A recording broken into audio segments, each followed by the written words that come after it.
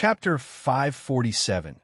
219 has returned to her rightful place, _4 Mrs. Su wasn't surprised at all at the native of Changqing. Bai Lian's excitement about getting into Jiangjing University was expected.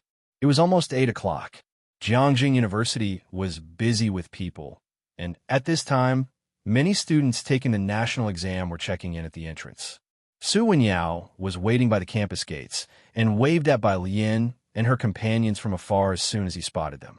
Alien, little sister, Su Wenyao felt a sense of unrealness upon seeing Bai Lian. He had just learned that Bai Lian was the national top scorer of the year. Let me first take you to the statues of the notables. Being an insider, he could bring family members in as long as they registered. Walking down the main thoroughfare, they saw the statues in Jiangjing University's square lined up in 2 rows, dozens in total. From 100 meters away, Bai Lian could see the bronze statue at the very front. As twilight blurred the edges of the day, one could see that the bronze figure was well maintained. One hand held a book while the other was placed behind his back. He appeared to be reading intently, his garment caught in a fold by the breeze. With the aura of an ascetic sage, it seemed as if he might turn into an immortal at any second. This was Liang Zuan. Seeing these statues, even Mrs. Su put her palms together solemnly, her gaze devout and admiring. As the end of term drew near, many students came here to carefully pay homage to these statues and to the giant rock behind them. These are statues of notable figures. You must know them, said Su Wenyao, after his own observance, highlighting one statue in particular to Bai Lian. This is our senior sister. Mrs. Su, looking at the first statue, had an unstoppable fervor and envy in her eyes. The Liangs, how proud they must be to see this statue. Next to her, Ji Milan was also staring in stunned silence at everything. The area was teeming with the most elite students from across the country. This place was sacred, and everyone passing by would pay homage involuntarily, reminiscent of the era when the senior sister and her peers were in their prime, and the era when the emperor's advisor strategized behind the scenes. Her gaze shifted, landing on the giant stone behind the statues, which was illuminated by light. Ji Milan saw that the stone was engraved with many names, neither biographies nor introductions, and she asked subconsciously, "What is this?" Mrs. Su looked over and said softly, "This is the gathering place of Jiangjing University's elite. Yes, it's also the dream of everyone who has been admitted to Jiangjing University." Su Wenyao walked over, pointing to one of the names, his expression becoming emotional. The last name added was that of Senior Hewan. Although he was from Xiqing, he was the only one who made the list in recent years. If one makes a significant enough contribution, they could even have a new bronze statue erected at the back, but that's even tougher. He spoke with utmost seriousness, clearly holding great respect for Hewan. Ji Milan looked at the names etched in the stone, barely concealing her shock. It was her first time being so close to these people. It's exceedingly difficult to stand out among the world's top geniuses, not to mention having your own statue. Mrs. Su sighed as she looked at the names. Just getting your name on this stone, our family hasn't produced more than 3 in the last century. I think Alien has a good chance. Su Wenyao, hearing this, turned to look at Bai Lian beside him. Alien emerged from the mist of Changqing as the top scorer and made it to Jiangjing University. I think Su Wenyao paused for quite some time as he spoke. In the past few days, Bai Lian had already left an impression of a formidable presence in the hearts of her fellow Jiangjing High School seniors. He believed that after she graduated, she could, like Senior Hewan, have her name inscribed on this stone. Jiangjing seemed to be on the cusp of becoming even livelier. Mrs. Su also turned to look at Bai Lian, clenching her Buddha beads a little tighter, evidently realizing this possibility too. Bai Lian's phone vibrated. It was Su Nanjing asking where she was. She replied carelessly with her location. Listening to Su Wenyao's words, she didn't respond. Her gaze fell on the statue next to Liang Zuan that Su Wenyao had specifically pointed out, and she looked up slightly. The statue depicted a profile view of someone holding a long spear, mysterious and dangerous. The lights cast a cool glow upon the statue. Break through the fog? It wasn't about breaking through the fog. She was merely returning to her rightful place. The once dashing senior sister of Jiangjing University was finally back.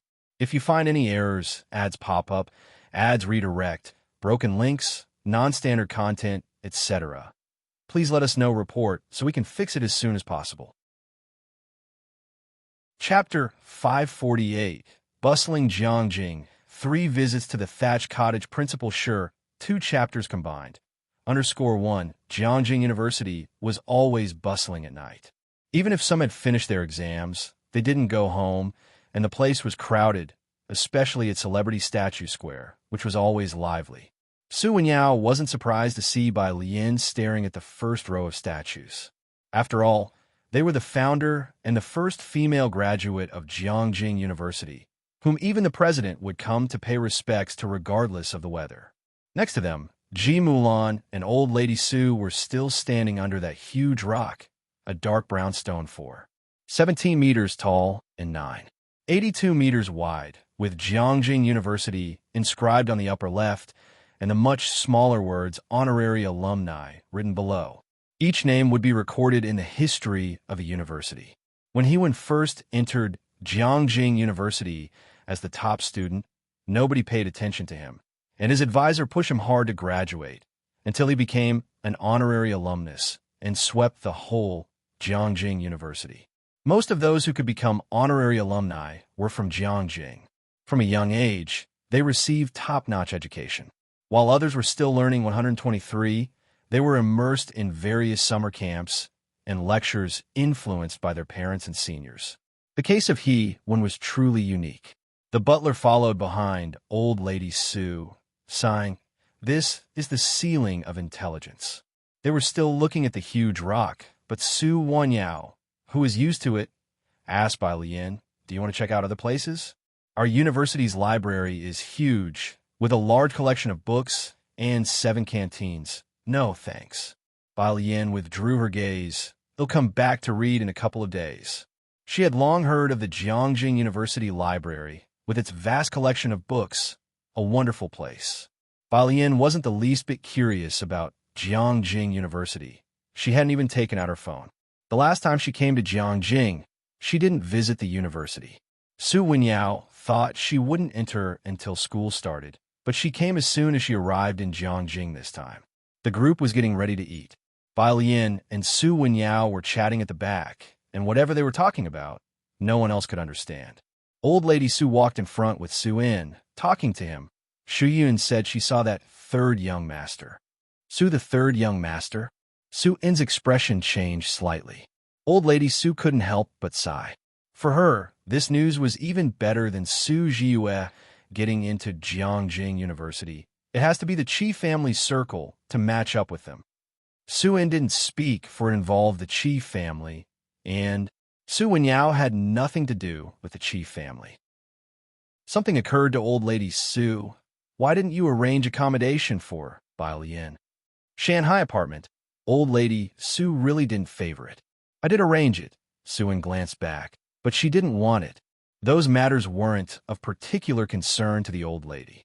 She fidgeted with her Buddha beads, lowering her voice. "Have you mentioned our Su family household registration to Mulan? You don't know what kind of person Alien is?" Su In's face was stern, but mindful that Bai Lian was behind him, he did not raise his voice. "Initially, when I suggested registering her in our household, you were unwilling. Now you want her on our family registry? Mom, have you forgotten the call you made to her?" Su In would have been better off not mentioning it. The old lattice expression grew stiff at the memory. How could she have known back then what would happen today? She knew very well what Bai Lian was like. She would take the soft approach but resist pressure. If she had followed Su In's wishes back then, Bai Lian might have really entered the Su family's household register. Today's top national scholar was also a member of their Su family. But it was of no use to talk about these things now. Shanghai apartment. A fiery red sports car was parked right in front of the building. Most residents of the apartment were students of Jiangjing University. Although Jiangjing was a captivating city of wealth, the kind of ostentation that Shanghai apartment displayed with a sports car fully decorated with 8s was unprecedented. Quite a few people stopped to take pictures. Su Nanjing took off his sunglasses, stepping out of the driver's seat. Used to his privilege as the third young master Su, he couldn't be bothered to find a parking spot, so he handed the keys to the security guard and directly went upstairs. Bai Lian was in room 303. He got out of the elevator and surveyed the surroundings, not very satisfied with the environment here. He reached out to ring the doorbell. As the door opened, he was greeted by a cold face. It was Jiang Fulai. Su Nanjing wasn't surprised, but he was taken aback at the sight of a cardboard box in Jiang Fulai's hands. After a moment of hesitation, he followed Jiang Fulai inside. Bai Lian's living room was not small, about 10 square meters. Ming Dongheng was moving a flower pot to the balcony. Jiang Fulai held a pair of scissors and nonchalantly snipped open the tape on a cardboard box, which contained things Bai Lian had brought over. As soon as it was opened, Jiang Fulai saw a swinging pendulum ball. Bai Lian had brought both the pendulum ball and a small blue bottle. Cold white fingertips lingered on the edge of the box for a moment before he moved the box of miscellaneous items to the study. If you find any errors, ads pop up, ads redirect, broken links, non-standard content, etc., please let us know report so we can fix it as soon as possible. Chapter 549. Bustling Jiangjing. 3 visits to the thatched cottage principal Sure. 2 chapters combined. _2 Su Nanjing didn't find Bai Lian, but saw clearly what Jiang Fulai was up to. He was sorting junk? Su Nanjing finally understood how Ming Dongheng felt back in Shanqing. Aside from his research, young Master Jiang wasted not a second with anyone else. His hands used to handle delicate instruments, scale rulers accurate to the millimeter for gunpowder, and pens wielded with decisive lethality upon his team members, not to mention sorting junk. If he were willing to pour himself a cup of water, Su Nanjing would doubt the reality of this world. Xiaoming, Su Nanjing went out to the balcony and spoke to Ming Dongheng. Where's Alien? Ming Dongheng looked up, his reply succinct. She's gone out to eat with her mom. Su Nanjing hadn't seen Ming Dongheng for a while and was startled by his eyes. Xiaoming, how come you're as intimidating as Sister Beixian now? Ming Dongheng ignored him, handed him a kettle, and asked him to help out. I'm going to take out the trash. When they deliver the TV, sign for it. Bai Lian didn't have a TV here, but as soon as Jiang Fulai arrived, he ordered one. Realizing later, Su Nanjing asked, wait, Alien has a mom? He hadn't looked into Bai Lian's background, only knowing she had a grandfather and assumed her parents were deceased. Hearing that Bai Lian had a mother, Su Nanjing pulled out his phone and messaged Gao Yin. Latest news, Alien has a birth mother. Empress Dowager, one more doesn't make much difference, does it? After helping Bai Lian set up the TV, Su Nanjing returned home, still contemplating the matter. On Lao Street, Su Juling was confirming tomorrow's schedule with his secretary. Are Su Jin and Su Genie familiar with Azure Dragon Bar? Since last year, Azure Dragon Bar had shifted its focus to Jiangjing. All the big families of Jiangjing had a sword hanging over their heads, aware of the international powers behind the bar. Especially the 3rd floor for information trading, which houses a black market not open to the general public, has all the major families enviously eyeing it. Su Jin frequents various bars and has more channels of information than others. That's Su Kong. Seems to have some connection with the Jiang family. Saying this, the secretary glanced toward the yawning Su Nanjing. The young master was also a regular at bars, but he didn't dare mention Su Nanjing. Gao Yin was baffled. Why would these forces suddenly come to Jiangjing? Gao Yin, clad in a dark, figure-hugging Chong Sam with only slight wrinkles at the corner of her eyes, possessed a strong aura. She looked well-maintained, appearing only to be in her early 30s. I don't know. Su Juling's secretary shook his head, but Azure Dragon Bar has indeed shifted its focus to Jiangjing. Now, that was strange. Rare auctions that normally didn't happen often were held twice this year in Jiangjing, things that previously only happened on Backdoor Street. Has young Master Jiang arranged his lap? Su Juling mused. I don't know. Su Nanjing replied casually. Su Juling took a look at him and then remembered. This can wait. Has Miss Bai arrived? Hearing this, Gao Yan also looked at Su Nanjing and sat up straight. What's the verdict? Does she want to meet me? Su Nanjing checked his phone. She hadn't responded to his message just yet. She's visiting her uncle tomorrow. Not sure if she'll have time in the next 2 days. No time? Su Juling was very surprised. The college entrance exams were over. What could she be so busy with? Her uncle is here too. Gao Yan was also surprised. She thought all of Bai Lian's relatives were in Shanqing. Yeah. Su Nanjing replied lazily. He bought a new motorbike for Bai Lian. She was sure to like it. Gao Yan averted her gaze from him. Bai Lian had also arrived in Jiangjing. She took out her phone and messaged President Jian. President Jian, hello. She has arrived in Jiangjing. The next day, Ji Xiaojun got up early and headed to the Mu family branch, managed by manager Su, who was a confidant of the old master of the Mu family. Since changing his surname, Ji Xiaojun had been learning the practical aspects of the business here. After work in the afternoon, manager Su would take him home and teach him some practical case studies. Xiaojia parked the car at the market, and Ji Xiaojun went to buy groceries. Manager Su sat in the passenger seat and listened as Xiaojia mentioned Ji Shan's niece was coming, quite surprised. A niece? Yes, Xiaojia remembered Bai Lian. She came to Jiangjing right after finishing her college entrance exams. So soon, manager Su recalled it as well. Isn't Mu Zhao still held up by professors at Jiangjing University in the hotel? Top students will be taken by these universities in advance.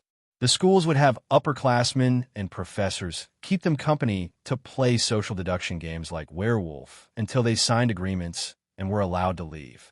If you find any errors, ads pop up, ads redirect, broken links, non-standard content, etc., please let us know report so we can fix it as soon as possible. Chapter 550, Bustling Jiangjing, 3 visits to the thatched cottage principal Shi, 2 chapters combined. _3, this is also a great opportunity for social interaction among new acquaintances. His grades seem pretty good, Xiaojia mentioned, just as he saw Ji Xiaojun carrying a bunch of vegetables back, opening the trunk. They soon arrived at Ji Shan's residence. Shun Qing, wearing an apron, opened the door. Alien and the others will be here soon. Take her stuff out. I know. Ji Xiaojun put down the groceries and took off his coat. Obviously in a good mood today. Manager Su, would you like to stay for dinner? My niece is coming. He got along very well with Manager Su. Manager Su taught him a lot of things, and although their research interests and hobbies were different, they had similar personalities. He was one of the few friends Ji Xiaojun had made in Jiangjing. Let's do it another time. I won't disturb your family dinner, Manager Su said as he saw Ji Xiaojun take out a box and averted his gaze. He knew that Ji Shan's family used to live in Shanqing, and while Ji Xiaojun adjusted well, Shun Qing was clueless when she first came to Jiangjing. Ji Xiaojun tidied up the table and then asked Xiaojia, "What about you?" Xiaojia had met Bai Lian before. He shook his head. It'll drive Manager Su back. So Ji Xiaojun didn't insist on them staying. Xiaojia and Manager Su left, and as their car exited the neighborhood and just passed a road, they saw a black car driving towards them. Xiaojia looked at the car. Feels like it's from one of those families? Manager Su, sitting in the passenger seat, rolled down the window and looked back, speechless with shock, for they had once been a part of Jiangjing's elite and had a broader experience than others. Indeed, Xiaojia frowned slightly. That should only be in Chang'an District and Xinjiang District. Has something happened in Xinjiang District? Manager Su nodded. He also had a feeling, don't know, but it felt like things were getting lively. At Ji Shan's residence, the one knocking was Jiang He. He was short, and as soon as Shun Qing opened the door, she picked him up and pinched his face. He, did you not eat well? You haven't gotten taller or put on weight. Jiang He pursed his lips and didn't greet Shun Qing. Shun Qing knew he had autism and thought he was too shy to speak after not seeing her for a long time, so she paid it no mind. She laid out the fruit and a new jigsaw puzzle on the carpet for Jiang He to play with. Jiang Fulai put down the paper bag he was carrying, which contained tea and cigarettes, and greeted Shun Qing and Ji Xiaojun politely. He was dressed in loose casual wear today, his eyes and brows much softer than usual, although he still looked cool and distant. Shenqing's hair had grown out. She wasn't wearing a cap and had a neat haircut. Ji Xiaojun was cooking in the kitchen, and Shenqing brought the item from Jiangjing University to her. "It's this box, but alien. What is this?" Bai Lian looked at the box with a chibi image of Liang Zun on it, her fingertip lightly touching the box. Souvenir. Jiang Fulai brewed a pot of hot tea, watching Bai Lian with her paper box, without saying a word. There weren't many at the table, with only Ji Xiaojun drinking alcohol, chatting intermittently with Jiang Fulai.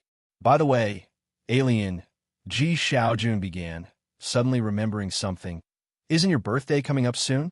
At the dining table, the uncommunicative Jiang He, engrossed in his meal, looked up slightly. Shenqing hadn't heard about Bai Lian's birthday either, and upon hearing Ji Shan's mention, she also remembered. "When is Alien's birthday?" "August 8th. Ji Xiaojun remembered Bai Lian's birthday. Bai Lian had never celebrated her birthday with the Bai family before. This would be their first time celebrating for Bai Lian, and neither Ji Xiaojun nor Shenqing wanted to take it lightly, guessing that Ji Heng would also come by that time. "Alien, how many classmates and friends do you have?" Ji Xiaojun knew that Bai Lian always had many classmates and friends, people of all ages and walks of life. "No rush." Bai Lian slightly lowered her gaze, reached out for a vegetable, and her voice was quite casual. "It's still early." Jiang Fulai looked up at her slightly, without further comment. After the meal, Shenqing asked Bai Lian to stay the night, and Bai Lian did not refuse. Jiang Fulai left first. The next day, Bai Lian got up very early.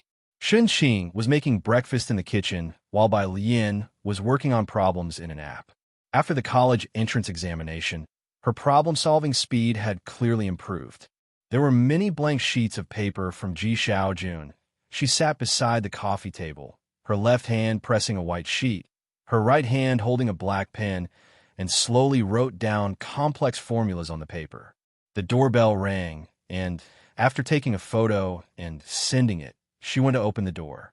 It was Xiaojia and the butler. Xiaojia had come to take Ji Xiaojun to the company, and upon seeing Bai Lian, both of them were obviously startled.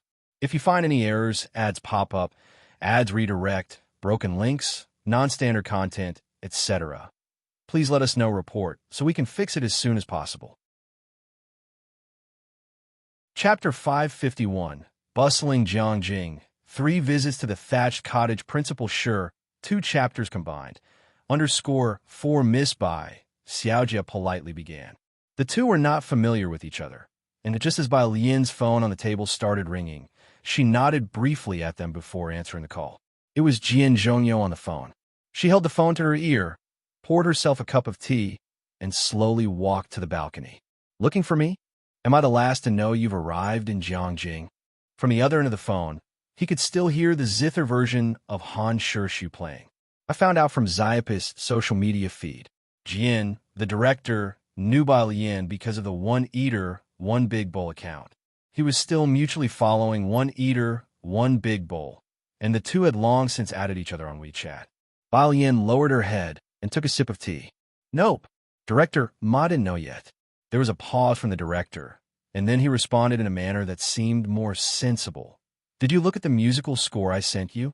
"I don't understand it," Bai Lian said succinctly.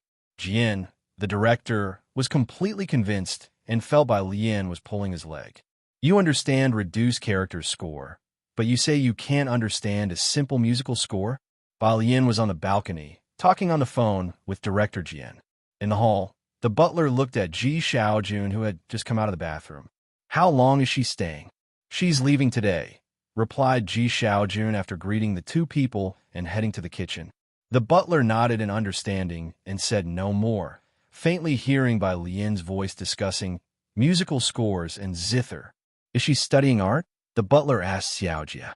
Xiaojia shook his head. They never talked to Ji Xiaojun about other people's affairs, and what Bai Lian or Ren Wanxian did, they did not know. Hearing this, the butler didn't ask further. He was just making casual conversation and wasn't really interested in whether Bai Lian studied art or not. Bai Lian left with Ji Xiaojun. After all, she was a young girl, so the butler and Xiaojia both felt it necessary to escort her to her destination. "I'm heading to Chang'an District." Bai Lian lowered the car window, her hand resting on the edge, and politely said, "Let Uncle head to work first." "There's still time." Xiaojia looked in the rearview mirror, his tone unaffected. "Let's drop you off at Chang'an District first. There's no rush." He didn't reveal Ji Shayan's workplace. Bai Lian then said nothing more, merely providing the address for Shanghai apartment. A very ordinary apartment. Bai Lian asked them to stop the car at the entrance of the apartment complex, grabbing a cardboard box and getting out directly. This place was very close to Jiangjing University. The butler glanced at the neighborhood, noticing a young man with yellow hair squatting at the gate of the complex. He wore ripped jeans, a black tank top, and held a cigarette in his hand. He looked somewhat like the unruly youths from Pure Street. The butler was about to frown when he heard Ji Xiaojun laugh. "Xiao Mao is here too?" He wanted to greet Mao Kuan, but seeing the butler looking a bit off, Xiaojia immediately drove off. Once the car was a distance away, the butler finally said to Ji Xiaojun, "Wait until things quiet down a bit, and then bring her over to Mu Mansion for a visit." Ji Xiaojun didn't respond. He wasn't sure if Bai Lian would come. The butler thought his silence was an agreement and moved the topic on. "Manager Su must have told you about Coldy Street." "He mentioned the bar on Coldy Street," said Ji Xiaojun, retracting his gaze. The butler nodded, "But we haven't found out who their partner is." "Sis, aren't you going to check out the bar and see Han Shirshu?" Mao Kuan followed Bai Lian into her home. As Bai Lian entered, she shook her head. "I don't have time right now." As soon as Mao Kuan entered, he could feel changes. The sofa had been moved. There was not only a cabbage-shaped embroidered pillow that Ji Hung made, but also a cabbage-style blanket.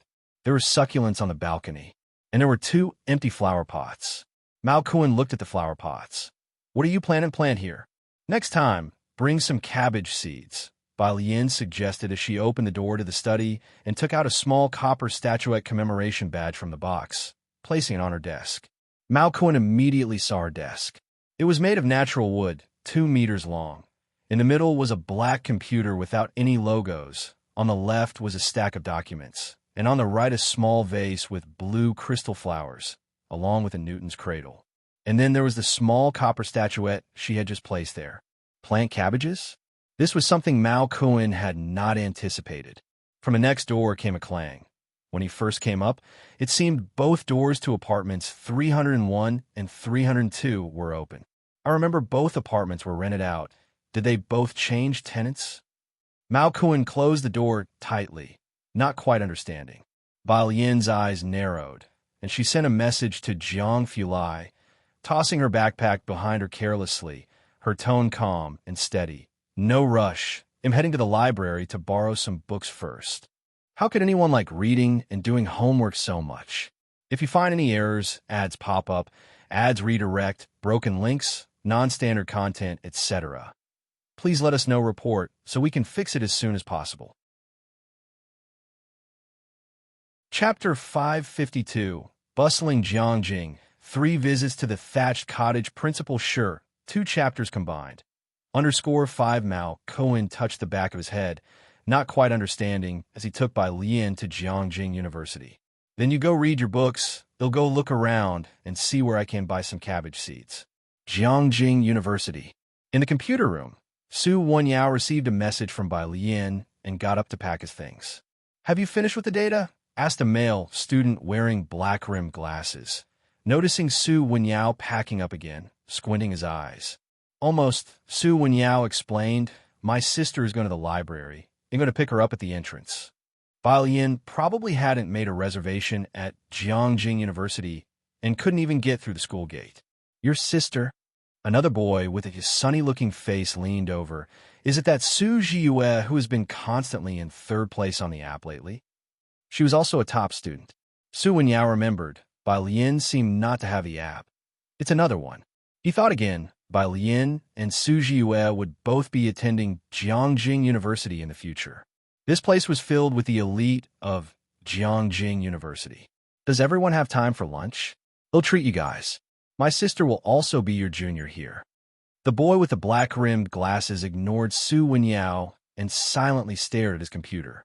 The sunny-looking boy withdrew his gaze, expressionless.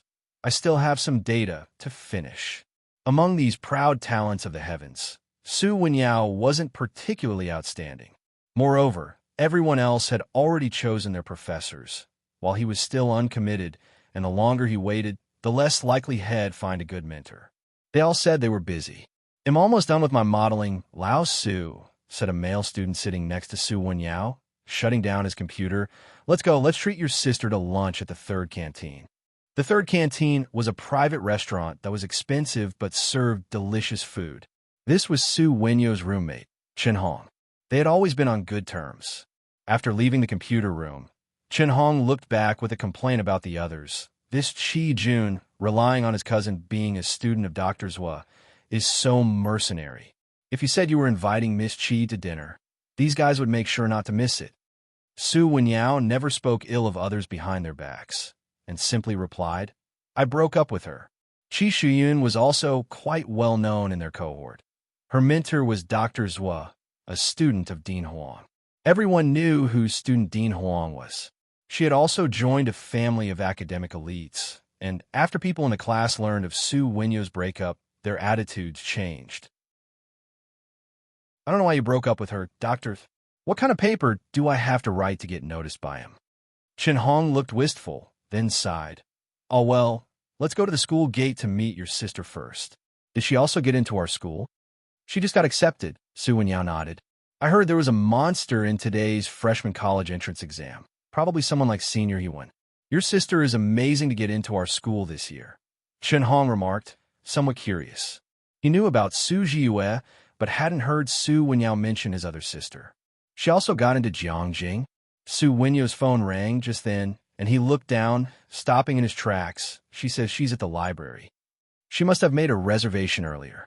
Su Wenyao thought, with her otherworldly beauty, how would she know to make a reservation in advance?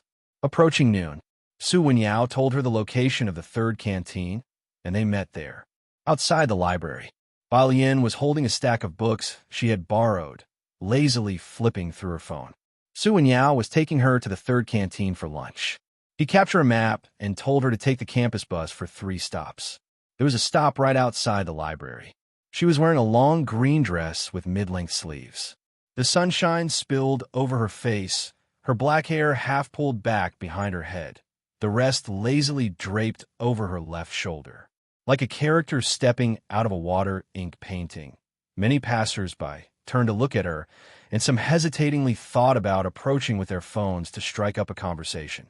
Bai Lian gathered her gaze, about to exit WeChat to check out the challenge questions on the Jiangjing app for the day. A message popped up. "Shunyu. Image, Shunyu. Isn't anyone home?" The photo was of Shanghai apartment. Bai Lian opened it and saw that it was Principal Shi, whom Ji Hong had recommended, a man who, since adding her a few days ago, messaged every day with just "Where are you?" Bai Jian. "I'm at Jiangjing University." Bai Jian. Third canteen. Meanwhile, outside room 303 at Shanghai apartment, Principal Shi tugged the corner of his mouth. He had visited the day before and found her at her uncle's house. He couldn't share the address. 3 visits to the thatched cottage. Yet in the end, she was on his own turf. Principal Shi rubbed his forehead and decisively turned around. "Let's go." "Where to?" The director hurried to keep up. The top scorer of the college entrance exam was indeed hard to find. Principal Shi rolled up the documents in his hand, anxious not to miss her again at the third canteen, so he didn't wait for the elevator and took the stairs instead, to the third canteen to intercept her. "Shouldn't you wear a mask?" The director hastened after him. At Jiang University, the popularity of the principal was second only to that of academician Ma. If you find any errors, ads pop up, ads redirect, broken links, non-standard content, etc. Please let us know report so we can fix it as soon as possible. Chapter 553, 221 agreed to meet. God's Fight won the third cafeteria. The time was close to 11 o'clock, and as the third cafeteria was on the pricey side, there weren't many people coming and going. Chen Hong and Su Wenyao stood on the steps to the left of the cafeteria, waiting for Bai Lian, scanning the female students that came into view. Both of them were tall, with Su Wenyao dressed in a teal-striped short-sleeved shirt, holding a roll of documents. His features prominent yet not overbearing, remarkably gentle, and his demeanor steady. Chen Hong was chatting with Su Wenyao in a relaxed manner. In his line of sight, the campus bus stopped at the diagonal road junction ahead. Chen Hong immediately stood erect, looking over at Su Wenyao. Is she on this bus? A few people, both men and women, got off the bus, but Chen Hong did not recognize which one was Su Wenyao's sister. Just as he was about to turn his head and ask Su Wenyao, he saw the last figure alight from the rear door. The summer sunlight was blinding, and the golden light poured onto her fluttering garment, casting a hazy halo, her excessively exquisite face reflecting a cold sharpness. The school buses were mainly blue, painted with anime characters graffitied by the neighboring art students. The moment she stepped off from the rear door, it was as if she had stepped from the comic into reality. She seemed more like a celebrity active on television. Chen Hong thought she looked somewhat familiar, but didn't associate her with Su Wenyao's sister, and turned to speak to Su Wenyao. She seems even more stunning than my idol. He hadn't finished speaking when he saw Su Wenyao raise his hand. On the opposite platform, the girl holding a stack of books walked straight over after she saw Su Wenyao. Did you go to the library? Su Wenyao saw the books in her hand, borrowed from the school's library. 2 were in the original language, and there were also 2 books that had been translated. And there was one. It seemed to be a music book. Su Wenyao remembered Bai Lian could play the guzheng, and even a section of Ji Hung's ringtone seemed to be played by Bai Lian, so he wasn't surprised. I borrowed a few books, Bai Lian said, cradling the books and holding a bag in her hand. She could have entered the school by making an advance reservation as a visitor, but without a campus card, how had she gotten into the library? Before Su Wenyao could ask, Chen Hong finally caught on and abruptly grabbed Su Wenyao's arm. Wenyao, this is your sister? Yes, that's right. Su Wenyao turned sideways, leading Bai Lian inside and introducing her, Chen Hong, my roommate. Hello, Bai Lian said politely to Chen Hong.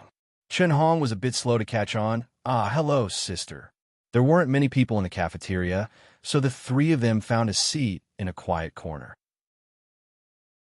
Su Wenyao and Chen Hong went to get their meals, which had already been ordered before Bai Lian arrived.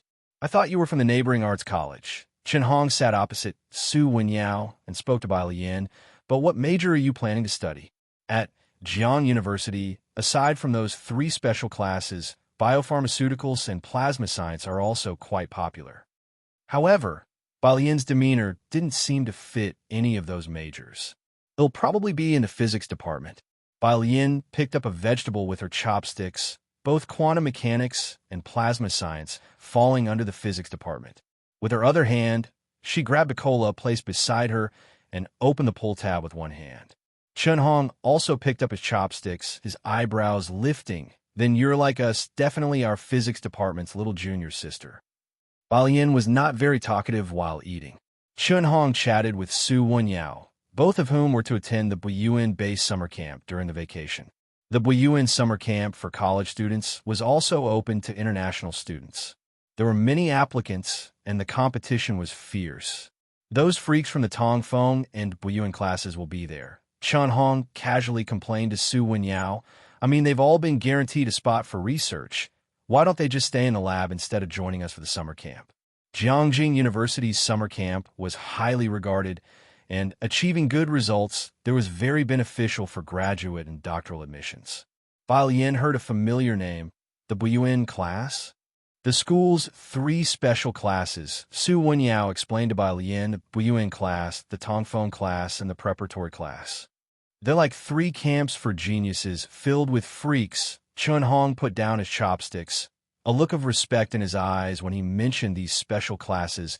Most of them were exceptional talents directly recruited from national math competitions, bypassing the college entrance exams. Especially the Tongfeng class, which has 2 rounds of written exams and interviews. For us regular college entrance exam students, to get into these classes would have to go through a secondary admission process. Getting into Jiang University is just a ticket to compete. National competitions and provincial teams, Bai Lian hadn't heard of them.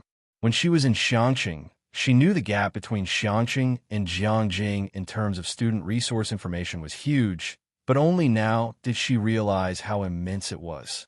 If you find any errors, ads pop up, ads redirect, broken links, non-standard content, etc., please let us know report so we can fix it as soon as possible. Chapter 554, 221 agreed to meet. God's Fight _2. The Tongfeng class is also the ceiling of the international quantum field. One of the three giants of Jiang University, Chun Hong said, looking to the opposite side for confirmation from Su Wenyao, it's just particularly hard to get into. Anyway, none of us know any students from the three special classes, right? Chun Hong was right. The students from these classes were all top talents of Jiang University. Su Wenyao, hearing this, seemed to remember something and fell into a mysterious silence. Why aren't you talking? Chun Hong was puzzled that Su Wenyao unexpectedly ignored him this time. Outside the third canteen, a black car stopped. There weren't many cars that could drive into Jiang University, and at this time, there weren't many people at the entrance of the third canteen, but there were still a few people looking in this direction. Shunyu got out of the back seat, wearing a dark gray coat. He walked to the entrance of the canteen, scanning the inside with his eyes. The canteen wasn't crowded. He almost immediately spotted the three people near the left corner, his gaze landing on the girl in blue. She was the only person in the whole canteen wearing a blue long dress. He walked directly towards them. Not far away, someone recognized Shunyu and whispered in shock. Su Wenyao and his friends had almost finished eating. Chun Hong pulled a piece of paper from the table, casually wiped his face, and, hearing the commotion, looked up to see the imposing figure of Principal Shunyu. Is that the principal? Chun Hong's eyes widened. He looked again to confirm it was Shunyu. Shunyu's speech from last year's opening ceremony went viral online, with tens of millions of views. However, he rarely appeared in public, and Chun Hong had only seen him at the opening ceremony. Most of his other encounters with Shun were through the official photographs on the university website. The principal was busy, and most faculty members only saw him at meetings. The principal of Jiang University was highly esteemed by many, and he mainly associated with the top management of the school. There were not a few students at Jiangjing University who admired him. Seeing Shunyu, Chun Hong crumpled the paper into a ball, bowed his head to contain his excitement, and introduced him to Bai Lian in a low voice. Sister, that is our principal of Jiang University. You're really lucky to see him just as you've arrived. Bai Lian also leisurely pulled out a piece of paper. Upon hearing the word principal, she looked up. Next to her, Chun Hong was still discussing with Su Wenyao, why has the principal come to the third canteen today? Su Wenyao also stood up, I don't know. As they talked, Shunyu had already reached their table. Shunyu had looked over Bai Lian's information, and her face was highly recognizable. Her hair pinned up with a wooden hairpin. He recognized her at a glance. Bai Lian, he stopped at her table, his gaze sweeping over the dishes. Your teacher must have mentioned it to you by now, haven't they? Have you decided on a major? Shall we go to the office to discuss in detail? Lu Lingxi had told Bai Lian a bit about Jiang University's enrollment agreement. Bai Lian also wanted to ask Principal Shunyu about the Tongfeng class, sure. She left her books with Su Wenyao for safekeeping, informed him, and then left with Shunyu. Shunyu also amiably greeted Su Wenyao and Chun Hong, and Chun Hong awkwardly raised his hand to bid farewell to the principal. Bai Lian and Shunyu quickly left the third canteen, while Su Wenyao and Chun Hong still stood there like eroded stones. Only when the canteen cleaner asked if they were finished eating did they snap out of it. Chun Hong came back to reality, looking at Su Wenyao incredulously and hesitantly asked, Wenyao, that was the principal just now, wasn't it? He was just an ordinary student of Jiangjing University and most familiar with a few student council leaders and his college's counselors and teachers, which was already rare. He didn't even know the well-known professors of Jiang University, let alone the principal. Yes, Su Wenyao was much more composed than Chun Hong. He thought for a moment, then explained to Chun Hong, The principal looking for her must be to sign an agreement with her in advance. Why would the principal look for her? Chen Hong was aware of the school's procedures, but usually that was the job of the admissions office. At most, they'd have a few professors talk to the students they were interested in. Su Wenyao also pulled out a piece of paper, deliberately wiped his hands slowly, and then lifted his head to drop the statement. She is this year's national exam top scorer. Principal Shun's office. Bai Lian looked down at the agreement drafted by Principal Shun, which basically offered her scholarships, trips abroad for 10 days, and the like. Her fingertips tapped on the desk intermittently as she skimmed through the documents, finishing quickly. Principal Shun watched Bai Lian, this young and overly calm girl with a casual and languid posture, facing him and the director with an excessive tranquility. He really couldn't tell what she was thinking. Shunyu was somewhat surprised. So, any idea about which major you're interested in? Shunyu put down his teacup and introduced the middle-aged man in the office to Bai Lian. This is Director Jia, Professor Jia. He teaches quantum mechanics. You can choose any major you like. If you find any errors, ads pop up, ads redirect, broken links, non-standard content, etc., please let us know report so we can fix it as soon as possible. Chapter 555, 221 agreed to meet. God's Fight _3 Director Jia knew this was this year's top scorer with a perfect score and greeted Bai Lian with a smile. Hello, student Bai. Bai Lian closed the file, which listed all the majors at Jiang University, except for the 3 classes mentioned by Chen Hong, which she had not signed up for. The black pen twirled at her slender fingertips. I want to go to the Tongfeng class. She had just looked it up. Academician Ma, Tongfeng. The class was founded by Academician Ma himself. Upon hearing Bai Lian mention the Tongfeng class, Shunyu was taken aback and leaned back. Student Bai, I can arrange for other classes, including the preparatory class and the Buyuan class, but not for the Tongfeng class, as it requires a second internal recruitment.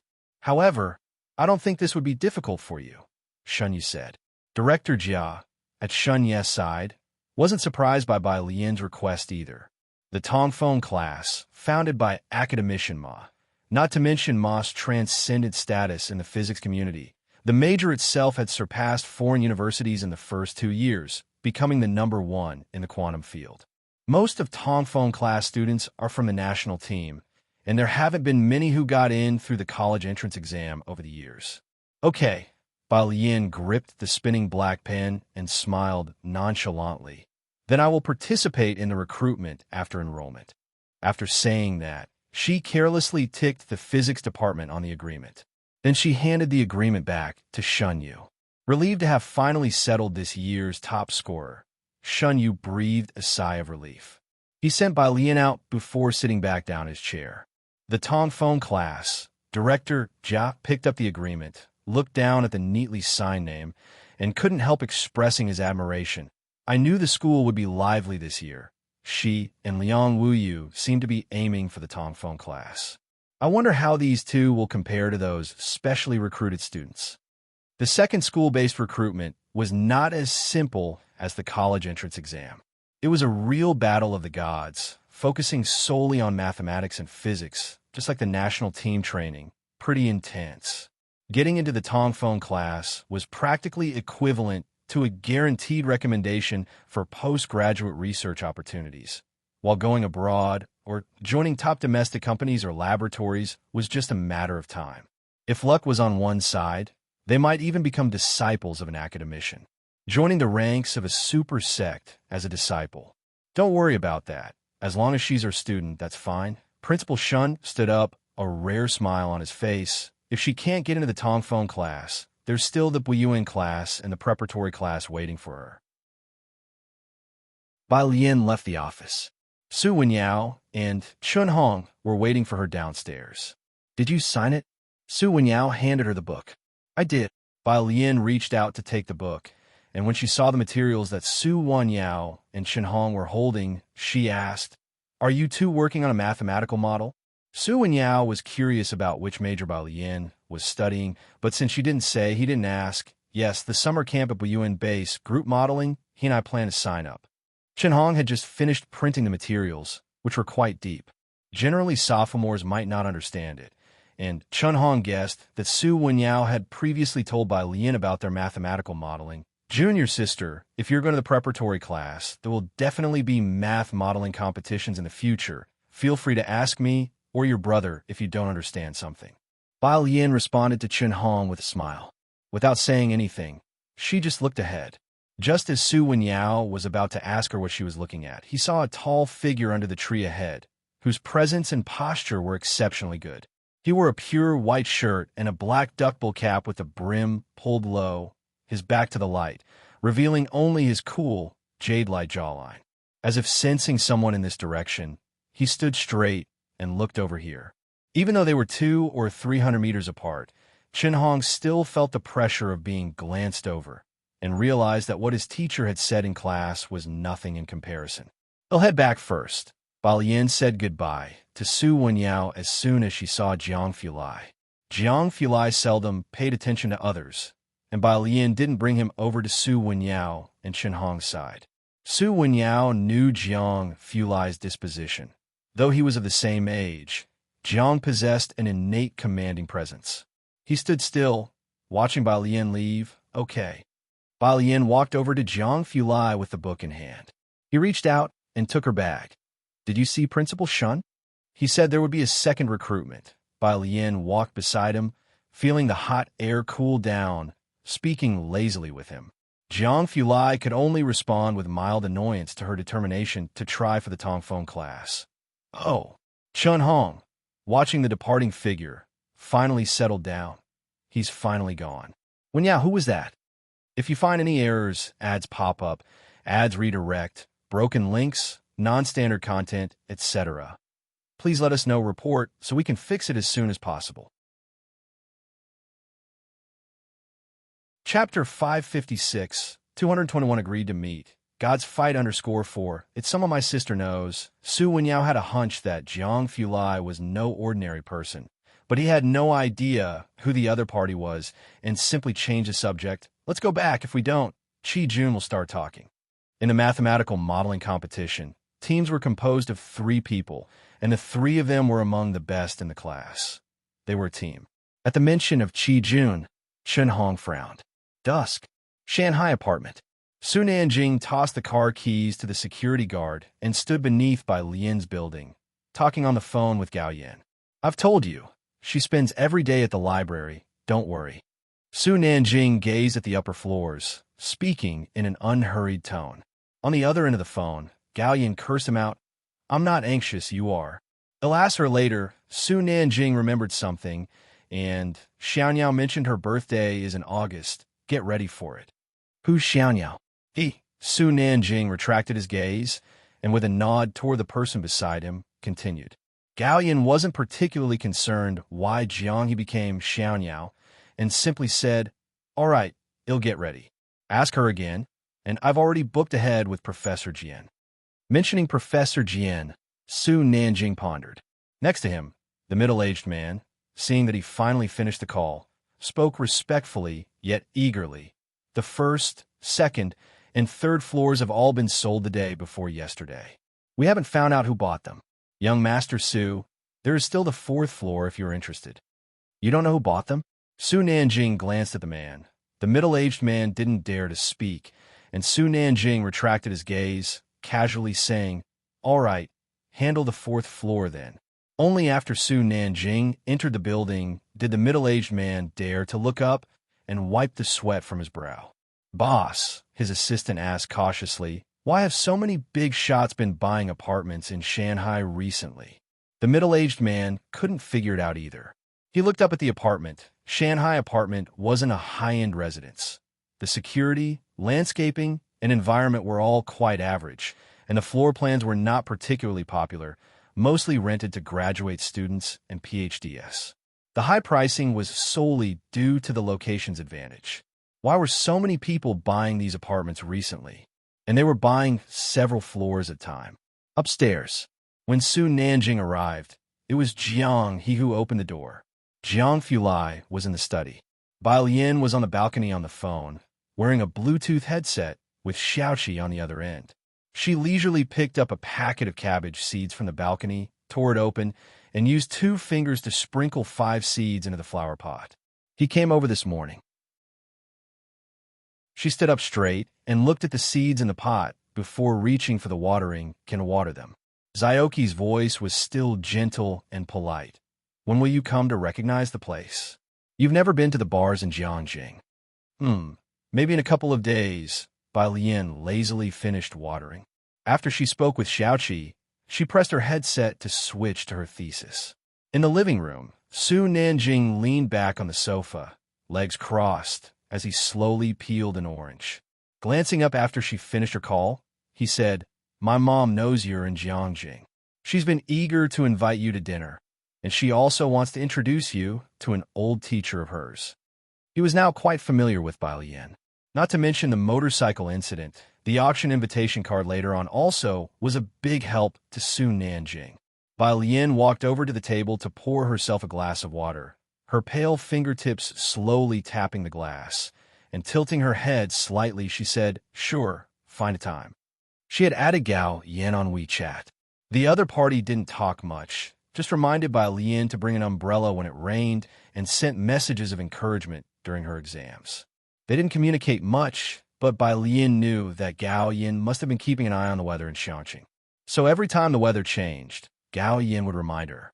Su Nanjing abruptly sat upright, stuffed the orange in his hand into Jiang He's mouth, and took out his phone to send a message to his mother. "Get ready. Alien has agreed."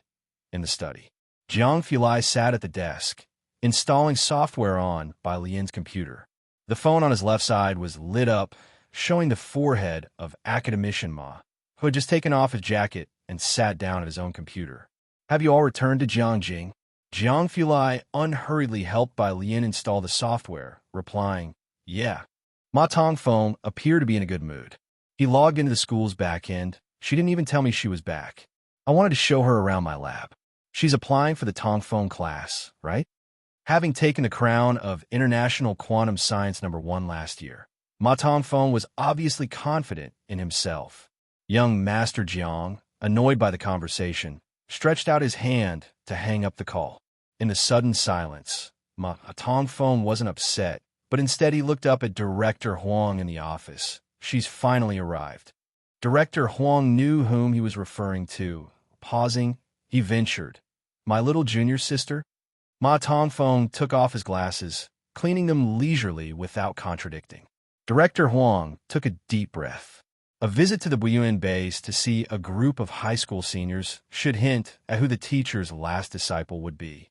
Is she applying for the Tongfeng class? Not a few dignitaries in Jiangjing had sent their offspring to Ma Tongfeng, but he hadn't taken a liking to any of them. Ma Tongfeng put his glasses back on, smiled, and affirmed, "Yes." "What will her grades be like?" Director Huang speculated. "My little junior sister must be very good at math." Ma Tongfeng just glanced at him. The school's second recruitment phase only tested mathematics and physics, which was unfriendly to most high school graduates, but quite fitting for national competition students. So the principal and director guessed that Bai Lian wouldn't perform very well, but they didn't know, in the deep pit of mathematics and physics, there are always a few immortals flying around chaotically. Bai Lian was one of them. Her specialization was extreme. She started with a 0 in biology and chemistry. To take other exams, her position as valedictorian could have been in danger, but with just math and physics, Ma Tongfeng thought, the students of Jiangjing University will be living under her shadow for a long time to come. If you find any errors, ads pop up, ads redirect, broken links, non-standard content, etc., please let us know report so we can fix it as soon as possible.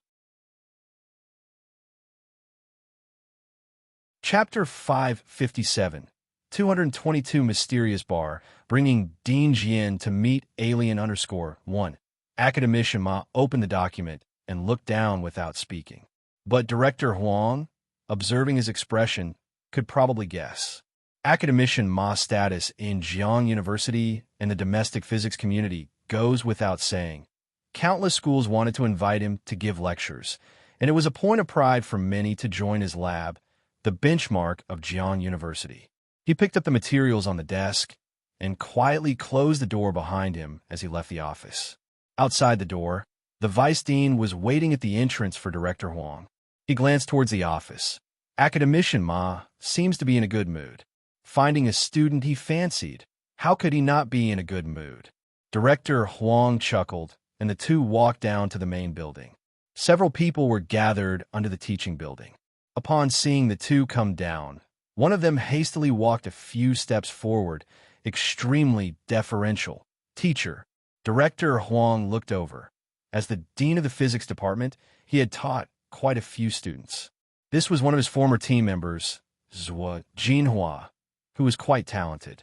He nodded slightly to Zhuo Jinhua. After Director Huang and the vice dean left, the students around Zhuo Jinhua still stared after Director Huang's retreating figure without turning away. Not until the figure disappeared did Qi Shuyan turn to Zhuo Jinhua. Dr. Zhou, that was Director Huang, right? At her words, the others too looked at Zhuo Jinhua. They usually only saw Director Huang during award ceremonies, and the reason they could recognize him at a glance was because of his shiny bald head. Yes, Zhuo Jinhua responded to them indifferently. Everyone, get the data ready for me as soon as possible. After Zhuo Jinhua left, the group remained huddled together. I remember Academician Ma has an office here, right? Could Director Huang have been coming to see Academician Ma? Maybe, but what is Academician Ma doing at the school today? As they discussed, Qi Shuyan bowed her head and pressed her phone, sending out a WeChat moment. Today I had the honor of seeing Director Huang, photo, coming from scholarly family and with a wide social network. Her phone quickly filled up with likes. Meanwhile, Beicheng, Song family. Song's father stood at the bottom of the stairs, looking upstairs. Has he not come out yet? Food was sent to his room, but he didn't eat. Mrs. Song said regrettably. The impact on him this time was a bit strong. Give him some more time. Song Min didn't do poorly this time. He was still Beicheng High School's top student and was admitted to Jiangjing University as he wished. Jiang University's admissions office had made countless calls to the Song family. His national ranking wasn't low either, but she really ranked first nationally? Song's father didn't pay much attention to these things and asked Mrs. Song to confirm again. Correct. Mrs. Song thought of Bai Lian, and her heart filled with bitterness. When Bai Lian was first sent to Xiangqing by the Bai family, Mrs. Song's first thought was to annul the marriage with Bai Lian, as the Bai family clearly valued Bai Xiaoke and Bai Xiaoqi more. They favored the favorable and avoided the harmful, and she was well aware of Bai Lian's lack of worth at that time. She even followed him to Xiangqing to dissolve their engagement. Who could have imagined such a drastic change in just 1 year? Mrs. Song was still pondering when the phone rang once, and the maid answered it and then looked up. Madam, it's a call for Miss Bai. Bai Lian had long been driven out by the Bai family, and the only Miss Bai they referred to was Bai Xiaoqi. Mrs. Song went forward to take the call.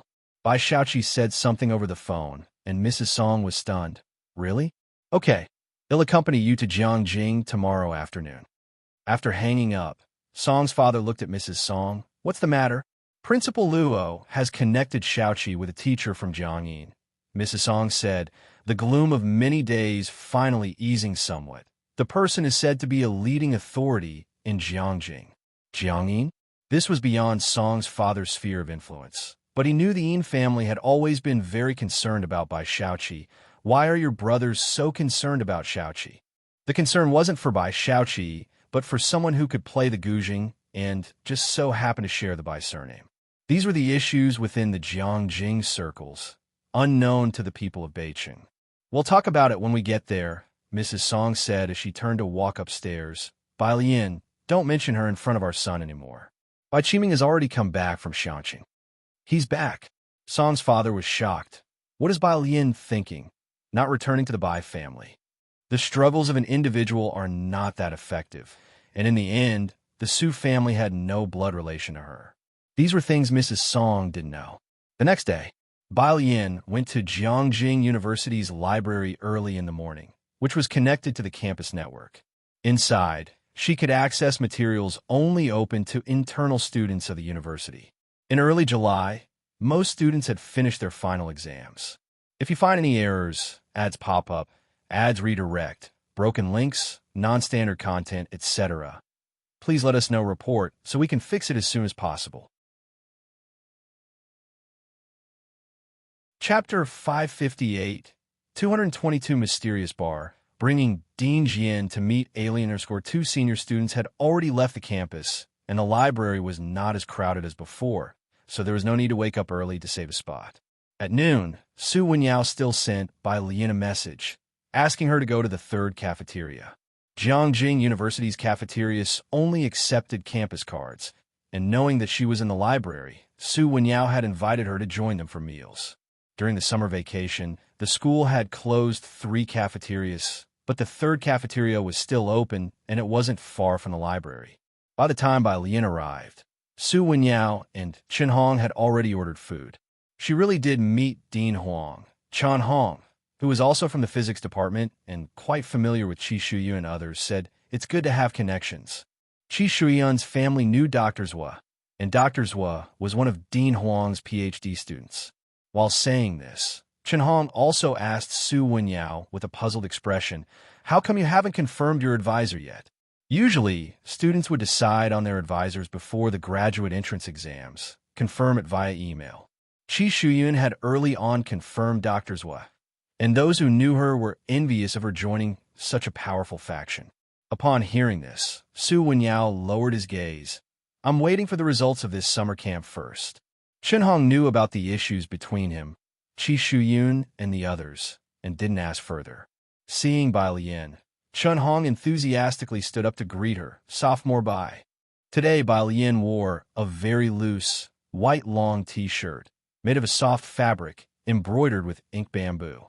Her black hair was completely swept up using 2 hairpins, with a white backpack casually slung over her shoulder. The lazy cat lying on top was quite eye-catching. Chen Hong, looking at the lifelike embroidered cat, suddenly remembered, "I just recalled, sophomore. Did you come to our school's main gate last year?" Bai Lian sat down opposite him and looked up. "How did you know?" Su Wenyao was surprised. That time Bai Lian had come to deliver tickets to him. "Damn, I knew you looked familiar when I saw you yesterday." Chen Hong excitedly turned to Bai Lian. The school's forum had a sticky post with over 9,999 replies, and she was the featured photo. Every school has its gossips, and Jiang University was no different. Even these academic overachievers had their moments of fanboying, and Chen Hong was one of them. The Jiangjing University forum was frequented by not only Jiangjing University students, but also students from other schools. When the new semester starts, you're definitely going to be famous. Chen Hong pulled out his phone to show the post to Su Wenyao. He wanted to show it to Bai Lian as well, but she only glanced at it casually. Chen Hong came from an ordinary family background. People like Su Wenyao, Qi Shuyun, and Qi Jun were the targets he strived to reach. If he could ever cause such a sensation on the forum, he would definitely tag his friends and family to see it, but Bai Lian seemed indifferent to it. Su Wenyao and Chen Hong started discussing mathematical modeling, while Bai Lian sat aside, taking a photo with her phone to send to Jiang Fulai. Then she ate her meal leisurely. "Would it be boring for you, sophomore?" Chen Hong, caught up in excitement, noticed Bai Lian looking at her phone and quickly stopped. "Never mind, Wenyao. Let's talk about something else." Chen Hong feared the third-year mathematical modeling topics might be too complex for Bai Lian to understand. "It's okay." Bai Lian slowly looked up, indicating she was not bored. "Just the 2 of you guys?" She thought the mathematical modeling would be quite difficult with just the 2 of them. Chen Hong and Su Wenyao were sensitive to numbers, but lacked somewhat in model design. Chen Hong put down his chopsticks, growing more curious about Bai Lian, and wondered how she guessed there was a third person. 3 people. There's another academic genius, Qi Jun, but he's too lazy to eat with us. Bai Lian nodded and asked no further questions. She had to leave in the afternoon and didn't stay on campus any longer. After the meal, she went across the street from the cafeteria to wait for the bus. New entrants would soon be added to the Jingjiang Preparatory Camp app, and the rankings of Bai Lian and her peers were also about to be included in the overall ranking. She opened up the challenge question bank and uploaded the question she had just solved in the library. 3 minutes later, the scores for correctly solving questions in the challenge question bank will be multiplied. In the lower left corner, her ranking changed from N01 68587 to N01 137174. The bus arrived, and she got on a leave. At the bus stop, Chun Hong and Su Wenyao were heading to the study room. Chun Hong, looking down at his phone, stumbled upon something. Holy shit, Wenyao. Someone surging in Shun Yu points has surpassed 100,000. Hearing this, Su Wenyao knew Chun Hong was talking about someone specific and also took a quick look at his phone. This has to be someone from a lab, right? Definitely one of those people from the national team before. Chun Hong lifted his head, muttering in disbelief. This crazy, they'll probably enter the overall points top 10 like he won, right? Nobody believed it could be a high school graduate from this year. In the afternoon, Bai Yin closed her apartment door behind her and left, while doors 301 and 302 next to her were both open. If you find any errors, ads pop up, ads redirect, broken links, non-standard content, etc., please let us know report so we can fix it as soon as possible. Chapter 559, 222 Mysterious Bar. Bringing Dean Jian to meet Ali_3. Someone was renovating inside, and it seemed that as soon as she came out, the workers inside began the bang and clatter of demolishing walls. She couldn't hear the noise at home, but once she stepped outside, construction started both above and below her floor. Bai Lian walked towards the staircase and took a longer look at 2 other apartments. She bowed her head to send a message to Xiaoqi and then headed for the entrance of the residential area. Due to the convenient transportation, she hadn't even reached the bus stop when a silver car pulled up beside her. It was Su Wenyao in the driver's seat, his brows slightly cool. Get in, where to? Where are you going? Bai Lian didn't answer, but asked first. The company. It was on the way, both in Yinxiao district. Bai Lian opened the back door. Take me to the Su family building. What are you doing in Yinxiao district? There was no traffic jam at this time, and as Su Wenyao drove onto the main road, he glanced in the rearview mirror. Meeting someone, Bai Lian lowered the car window, her arm casually resting on it. She looked down at her phone. It was from Dean Jian. Where on earth are you? Bai Jian. In the library, studying hard, Bai Lian replied deliberately, without a hint of blush or heartbeat. Dean Jian knew that Bai Lian had always loved studying and even got into Jiangjing University. Seeing her reply, he didn't say anything. Remember, check out the composition I sent you, Bai Jian. Acknowledged, they soon arrived under the Su family building. Several people were standing under the Su family building. At a glance, Su family's old lady was there with Qi Shuyan and also the Su family butler and Ji Mulan. Su Wenyo's fingertips paused on the steering wheel. He didn't get out of the car, but only reminded Bai Lian to call him if something came up. When Qi Shuyan saw Su Wenyao not getting out of the car, she lowered her head. Grandma Su, Miss Liu has another engagement, so we won't disturb you. Her gaze swept past Ji Mulan without greeting, and then she got straight into her fiery red sports car. It was only after the sports car had driven away that Su Wenyao turned off the engine and got out of the car with Bai Lian. Miss Liu, in the midst of her hurry, Grandma Su barely nodded towards Bai Lian before anxiously inquiring with the butler. The butler paused for a moment, explaining, the Miss Liu that Miss Qi mentioned should be a student of Dean Jian, Dean Jiangyin, a master of the Guzheng. It seems she is quite close to old Master Chun. This information was naturally not something the butler knew on his own. It had been relayed to him by the Qi family. What? Grandma Su looked astounded at the butler, involuntarily clutching her Buddha beads tighter. Ji Mulan did not recognize any Miss Liu, nor did she know who the old Master Chan they mentioned was. But hearing Dean Jian's name, she guessed that this person must also be on a par with the Su family main branch, a world beyond her imagination. She had once taken photos for Bai Lian during Dean Jian's apprenticeship ceremony. With that in mind, she turned her attention to Bai Lian. But Bai Lian wasn't looking at her. She simply greeted Su Wenyao. They'll be going now. Only then did Grandma Su watch Bai Lian's retreating figure, pausing for a moment. Where is she going? To see someone. Su Wenyao said indifferently. Chief Chin was still in Xiangqing and hadn't returned. Bai Lian knew someone in Yinxiao district? Grandma Su was surprised, but didn't ask further, only turning to Su Wenyao.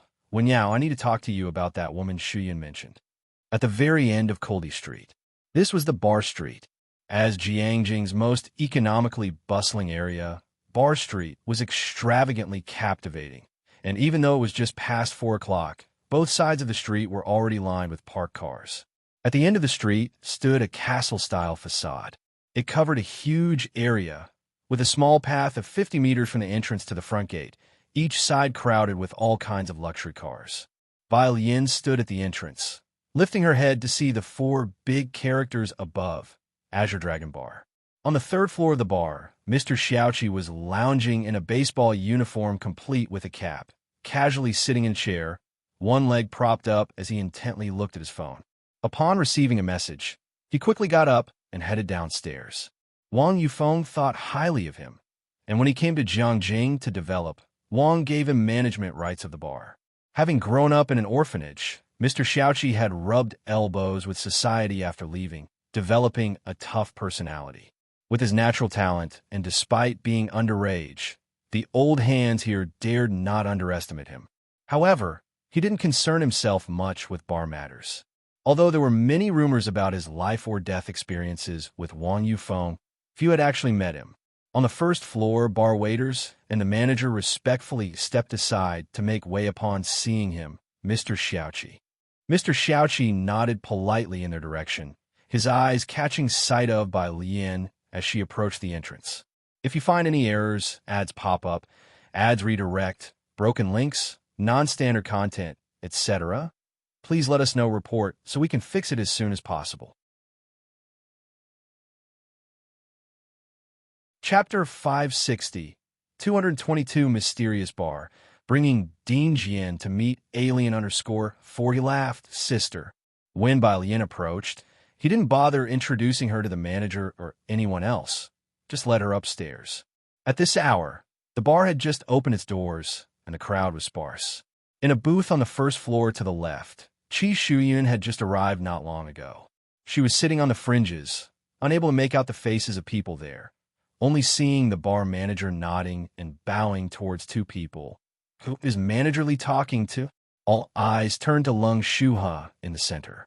The mysterious nature of Qinglong Bar was something spoken of in certain circles, its secrecy even greater than that of Sieging Club, with no one daring to leak any information about this place.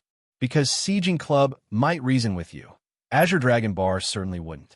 Here only Ling Shuha had had contact with people from Azure Dragon Bar because she was friends with the 2nd young miss. It must be that Mr. Xiaoqi they talked about. As for the woman by his side, Lung Shuha was uncertain. Their seats were off to the side, and she hadn't even gotten a clear look at Mr. Zioki's face, let alone the girl who was just a vague figure in white clothes, probably quite tall. She watched the closing elevator, with the red digits stopping at 5L. In the booth, a group of excited young people who had come to Azure Dragon Bar fell silent. They all knew the bar's rules. You needed a membership for the 2nd floor, and none of them had ever been to the 3rd floor. As for the 5th floor, no one had heard about it. This 5L was noted by quite a few people on the 1st floor. Qi Shuyun was about to speak when her gaze swept across the bar counter to the woman mixing drinks not far away. She wore a silver tank top, revealing her pale, delicate collarbones, with lazy black curls draped over her shoulders. With a flick of her wrist, the silver shaker that had spun twice in the air landed neatly in her palm. She poured blue liquor into a glass, where the shades of blue swirled enchantingly. It was a very cool way to mix drinks. However, Qi Shuyun's face turned ugly. She recognized her, the girl who had been in touch with Su Wenyao these past few months. Was she just a bartender? Su Wenyao really knew how to insult people. Qi Shuyun's face was cold as she took out her phone to send a message to her mother. A little after 5, Qingxin Building. Gao Yin, dressed in a moonlight white chong sam with pearl buttons at the neck, held a small black folding fan in her hand, restlessly looking out the window. Where is she? At her side, Su Nanjing cracked a melon seed and flicked it into the air. He opened his mouth and missed catching it. Glancing at the seat on the floor, he said nonchalantly, "Don't be in a hurry. Zhang Fulai has already gone to pick her up." "What's the rush? Where is she? Why hasn't she arrived yet?" Gao Yin walked back and forth in the carpeted room, holding the small folding fan and wearing high heels. Su Nanjing had asked by Lian and had casually given her an address. "Not far from here." Gao Yin paused with her fanning hand. Wasn't this the location of Azure Dragon Bar that Su Juling mentioned frequently? Many powers have been keeping an eye on that area lately. Wasn't she supposed to be near Jiangjing University? Why was she going there again? "Madam, please don't worry. Uncle Lin, pour a cup of tea for Gao Yin. Take a break. Miss Bai hasn't arrived yet." Uncle Lin, looking at Gao Yin and Su Nanjing, couldn't help but glance toward the door. He was also curious about this Miss Bai, whom Gao Yin wanted to take as her goddaughter, who hadn't agreed yet, but had solved two major issues for Su Nanjing this year. Putting aside Gao Yan's wish to take her as a goddaughter, just the help she had provided Su Nanjing was enough to earn Uncle Lin's regard. Gao Yin picked up the teacup and sat down gracefully. She put away the folding fan and picked up her phone to message someone. "Shu Shu, I'm going to see Alien first." "Gao Shu. Live broadcast, Gao Yin. Nanjing says she looks better than in the photos. They'll have her join your stream later." While she was still messaging, Su Nanjing stood up to open the door. "She's here." Gao Yin hurriedly put down her phone, then her teacup, slightly nervous as she picked up her folding fan and rose to look towards the door. Su Nanjing had already opened the door and stepped aside to let the person outside come in. The first person to enter wasn't Zhang Fulai, whom Gao Yin had expected, but a tall and slender girl. She was wearing a loose white t-shirt with trousers of the same color scheme, holding a black cell phone in her left hand, her snow-white slender fingertips pressing on the screen. After stepping into the room, she slightly lifted her head. Gao Yin could see her face clearly, a visage of flawless beauty that captivated all. Even Gao Yin, who had seen many beauties in Jiangjing, couldn't help but pause for a moment. In her youth, Gao Si was considered the #1 beauty of Jiangjing, and the Gao family sent her to the Jiang family. Now the young miss of the Ming family also had a reputation for her beauty. If you find any errors, ads pop up, ads redirect, broken links, non-standard content, etc., please let us know report so we can fix it as soon as possible. Chapter 561, 222 Mysterious Bar, bringing Dean Jian to meet Alien_5, but Gao Yin felt that none had the aura of the person in front of her now. As she was thinking, Bao Yin entered the room with Zhang Fulai carrying 2 books behind her. He was dressed in a soft, casual outfit, yet his usually stern expression hung like frost. "Auntie," Zhang Fulai lifted his head, taking the rare initiative to greet someone. He placed the 2 books on the table, and the unsociable chill about him dissipated. Gao Yin snapped back to reality. She glanced inadvertently at Zhang Fulai, then turned her gaze to Bai Lian, wanting to reach out and pull her hand, but was held back by Su Nanjing, who emotionlessly urged her to be reserved. Gao Yin shot Su Nanjing a glance and had to settle for greeting Bai Lian. "You're Lian, right?" "Auntie, hello." Bai Lian looked up and greeted her sincerely. Pretty and well-behaved. This was straight out of Dream. Gao Yin covered her chest. Uncle Lin stepped forward to attend to them. Zhang Fulai then placed the books on the table and pulled out a chair on one side, indicating for Bai Lian to sit down. Uncle Lin, who was about to serve, paused for a long moment upon seeing Zhang Fulai's hand resting on the teapot, then stepped back to become invisible. Su Nanjing sat next to Zhang Fulai, unsurprised by this behavior. In a muted demeanor, Gao Yin watched Zhang Fulai serve tea, then saw him pass the tea to Bai Lian, and couldn't help but think, "So you have these days too?" She took out her phone and sent a message to Gao Shu, her attention briefly on the books Zhang Fulai had set aside. They were 2 music theory books. Everyone knew that young Master Jiang hadn't studied music, but had once taken up Chinese, painting for a while, almost scaring a well-known teacher to death. Those books must belong to Bai Lian then. She genuinely liked the Guzheng. Gao Yin sighed with relief. resting the black folding fan in the crook of her hand, very familiarly said, Lian, am going down to bring someone up. Wait for me for a few minutes. With Bai Lian present, Jiang Fulai and Su Nanjing were made invisible by Gao Yin. Su Nanjing watched Gao Yin and Uncle Lin walk away, utterly impressed. Downstairs, Gao Yin was coming down to receive President Jian. President Jian was a cultural heritage expert and the president of Jiangyin Academy. He barely intersected with the Jiangjing circle, with his only connection being Old Master Chen. Gao Yin knew that she was able to invite him only because he respected Old Master Chen. I don't know if he would be willing to take on a student, Gao Yin said to Uncle Lin. Look at Long Shuha, doing so well in the circles now. If he accepts Lian, Bai Lian was from Xiangqing, appeared so well-mannered and had no significant background. Even Gao Si couldn't escape the clutches of the Jiang family, which devoured without a trace. Gao Yin began to worry about her, so if President Jian was willing to take Bai Lian, seeing the delight on Gao Yan's face, Uncle Lin realized that Miss Bai must have a special place in her heart. At least, Su Jini stood no chance. President Jian doesn't lack students. That was true, sighed Gao Yin. Her gaze caught the elderly man just arriving in the lobby, and she quickly approached him with utmost respect. President Jian, thank you for making the trip. Gao Yin knew that President Jian was not only a leading figure in the Guzheng, but also a distinguished guest of Old Master Chen. The two were very close, and even the old master of the Su family would show deference to President Jian. Uncle Lin also bowed respectfully. Meeting Gao Yin for the first time, President Jian greeted her without any sign of inferiority or arrogance. Madam, Gao Yin led him straight to the private room. Facing such a master of the arts world, Gao Yin felt a little pressure. It's a junior from my family who really likes the Guzheng, she explained to President Jian as she opened the door. President Jian nodded, following Gao Yin inside. Bamboo room. President Jian stepped in and immediately saw the person seated at the table, facing away from him, who claimed to be studying hard at the library according to himself. Very good, President Jian thought calmly. If you find any errors, ads pop up, ads redirect, broken links, non-standard content, etc., please let us know report so we can fix it as soon as possible.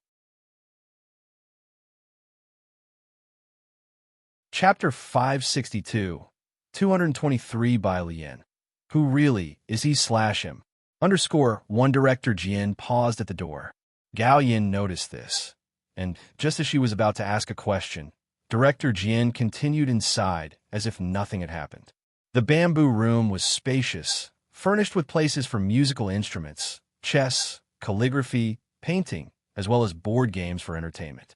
Su Nanjing noticed their entry from the corner of his eye, put down his teacup, stood up, and whispered to Bai Lian, Alien, my mom is introducing you to an elderly gentleman. He has arrived. Bai Lian tilted her head and politely stood up along with Su Nanjing. Gao Yin, leading Director Jian through the screen, entered. She was dressed in a well-tailored cheongsam that highlighted her unique demeanor, with a black jade fan resting elegantly in her palm. Uncle Lin followed behind Director Jian, pulling out the main seat chair for him. Gao Yin slightly leaned forward to introduce Bai Lian to Director Jian. Director Jian, this is the junior I mentioned to you. After she finished speaking, she noticed that Director Jian was just standing there quietly, his gaze lightly resting on Bai Lian, expressionless and motionless. Gao Yin felt a momentary pause in her heart, then turned to Bai Lian. Lian, this is Director Jian. Bai Lian remained silent as well. Did they just not click? Gao Yin clenched her fan, glancing instinctively at Su Nanjing, who was also clueless. Jiang Fulai sat quietly next to Bai Lian, leisurely pouring himself a cup of tea with grace and nonchalance. The sound of tea being poured was the only noise in the otherwise silent private room. The atmosphere grew tense. Gao Yin, looking at Director Jian's expressionless face, started to think she had been too rash and might have just botched things. Bai Lian likely hadn't heard of Director Jian. She put down her fan, and Uncle Lin quickly came over to pour tea for Director Jian. try to ease the tension. Miss Bai, this gentleman is Mr. Jian, a master zither player as well.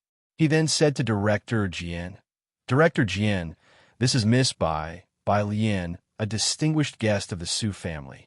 After Uncle Lin spoke, Director Jian coldly took his seat, glancing over, she's Bai Lian? Who then is that person diligently studying in the library? Jiang Fulai's hand, lifting a teacup for a sip, paused briefly.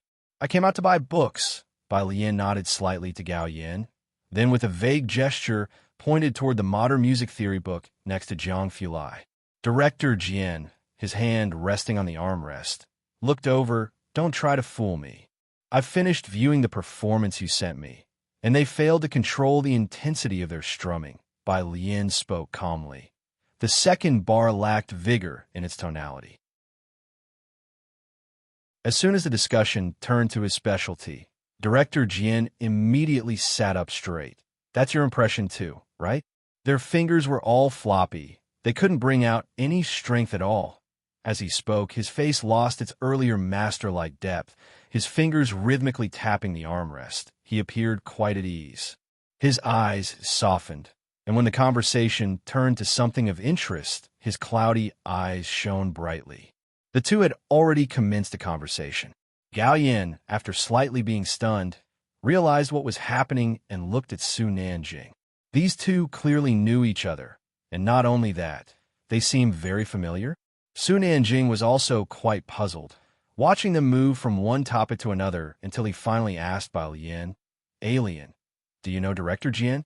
Director Jian was someone even Gao Yin couldn't easily invite without leveraging old Master Chen's influence. Was he someone you could just meet if you wanted to?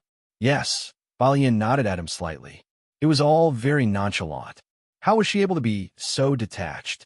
Didn't he see that Director Jian's other two disciples, Lu Jiao and Leng Shua, were both rising stars helped by Director Jian's support? Su Nanjing, Gao Yin shot him a glance, signaling that he was of no help. She and Su Nanjing took their seats again, not disturbing the conversation between Bai Lian and the director. Their discussion of playing techniques was beyond Gao Yin as an outsider. She just watched Bai Lian. Bai Lian sat in her chair, her back straight, her left hand resting lightly on the table, a posture of proper decorum, yet distinctly relaxed, a composure that even the formally trained heirs of Jiangjing's elite families might not possess. And listening to Bai Lian's comments, Director Jian was able to join in no matter the subject, her few words revealing her cultured background. It permeated her manner of speaking and temperament. If it were another setting, and she didn't know Bai Lian, she would certainly think that Bai Lian was from some noble family. Only Gao Yin exhaled, remembering Su Nanjing had said that Bai Lian was from Xiangxing, a place that had not seen much development until it had a huge shift in the last year. After finishing the meal, Bai Lian and Director Jian were still together, chatting absent-mindedly. When you come to Jiangjing next time, pay homage to your ancestor. Director Jian spoke with Bai Lian, referring naturally to Mr. Qingjio. If you find any errors, ads pop up, ads redirect, broken links, non-standard content, etc., please let us know report so we can fix it as soon as possible. Chapter 563. Who exactly is Bai Lian 223? The way these two people chatted with each other, it resembled more the sort of friendship that defies age gaps. A group of people said their goodbyes at the door. Gao Yin looked at Bai Lian and handed over a gift for their first meeting. At first, I thought you didn't vibe with Director Jian. Little did she know, Bai Lian was so familiar with Director Jian. Director Jian was aware of who Gao Yin and Su Nanjing were, and knew they were both very friendly towards Bai Lian, which made his attitude much warmer. He began to explain, I've been looking for her for several days, and she kept saying she was very busy, needing to read. She even said this afternoon that she was studying hard in the library, but tonight, here she is at your place, Mrs. Gao. I must thank Mrs. Gao because otherwise, she might have continued reading until the start of term. As he said this, Director Jian glanced at Bai Lian. He wanted to say more, but the sight of the tall and handsome Jiang Fulai beside Bai Lian, his light eyes sweeping over them, made director Jin gloomily board the Su family car that came to pick him up. He bid farewell to them. Jiang Filai also took out car keys and left with Bao Yin. Once everyone had left, Uncle Lin stared blankly towards Gao Yin. "Madam, did Director Jin just say he's been searching for Miss Bai for several days now?" Bao Yin had been brushing him off. Director Jin was always distant when speaking with Gao Yin. He wasn't like those from the noble families. He represented the traditional music school and also served as the face of domestic traditional music internationally. Chun Lao and others like him held him in the utmost respect, not to mention Director Jin's students, who wouldn't dare speak his name lightly outside of school.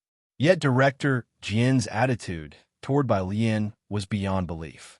It was truly baffling. No one in Beijing had ever heard of Bai Lian before. Who exactly was Bai Lian?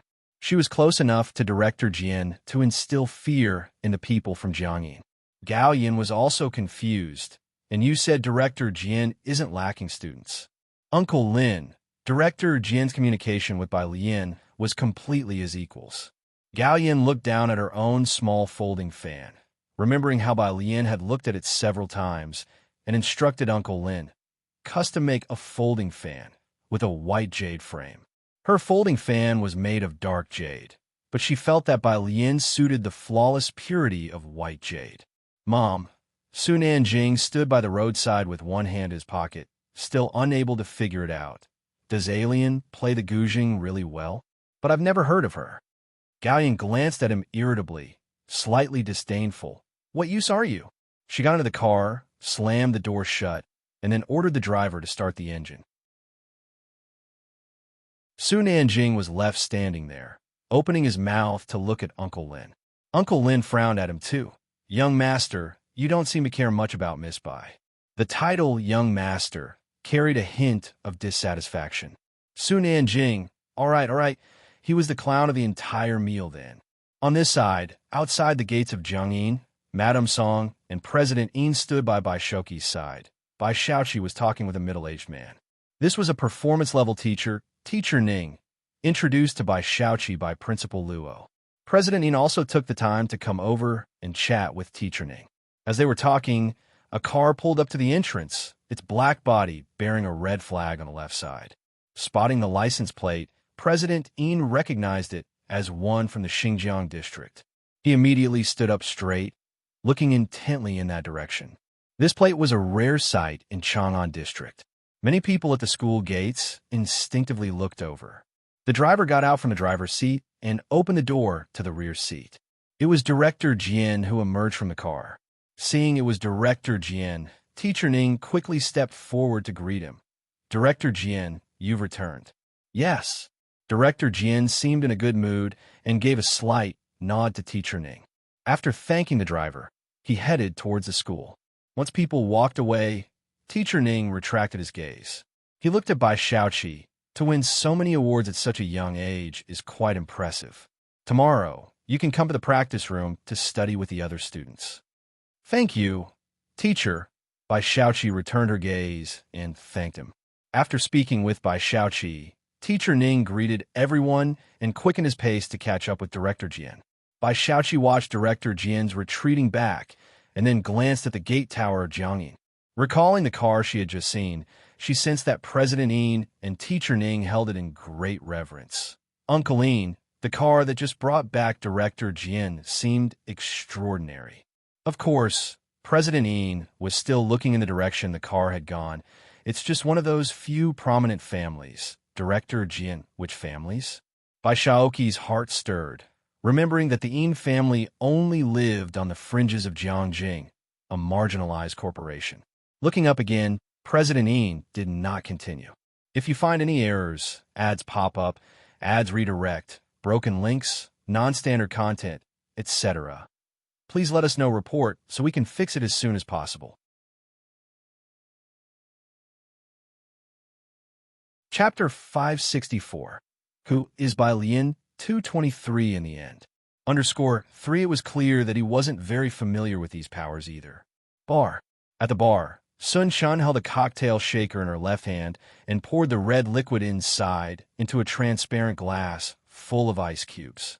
The spotlights made her face appear hazy and indistinct.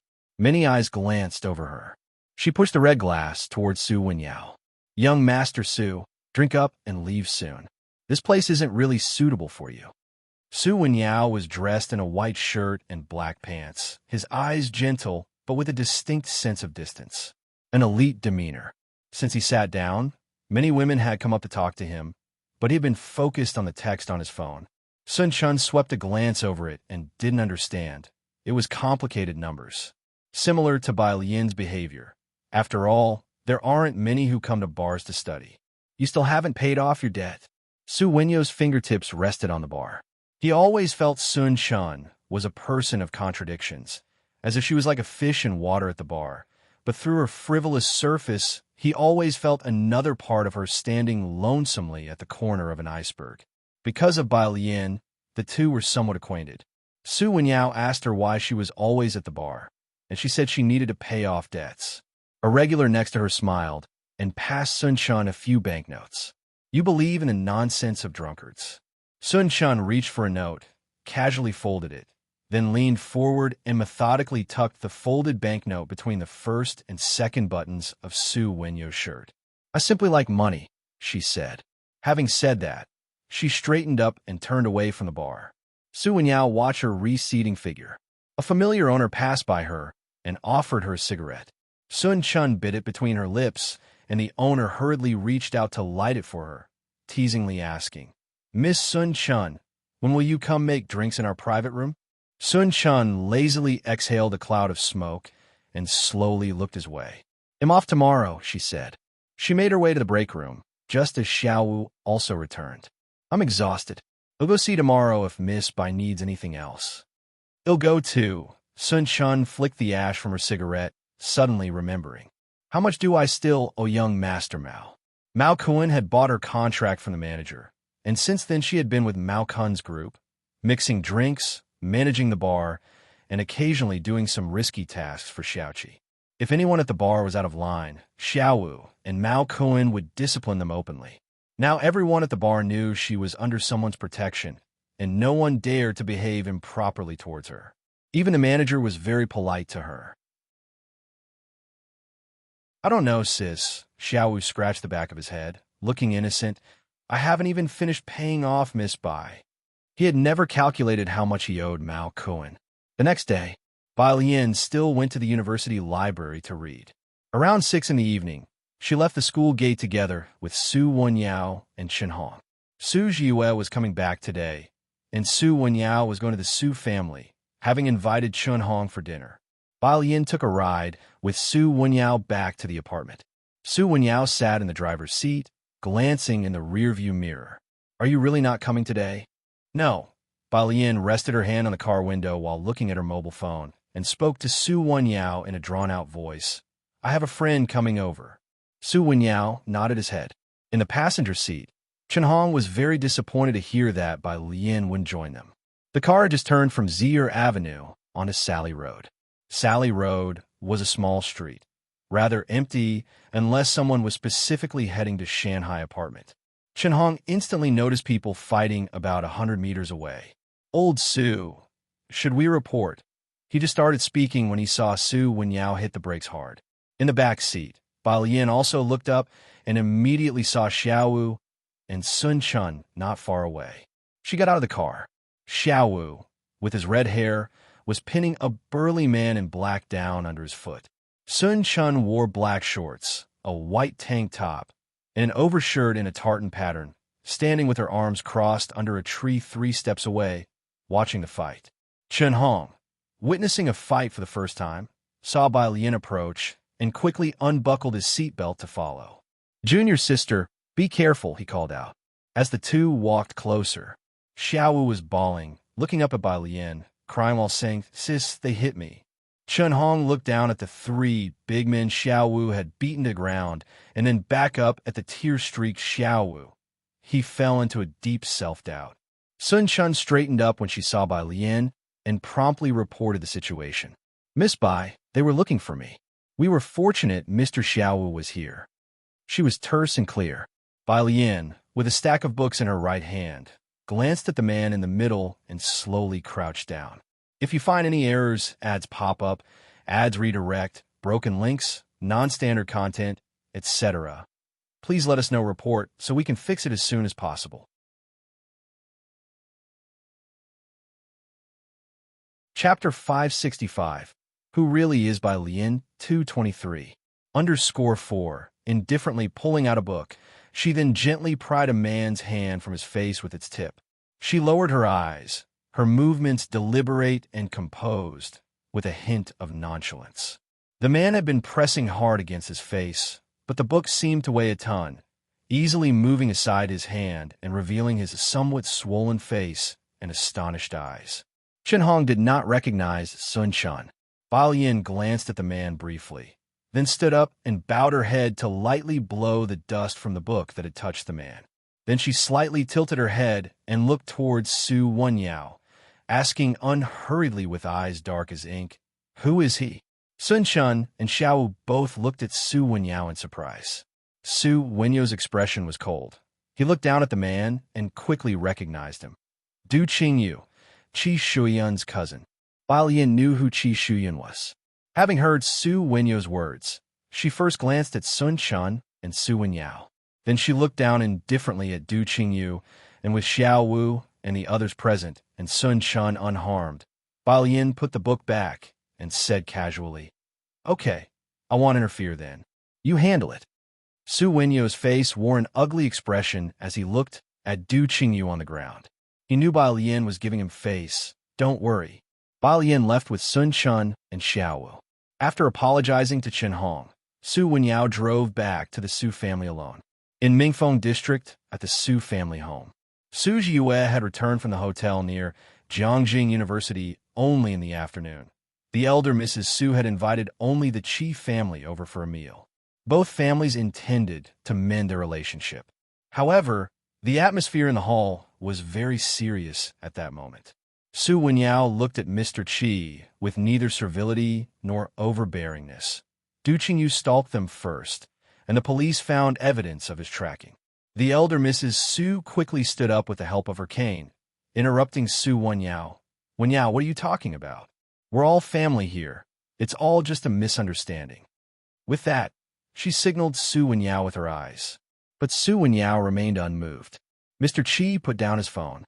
Wearing glasses and looking the scholar, he always had a hint of disdain when he looked at the Su family. "In that case, elder madam, I think there's no need for our families to associate any further."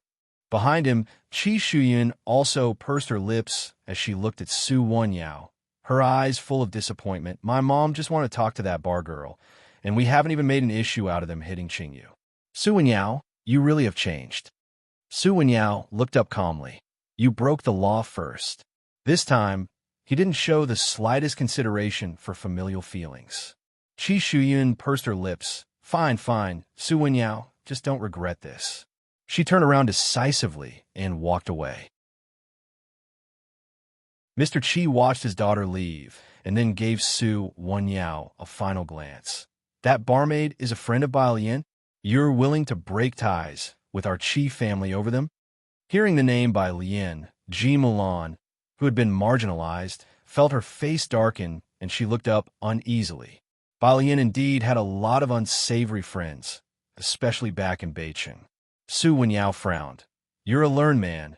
Alien's friend isn't some barmaid."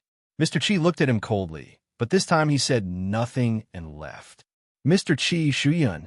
The elder lady came to her senses and chased after them to explain. But the Qi family left without listening to her, driving away directly. The elder Mrs. Su returned, looking a decade older. She turned to Su Wenyao. "Do you realize the opportunity our Su family has lost due to your decision?" Shuyan was about to become a student of Dr. Zhua, and furthermore, she attended Miss Liu's gathering yesterday. "For that woman from who knows where." "That's a friend of Alien," Su Wenyao said, looking at the elder Mrs. Su. "What sort of friends does she keep?" With the title of top-scoring student in the college entrance exams, that was just a name. In the elder Mrs. Zu's view, it did not carry the same weight as the importance of the third young Mr. Su and Miss Liu. Do you realize the kind of opportunity our Su family has missed because of your decision? Go kneel in the back, and tomorrow you will accompany me to the Chi family's home. No matter how smart Balian was, she was only known for her college entrance exam results, and it was uncertain when Director Chun would return to Jiangjing. She could be crushed by anyone at any time.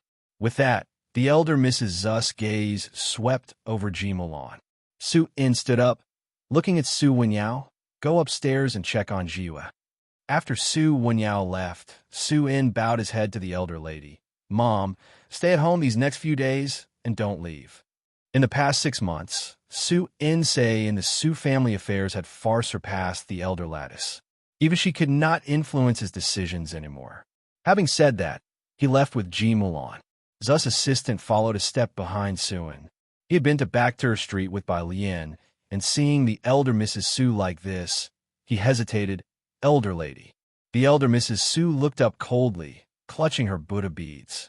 You should be grateful. The assistant looked at her and spoke softly. Today, it was the young master who dealt with this. If it had been Miss Bai, he trailed off, lowering his eyes respectfully as he bid farewell to the elder Mrs. Su, and did not continue further. Then he left and followed Su In out. The elder Mrs. Su was taken aback. The assistant was a smart man, valued by Su In, and he wouldn't speak without reason. Butler Su, what does the assistant mean by that? If you find any errors, ads pop up, ads redirect, broken links, non-standard content, etc., please let us know. Report so we can fix it as soon as possible.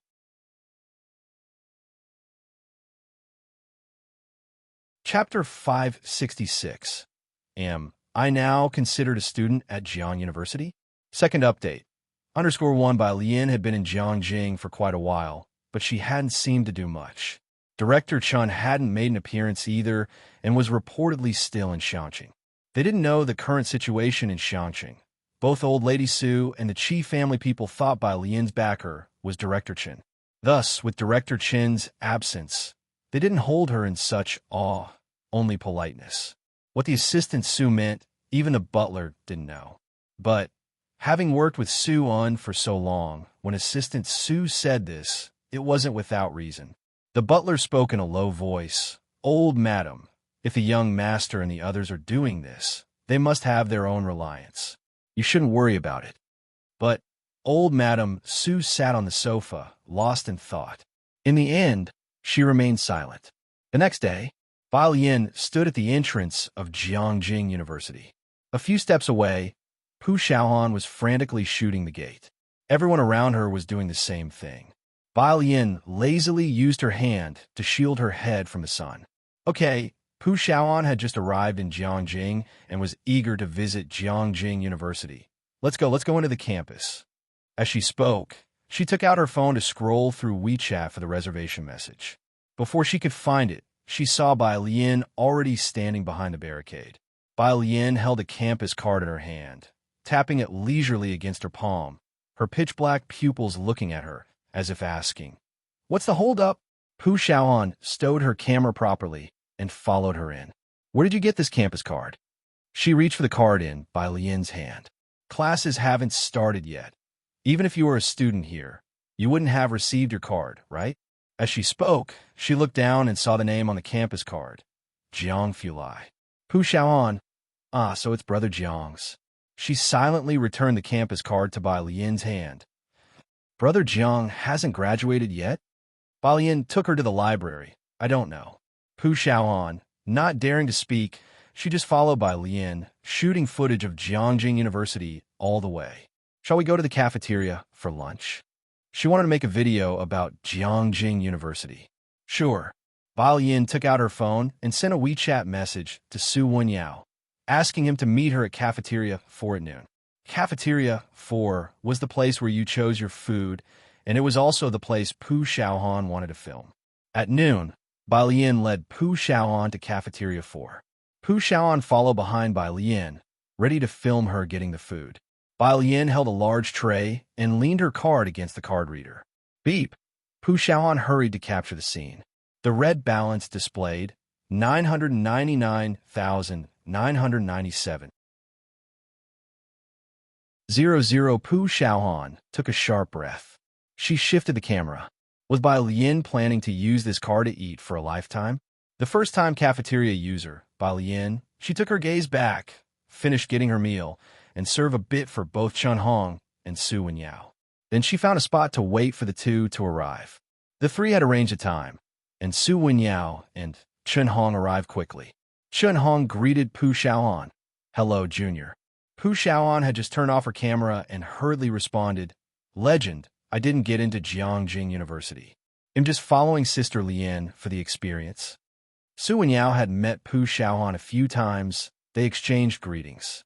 Chen Hong looked at Pu Xiaohan, fiddling with the camera, shooting whenever there was nothing better to do, and thought this was what a normal person coming to Jiangjing University should look like, unlike Bai Lian. His gaze shifted to Bai Lian. She was looking down at her phone, tapping the keyboard deliberately with one hand, the keystrokes heavy as if she wanted the person on the other end of the phone dead. Beside her lay a book about music theory. Chen Hong felt like she was after the life of the person on the other end of the phone.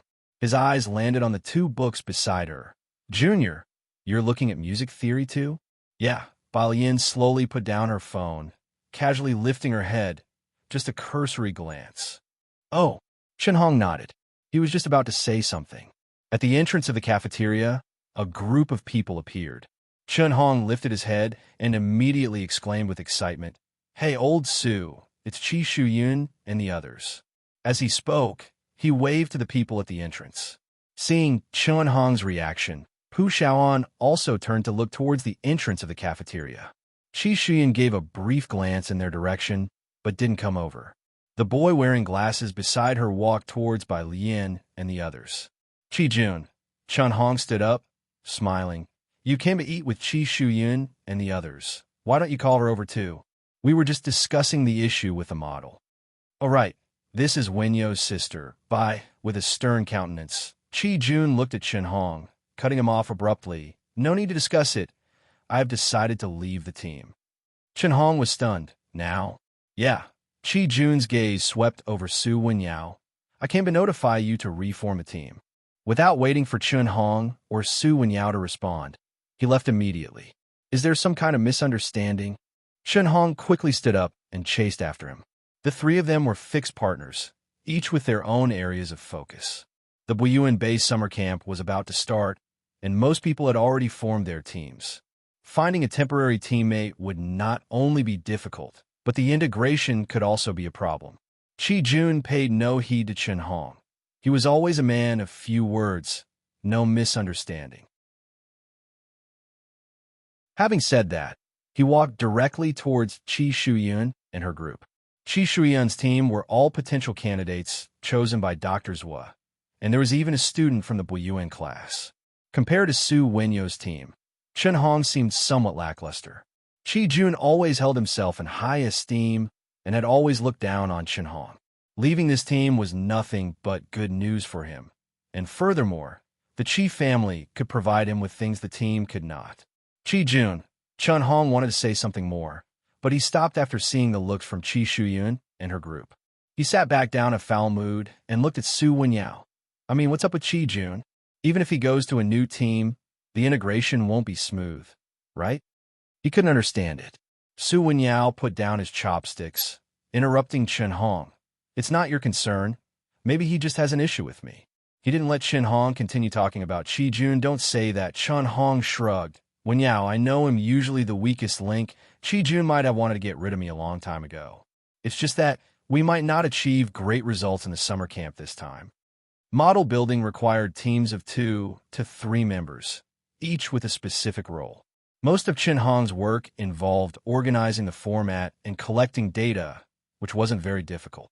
Bai Lian sat beside Su Wenyao. Listening to their conversation, she occasionally glanced at them, and only after they finished speaking did she put down her chopsticks, reach for the lemon water on the side, lean back, and spoke in a very casual tone. "Qi Jun, what's his relationship with Qi Shuyun?" "He's Qi Shuyun's cousin." Chen Hong looked at Bai Lian with surprise, remembering that she was Su Wenyo's sister, yet she seemed unclear about their relationship. Su Wenyao didn't have time to stop Chen Hong and explain to Bai Lian. He's been wanting to leave the team for a while. Pu Xiaohan sat on the side, not daring to speak. She had never participated in model building and only silently put down the camera, feeling some sympathy. Now that he's quit, you're down one person. Won't that be very troublesome? Definitely. Chen Hong picked up his chopsticks again, clearly devoid of energy. Qi Jun's professor gave him a lot of tasks. His grandfather is a professor, and he has read countless papers. He is still very important to us, and we probably won't find a suitable teammate in a short time. He had hoped to make a push with this summer camp, but now that the team was suddenly one member short, the results were definitely going to be affected. Bai Lian held the clear straw between two fingers, absently stabbing it into the lemon water, contemplating, can university students also participate in the Buyuan summer camp? Chen Hong didn't understand what Bai Lian meant by the question and simply nodded. Yes, it's not a summer camp for direct PH. D. Admissions, so there's no restrictions on grade level. I know some students who will be sophomores next year are also participating. Bai Lian bit the straw, looked down at WeChat, and saw a message from Jiang Fulai with just an ellipsis. She skipped over it and asked, Am I currently considered a student of Jiang University? Jiang teacher, did you sign the agreement? Bai student, 1, okay, 111. Jiang teacher, then you are. Jiang teacher, why do you ask? Bai Lian looked up, her eyes on Su Wenyao, tapping the straw thoughtfully. How about I join you as an extra member? Chen Hong was taken aback. Junior sister, have you participated in math modeling competitions before? Bai Lian hadn't participated in a formal competition. She shook her head. No, but I have studied math modeling. She had never taken part in a serious competition. She had only ever researched models with He1 and later built a quantum simulation model. If you find any errors, ads pop up, ads redirect, broken links, non-standard content, etc., please let us know report so we can fix it as soon as possible.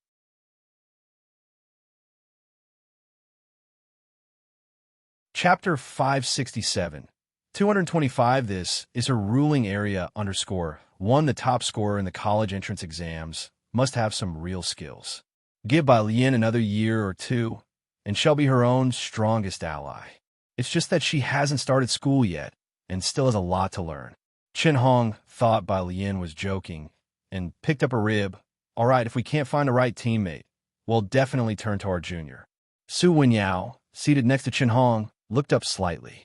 He knew Bai Lian had attended the summer camp at Buyuan High School and probably participated in mathematical modeling. Su Wenyao pondered thoughtfully. Bai Lian leaned back in her chair, tapping her straw intermittently with her fingertips, unflustered.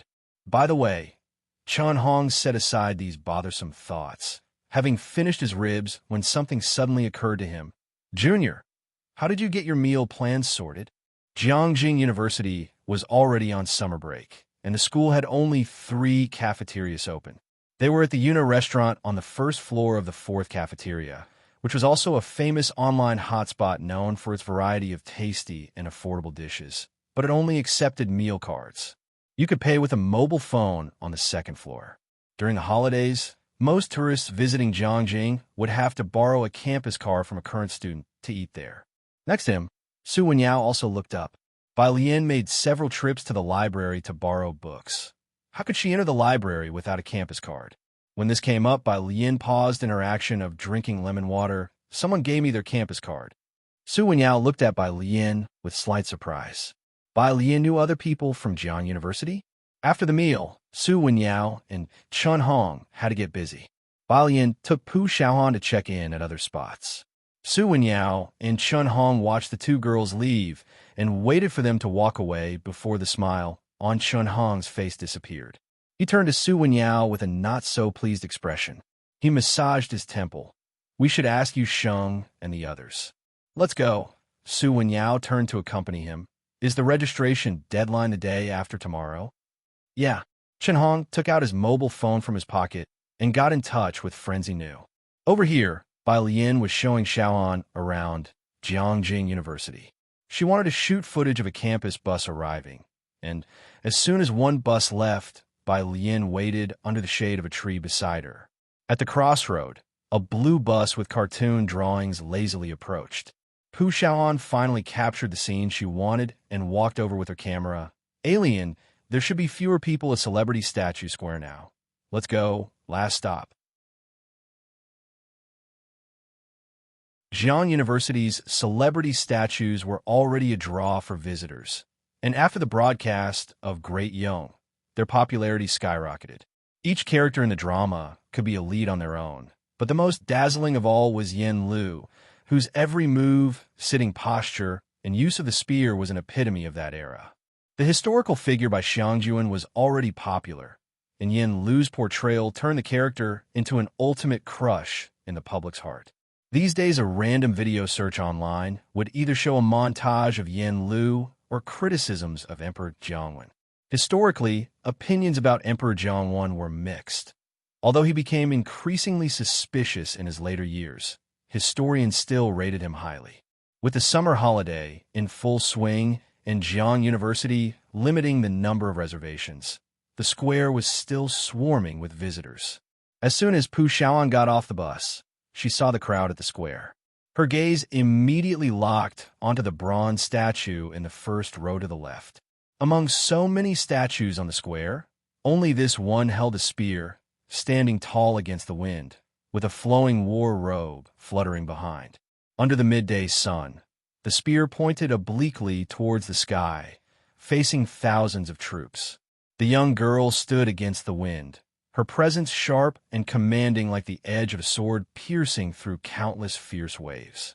It gave an involuntary sense of oppressiveness. Below the statue, many visitors were taking turns to pose for photos with her. After paying her respects, Pu Xiaohan involuntarily glanced at Bai Lian beside her. Under the strong lighting, she started to hallucinate.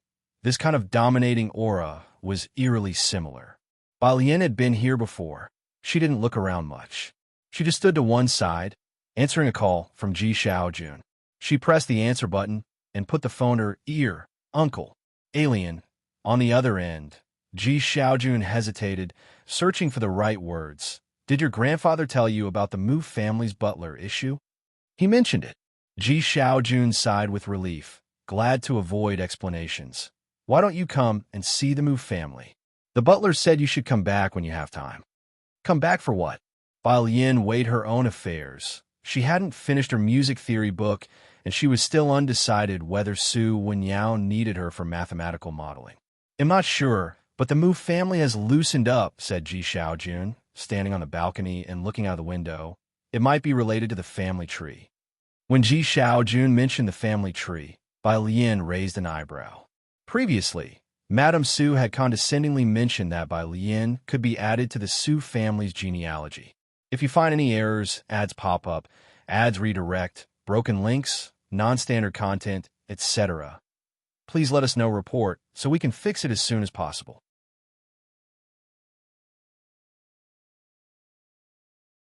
Chapter 568. 225. This is her ruling area _2. The Bai family even expunged her from the clan genealogy. Bai Lian knew their ancestry was ancient and the clan concept strong. But nowadays, any genealogy meant the same to Bai Lian. It was not as if they were living in a feudal era. In the past, the genealogy was utilized to conveniently implicate 9 generations.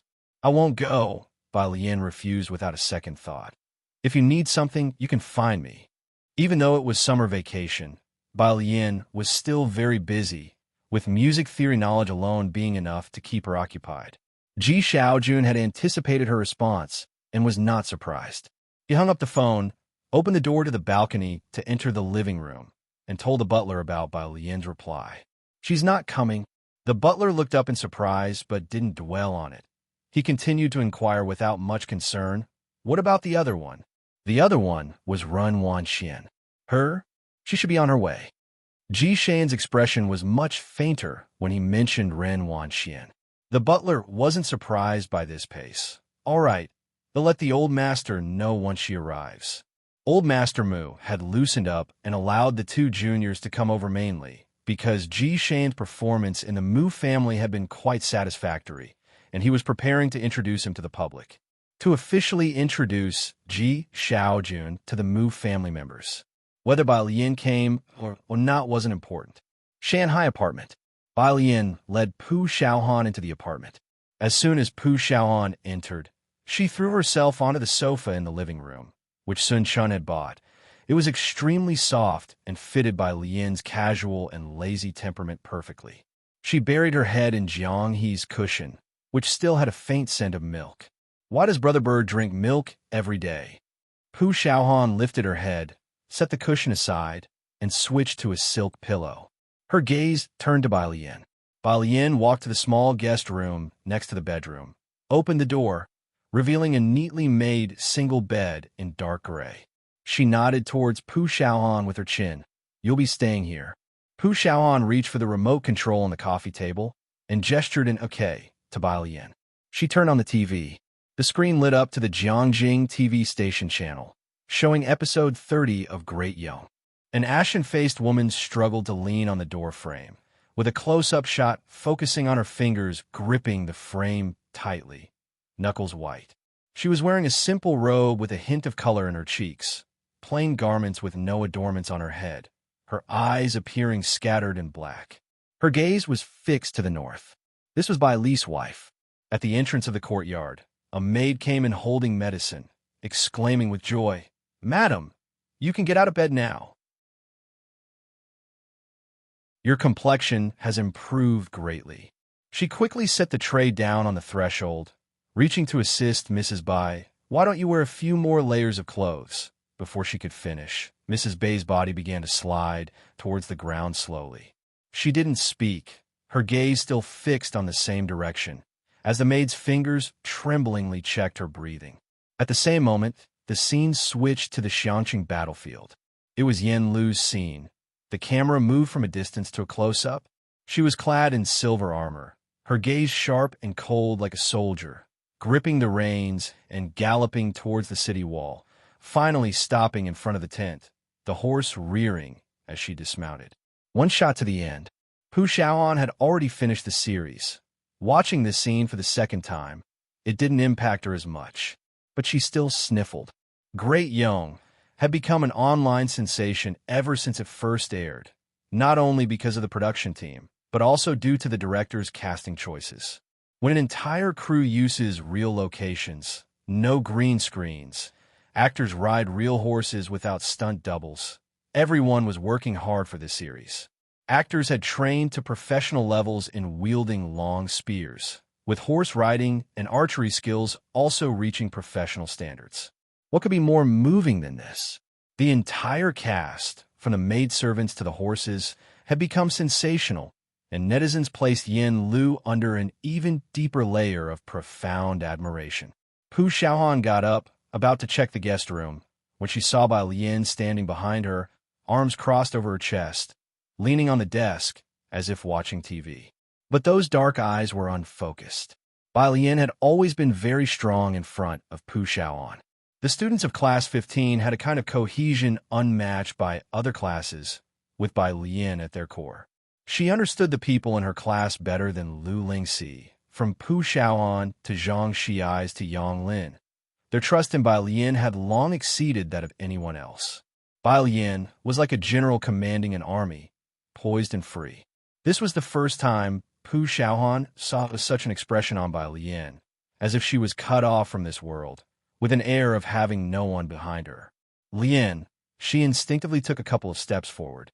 Bai Lian came back to her senses, looking up at Pu Xiaohan, quickly reverting to her usual careless demeanor.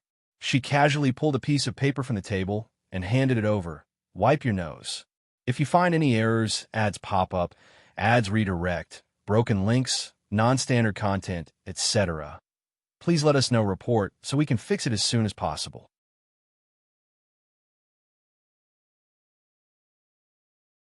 Chapter 569, 225. This is her domain_3. Pu Xiaohan took the paper, wiped her eyes and nose. "Oh." Bai Lian stood up straight. She gestured for Pu Xiaohan to move about freely as she took 2 books on music theory to the study. In the study, Bai Lian placed the books on the desk and then opened the right-hand drawer that contained a box of cigarettes Sun Chun had left there. She casually pulled one out.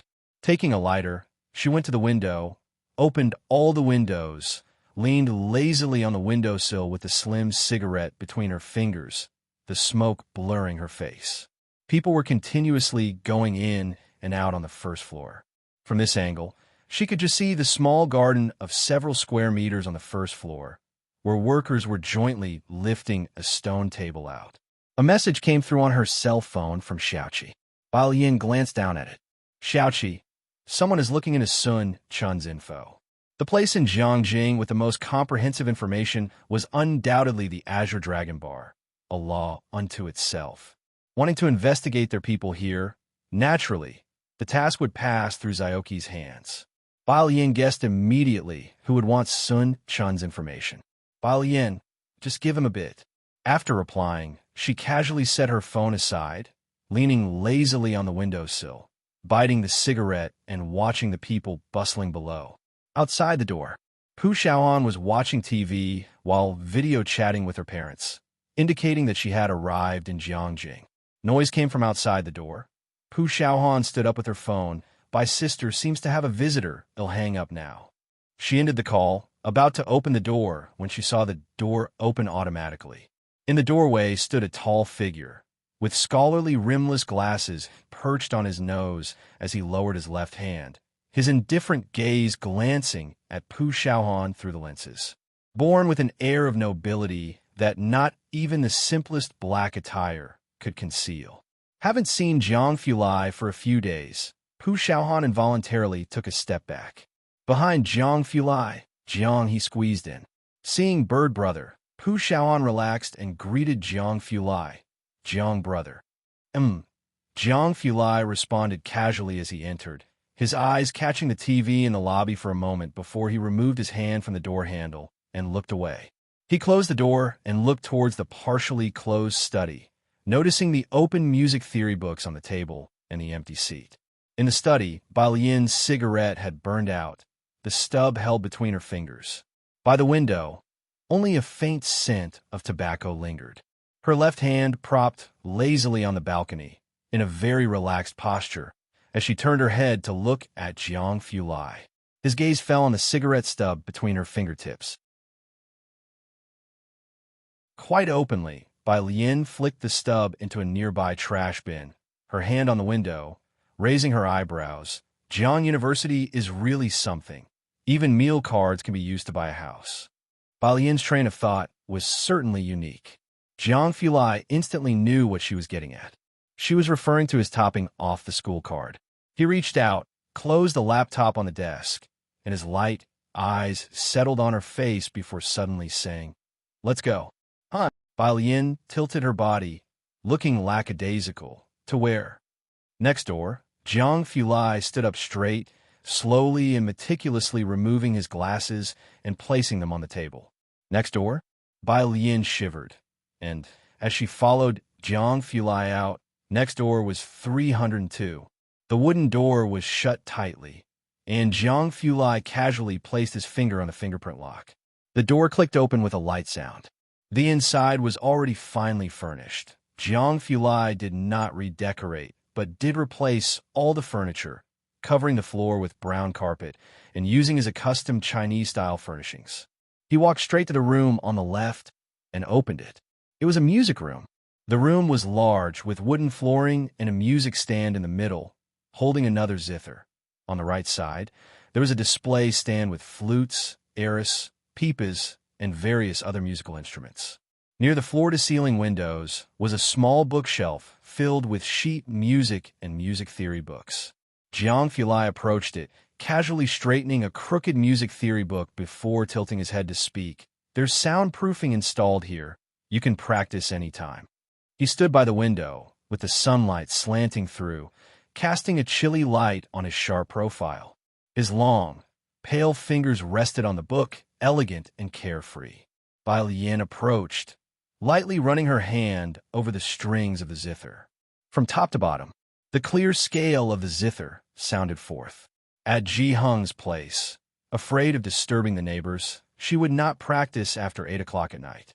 Here, Without her mother, someone would still make clothes for her by hand, embroidering her favorite peonies, and there would still be someone to prepare a music room for her.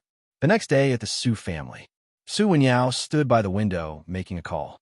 If you find any errors, ads pop up, ads redirect, broken links, non-standard content, etc., please let us know report so we can fix it as soon as possible.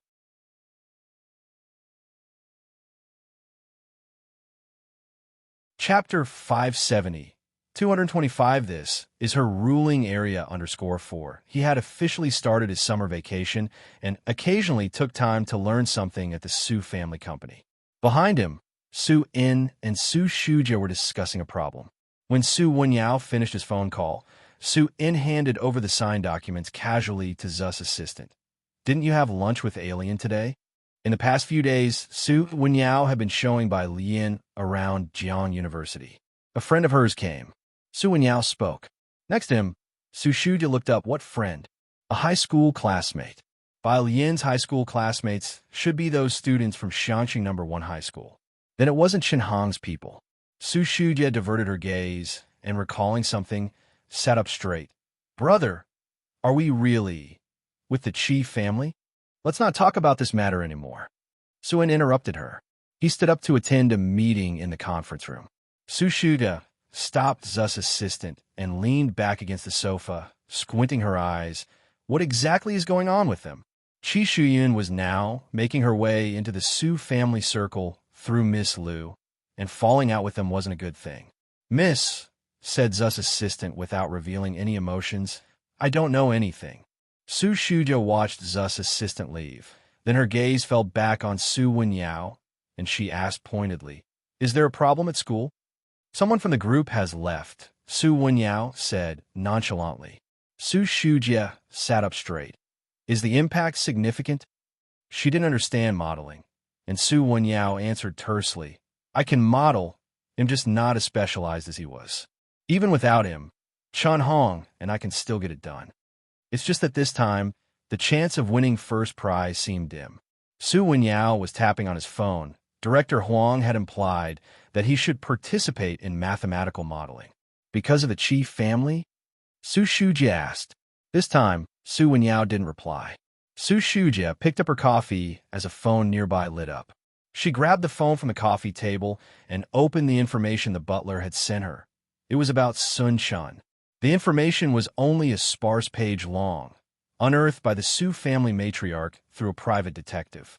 Sun Chun hadn't graduated high school, always hung out at bars, mixing drinks, selling liquor. Nothing seemed particularly remarkable. Bai Lian's friends all had quite the characters, still not having completed high school. And Su Wenyao, a Jiangxing University student of high caliber, how did he even hold conversations with Bai Lian's underachieving friends? Su Shuja was astonished since, apart from Su Jiue, everyone else in the family would find it a bit challenging to converse with Su Wenyao. Bai Lian took Pu Xiaoan around the area, and by the time they went back to Jiang University to borrow books again, 2 days had passed. Pu Xiaohan ventured out to the Jiangxing scenic area on her own to check in. At noon, Bai Lian, with a stack of books in hand, went to the third cafeteria. Su Wenyao and Chun Hong had already arrived. They had finished getting their meal, and Su Wenyao had a laptop in front of him. There were other people sitting at the table too, and Bai Lian immediately recognized one of them as Qi Jun, the same guy with the black frame glasses from last time. The sunny young man sitting 2 places away from Su Wenyao raised his glass to Qi Jun. His tone couldn't hide his envy.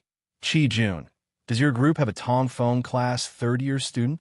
The Tongfeng class was probably the pinnacle of Jiangxing University. Qi Jun glanced at him, didn't raise his glass, and just finished the last bite of his meal. Then, picking up his meal card beside him, he stood up to leave, only responding with one word. Yeah. The table was filled with familiar faces. After Qi Jun left, Chen Hong finally turned to the sunny youth. Yu Sheng, since you've got nothing else to do, why not join us for the number modeling competition? Yu Sheng set down his beverage, apologetic. It's not that I don't want to help you, but you know I still have a paper to write.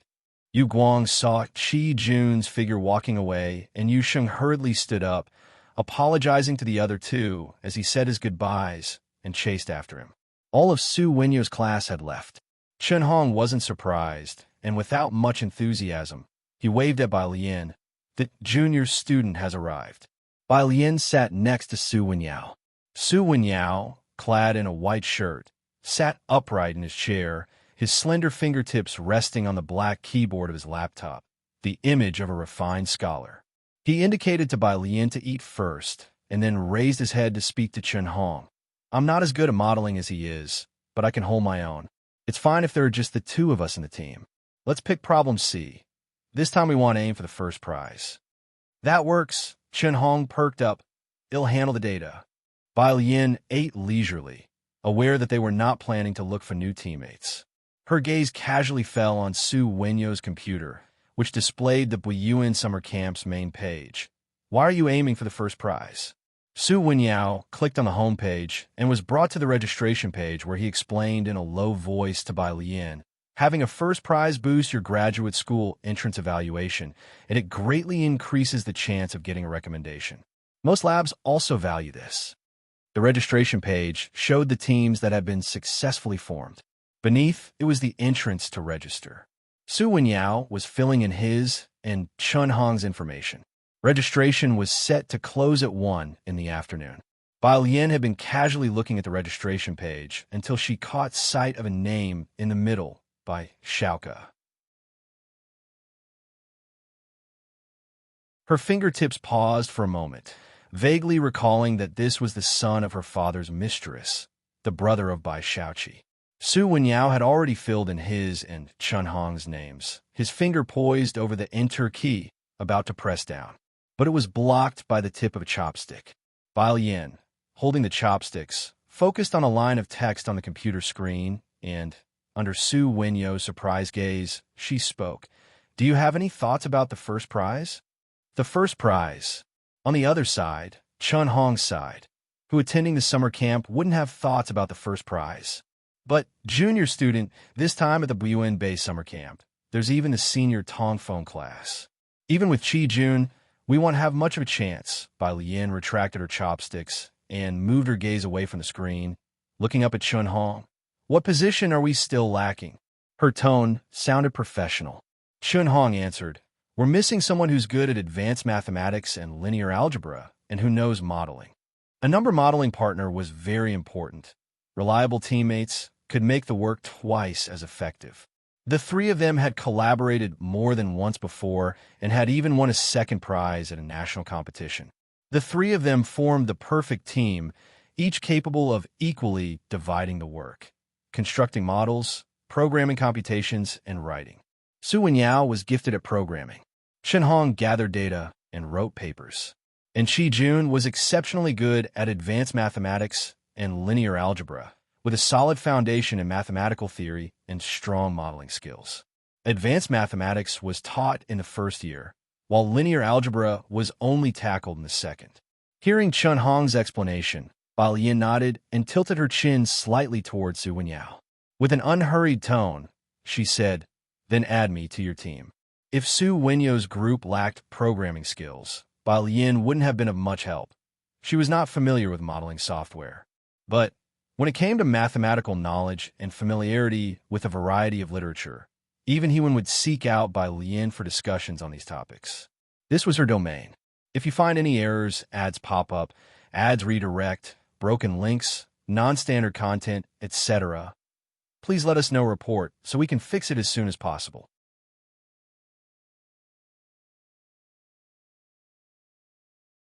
Chapter 571 226, he won his back. Lanjie pleased the great god _1. Su Wenyo's fingertips were still hovering over the enter key. Hearing Bai Lian's words, he pondered for a moment, then moved the cursor and typed in Bai Lian under Chen Hong's name. The Jiang University campus network had always been reliable. After the small transparent circle on the screen spun around, it displayed successfully registered in 4 blue regular script characters. The topic will be released at 3 o'clock the afternoon the day after tomorrow, and we still need to choose a mentor, Su Wenyao said to Bai Lian. Looking down at the details after the successful registration, the competition lasts for 3 days, Bai Lian nodded her head. She was unfamiliar with these competition procedures. The three of them finished their meal quickly. Su Wenyao suggested Bai Lian join them in the study room to familiarize herself with the mathematical modeling competition, but Bai Lian glanced sideways, her eyes narrowing slightly. "I'd better go back and print out the materials first." "There's a print shop on campus," Chun Hong said, right ahead.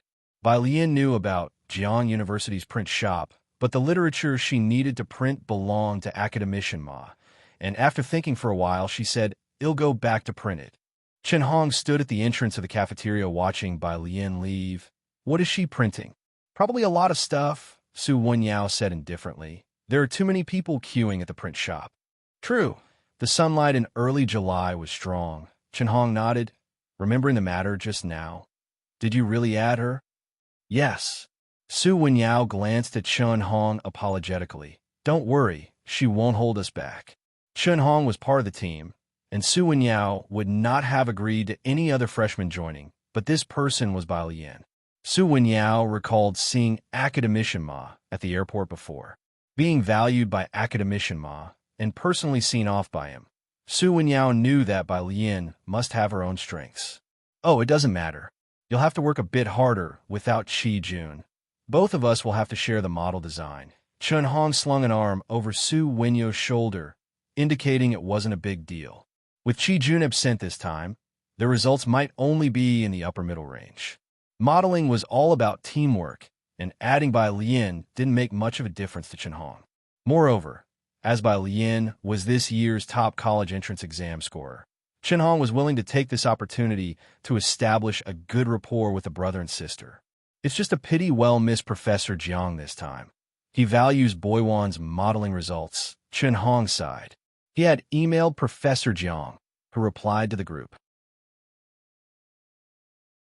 The Boyuan modeling competition held more prestige than the national competition because of its high entry threshold. If their university's registration slots and their results weren't good enough, even if they met the exam requirements for postgraduate study, Professor Jiang probably wouldn't choose them. Choosing a mentor for postgraduate studies was very important. Bai Lian returned from school to Shanghai apartment. The doors of 303 and 302 were both open. Jiang, he was sitting on the carpet in 302, piecing together Lego with his back to her, while Ming Dongheng observed the bok choy Bai Lian had just planted on the balcony of 303. Su Nanjing sat on the sofa in Bai Lian's apartment, his legs lazily draped over the coffee table, casually fiddling with a white jade fan in his hands. Seeing Bai Lian return, he hurriedly stood up. "Alien." Bai Lian greeted him and then headed for the study. There was a printer in her study. Seeing that the door to her study was open, Su Nanjing followed her inside. Bai Lian had already turned on the computer and was efficiently printing documents. Academician Ma had sent several documents. Since she finished her exams, Academician Ma had higher expectations for her and asked her to learn to write reviews. He glanced at it, the same incomprehensible literature again. Are high school students already starting to read these?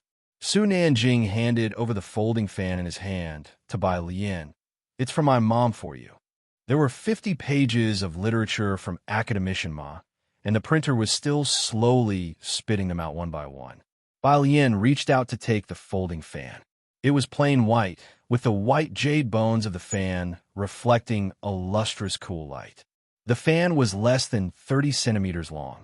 Her fingers were pale and unrushed, holding the folding fan with ease as she gently pushed it open, effortlessly unfurling the fan. "White jade fan bones," Bai Lian said, while spinning the fan around twice with her index finger as the pivot, and then suddenly snapping it closed, gently resting the fan handle against the palm of her hand. Her movements were as smooth as flowing water, leisurely as if she was accustomed to handling a fan. Su Nanjing paused for a moment. "Let me try." He took Bai Lian's folding fan, trying to replicate her movements. With a single hand push, it didn't open. After 3 attempts, Bai Lian opened the next document, and, seeing his clumsy efforts, took the fan back to demonstrate again, like this. She shifted slightly, holding the folding fan in her right hand. Her slender middle finger rested casually at the bottom of the fan, with the thumb pushing outwards and the index finger pushing inwards, slowly spreading it open. If you find any errors, ads pop up, ads redirect, broken links, non-standard content, etc., please let us know report so we can fix it as soon as possible.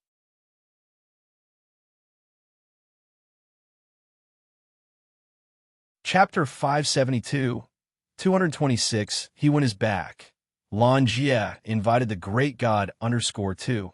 Su Nanjing tried again, but couldn't unfold the fan. Great, had learned nothing. Forget it, Su Nanjing gave up, returning the folding fan to Bai Lian as he began to discuss important matters with her. It was about the birthday celebration of the old Mr. Su, for which invitations were already being sent out. Gao Yan and Su Juling both asked Su Nanjing to extend an invitation to Bai Lian. The invitation Bai Lian had purchased at the auction had won the old man's favor. The old man had always been particularly pleased with Su Nanjing, and even more so at present. The end of the month, Bai Lian only knew Su Nanjing and Gao Yan and wasn't familiar with the rest of the Su family. Considering Su Nanjing's background, which was anything but ordinary, she said, "No, I won't be going." Su Nanjing took out a gilt invitation and placed it on her desk, thought for a moment, and said, "Heiress the invitation. Come if you have time." If Bai Lian didn't attend, Gao Yan would be upset. The Mu family, the old residence. Baohe Pavilion. It wasn't Shen Qing and Ji Shan's first visit, but Shen Qing still appeared very constrained. Compared to the grand 5-section compound, the Su family's villa was nothing remarkable. Ren Wanxian, standing beside her, had also never seen such a grand scene. Behind a mahogany octagonal table stood 2 servants. Anxious and uneasy, there were only 3 of them at the dining table. The butler, standing behind Ji Xiaojun, saw Xiaojie enter from the door and looked up. "Where's the young miss?" "She's still dealing with official business and will come later," Xiaojie whispered. "Is young Master Mu Zhao not here either?" the butler inquired. Xiaojie nodded. "He's on a call with a professor from Jiangjing University."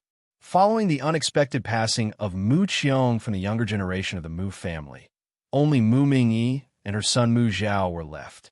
Mu Zhao wasn't as talented as Mu Qiong, but was more intelligent than most people. The butler nodded slightly in acknowledgement, understanding the situation, then lowered his voice to speak with Ji Xiaojun. "Please start eating. There's no need to wait for them."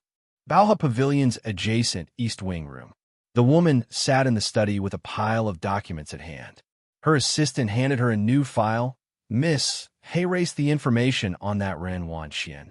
Mu Mingyi reached out to take it, looking down with curiosity. She had seen Ji Xiaojun at the company. Although she didn't have a good impression of his wife, she had a favorable opinion of this cousin.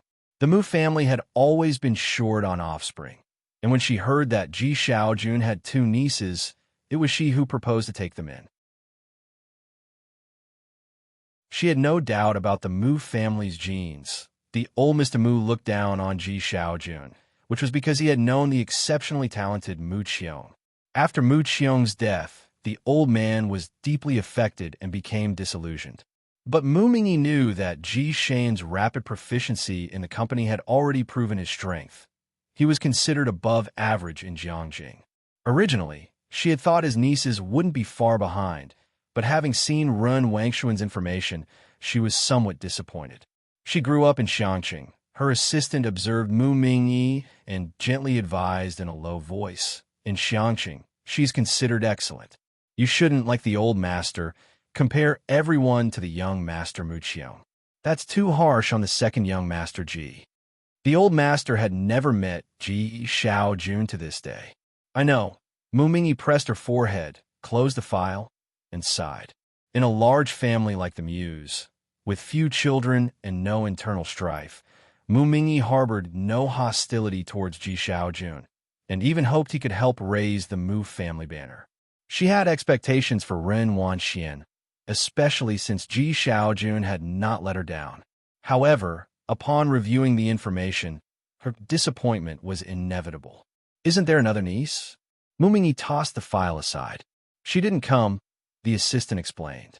The assistant found it odd discussing this. The butler had mentioned that the young lady had arrived early, so why hadn't she come to the Mu residence for the meal today? When he checked the data, he found no information about this young lady either. Just like in Ji Hung's case, only a few sentences were available. There was also scanned information on Ji Xiaojun, while there was a pile of data on Shun Qing and Ren Wanxian. All right, with Ren Wanxian as a precedent, Mu Mingyi was not that curious about the other niece she hadn't met. The next morning, early on, Bai Lian didn't go to the library, but joined Su Wenyao and Chun Hong in the computer room. Jiang University had several computer rooms, and because of the Buiyuan summer camp competition, the rooms would be open all summer long. There were 30 teams from the university participating, and the rest were from other domestic and international universities. Due to the high stakes of the competition, all the participants were skilled contenders, most of whom were attending for the second time. This is the model we built before. The computer room was not crowded, and Chun Hong and his group were in the last row. He plugged a USB drive into the main computer, opened a file, and introduced it to Bai Lian. Do you have any thoughts on the advisor? If you find any errors, ads pop up, ads redirect, broken links, non-standard content, etc., please let us know report so we can fix it as soon as possible.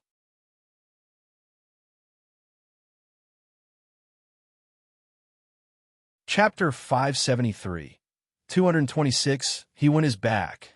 Lan Jie invited the great god _3. The last sentence was a question Chen Hong asked Su Wenyao. Bai Lian hadn't arrived at their school yet, so she was definitely not familiar with their teachers. Su Wenyao opened the competition platform calmly and slightly turned his head. Didn't you have your eye on Professor Jiang? Hee. Chen Hong nodded. You get me. If you can't take Professor Jiang's research class, choose him as your mentor. Su Wenyao opened the page and filled in Jiang Weijian in the mentor section, submitting it to wait for the system's response. While the two discussed the mentor issue, Bai Lian sat in front of the computer, opened the folder, and looked through the papers Chen Hong and the others had done before. The first model they had done was on the shortest path topology problem, an area Bai Lian had some research on, so she watched carefully. As for the code in the folder, she hadn't run it, as she was really not familiar with it. The three of them sat in the back row, Bai Lian on the far right corner, next to Su Wenyao, and Chen Hong beside Su Wenyao. At noon, after Bai Lian finished looking over their previous models, she picked up her phone and the folded fan lying beside her and went to the canteen for lunch. The computer lab was close to the third canteen. On the way, Bai Lian's phone rang. It was He-Wen. Sis. He-Wen called her sis with a sense of righteous indignation. Haven't you read the paper I sent you? Bai Lian held her phone to her ear with her left hand, and with her right, she held a white jade folding fan, tapping the fan ribs with her cool jade-like fingertips. I haven't had the time these last couple of days. What are you up to? The sound of an airport announcement came from He-Wen's end. Bai Lian didn't answer, but instead asked, Are you at the airport? Yeah. He-Wen remembered why he called. Jiang Xiao just came back, didn't he? I just delegated my tasks at hand and followed him back for the project. Now I'm about to report to him. I don't know what mood he's been in lately. Speaking of Jiang Fulai, He-Wen felt uneasy. It had been quite a while since he last saw Jiang Fulai, and at the last online meeting, he had just been scolded. Many people at Jiangjing University idolized this honored alumnus, and it was always quite tough. He-Wen didn't even know why Jiang Fulai scolded him. Bai Lian consoled him. He should be in a good mood. After all, Jiang he hadn't been scolded much recently. I hope your words bring good luck, He-Wen sighed. It'll take you out to eat in a couple of days. Oh, what are you busy with? You should be done with your college entrance exams, right? Boywan's math modeling, Bai Lian replied succinctly. On the other end of the phone, He-Wen, the math modeling at the Buiyuan summer camp is a global competition, and most students participate in their sophomore or junior year. He-Wen participated during his freshman summer. Do you remember you haven't even started school yet? Bai Lian hung up the phone, then single-handedly opened the folding fan, calmly placing it in front of her forehead to shade herself from the sun overhead. Chen Hong glanced at her. Little sister, do you have something busy to attend to? It's fine if you do. Wen Yao and I can handle this. Maybe we'll be lucky enough to get the first prize. He had overheard a bit of Bai Lian's conversation. It's okay. Bai Lian slightly tilted her head, her long bangs falling beside her brows, casting a shadow. He's not in a hurry. They continued talking. Not far behind them, Qi Jun and his group, who had just come down the stairs, also heard their conversation. Su Wenyao must be crazy, right? Yu Sheng looked at the backs of Su Wenyao and the others in astonishment. He actually chose a girl? He had heard Chun Hong's remark, Wenyao, and I can handle it. He almost laughed out loud. First prize? Even Qi Jun wasn't sure of winning the first prize, let alone now that Qi Jun had left their team. Qi Jun remained silent, just watching the backs of Chun Hong and the others, then took out his phone to send a message to Qi Shuyan. In the evening, in the university office, Bai Shaoke respectfully held a document and knocked on the door, Professor Jiang. Only after hearing a voice from inside did he push the door and enter. Professor Jiang stood by the window on the phone, his voice betraying a trace of ingratiation.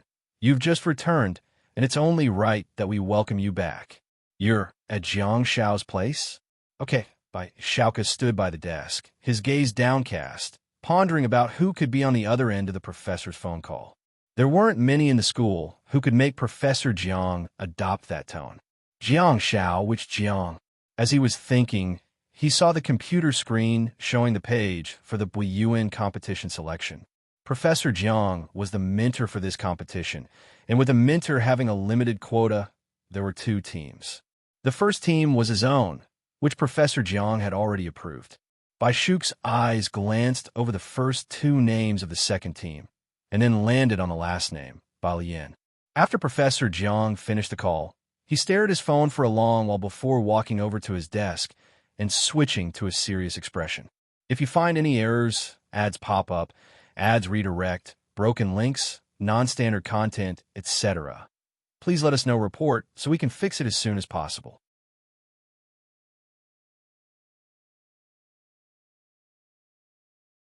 Chapter 574, 226, He Went His Back. Lan Jie invited the great god _4 noticing the direction of Bai Shuke's gaze fixed on the screen. Bai Shaoke was willing to spend money, and many instruments for Professor Jiang's project were sponsored by Bai Shaoke.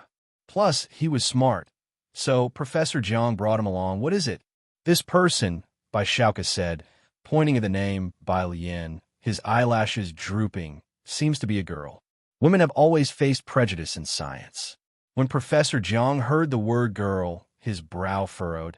I saw their team won awards in the last two competitions. How come there's a girl? He'll ask. As the competition's advising teacher, if his team won an award, he might also be promoted. But it required students to win a breakthrough award. At night, Bai Lian hadn't returned to Shanghai apartment yet. She had to choose a topic tomorrow afternoon. She just turned off the computer in the computer room when she received a call from Jiang Fulai. Haven't come out yet? His voice was unhurried. Just shut down the computer. Bai Lian put away the books next to her, picked up the folding fan, and then stood up. Su Wenyao and Chun Hong were with her.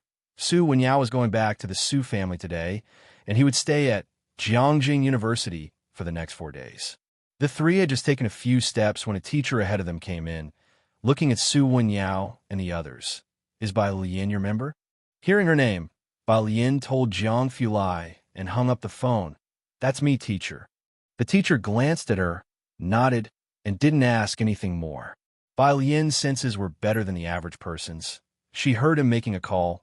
Professor Jiang, it's indeed a girl. It was dark, and the street lights illuminated the campus. Jiang Fulai stood under a streetlight, tall and graceful, with a hat perched on his head, the light casting his cool silhouette very long. Were you in modeling competition? Jiang Fulai looked at the lights in the teaching building and knew what she was up to. Yeah, Bai Lian put her Bluetooth earphones in her ears, picking the topic tomorrow. Jiang Fulai nodded, leading her to the side of a car. Ming Dongheng drove a black car today, probably his own, very low-key. Bai Lian's phone vibrated. A three-person modeling group chat with Su Wenyao and the others. Su Wenyao. Screenshot. Chun Hong. Ah, do we not have an advising teacher now? Su Wenyao. Mutual. He was concise, and Chen Hong understood. So you're saying Professor Jiang doesn't want to choose us, right? Why so sudden? The Buyuan numerical modeling advising teacher could provide some ideas during the competition, but was not supposed to be too involved. Some teams had no advising teacher, so they just filled in anybody's name. Bai Lian read these messages slowly and scrolled down. He didn't get scolded much today, so she still got scolded. Bai Lian. He when will you read the paper? Bai Lian. After the competition, at 6 p.m. on July 10th, the Buyuan numerical modeling competition topics were updated. Su Wenyao and Chun Hong were choosing topics in the computer room. The website was lagging, and none of their computers managed to access it until 6:05 p.m. There were 3 types of problems labeled A, B, and C, with C being the easiest and A the hardest. Few picked A, and both Su Wenyao and Chun Hong went straight to C. Problem C was about optimization design. Bai Lian sat in front of her computer, didn't flip further, and only looked at problem A. Problem A was more complex, with a 4-page long description. It was about the optimization adjustment of an astronomical telescope with an actively controlled concave spherical reflector. The modeling required solving 3 problems. Bai Lian read through the problem line by line. Su Wenyao, seeing her focus solely on the last problem, couldn't help but speak up. Alien, problem A is too difficult for us. Next to him, Chen Hong was also taken aback and said in a low voice, Junior, let's choose C. This time the A problem is too tough. I guess there are only a handful of groups in the entire school daring to pick it. Choose A. Bai Lian tapped her fingertips on the table, giving them just 2 words. Su Wenyao turned his computer screen to problem A and saw the astronomical telescope. A vein throbbed on his forehead. He was confident in choosing C. I can't be sure about problem A. He shook his head. I didn't ask you to do it, Bai Lian said, already having an idea as she pondered the problem. Junior, calm down. Chen Hong discussed with her calmly. We mainly don't have a mentor this time. Bai Lian picked up a bottle of mineral water next to her, twisted it open with one hand, took a sip, waited for him to finish speaking, and then looked at Chen Hong with a lazy tone. Who says we don't have a mentor? Chen Hong was surprised. Had Bai Lian found a mentor at a time like this? Bai Lian lifted her chin and pointed to his phone. I invited him to the group. Chen Hong and Su Wenyao picked up their phones. Bai Lian invited stand straight when scolded to the group. Stand straight when scolded. Location. Without a word, he sent a succinct location tag. Bai Lian. 1. After copying down the modeling problem, she propped herself up from the table, stood up, and looked at Chun Hong and Su Wenyao. Let's go, he's waiting for us. Su Wenyao and Chun Hong shut down their computers, followed by Lian, and exchanged glances. They tapped on the location. It was the Lawson Cafe on campus. This cafe was located under the doctoral dormitory, building number 1 at Jiangjing University. Building number 1. This was where the brainpower ceiling of Jiang University resided. The doctoral students living in building 1 had mentors who might well be academicians. These residents were almost mythical figures, with most conducting research under renowned academicians. Moreover, half of the distinguished alumni came from this place. Building 1 was quite far. They took the campus shuttle and walked for another 10 minutes through a path before reaching the cafe. Bai Lian walked in through the door without hesitating. Chen Hong stood beside Su Wenyao. Wenyao, which big shot did our junior find? As he spoke, Bai Lian had already come to a halt. The young man was seated by the floor-to-ceiling windows, dressed in a short t-shirt with a silver laptop in front and one leg casually draped over the other. He was typing with one hand and sipping coffee from a cup held in the other. Upon noticing Bai Lian, he set down his cup and stood up. You were right. I haven't been scolded in the past couple of days. Bai Lian pulled out a chair and sat down. Not bad. The young man handed her a milk tea from beside him.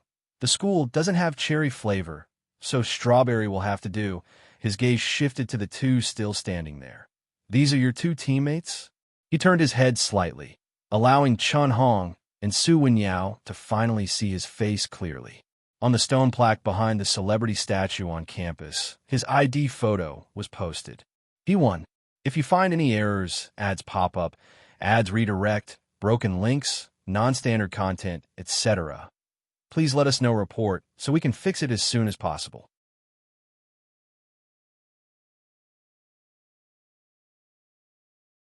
Chapter 575. 227. Who dares to speak up? The building, Butler saw Principal Shirt_1. Hewen settled back in his seat, his gaze sweeping across Chun Hong and Su Wenyao. He'd spent nearly a year in the lab, and his complexion was a pale, cold white. There weren't many people in the coffee shop, the lighting was dim, and, as it shone on him, the breathing of both Su Wenyao and Chun Hong became noticeably lighter. Hewen had chosen a seat by the window. The table was a rectangular piece of raw wood, one end up against the floor-to-ceiling window, with a single stool set apart at the end facing the window. Bai Lian was sitting on this solitary stool. Her left hand rested casually on the armrest, her demeanor composed and unhurried. Yu Guang saw that Su Wenyao and Chun Hong were still standing where they were, so she tilted her chin up at them, signaling them to sit across from Hewen. What's the topic this year? Hewen pushed his laptop aside and turned his head to speak to Bai Lian. He didn't ask whether they had chosen question A or C. As he spoke, Chun Hong and Su Wenyao finally snapped back to reality. Instinctively, they both thought to take out their phones to show Hewen the question. Astronomical telescopes. Bai Lian set down her milk tea, her fingertips tapping rhythmically against the cup. Given the parabola of a star's position with a radius of 300, achieve the optimal reception effect for light rays being received. As she explained the problem to Hewen, Su Wenyao and Chun Hong couldn't help but look down and open the question saved on their phones. Question A was complex, with 4 original working diagrams. Chun Hong had looked at it once. He wasn't even clear about the work diagram of the telescope. When Bai Lian announced several numbers, he hurriedly flipped to the second page's diagram.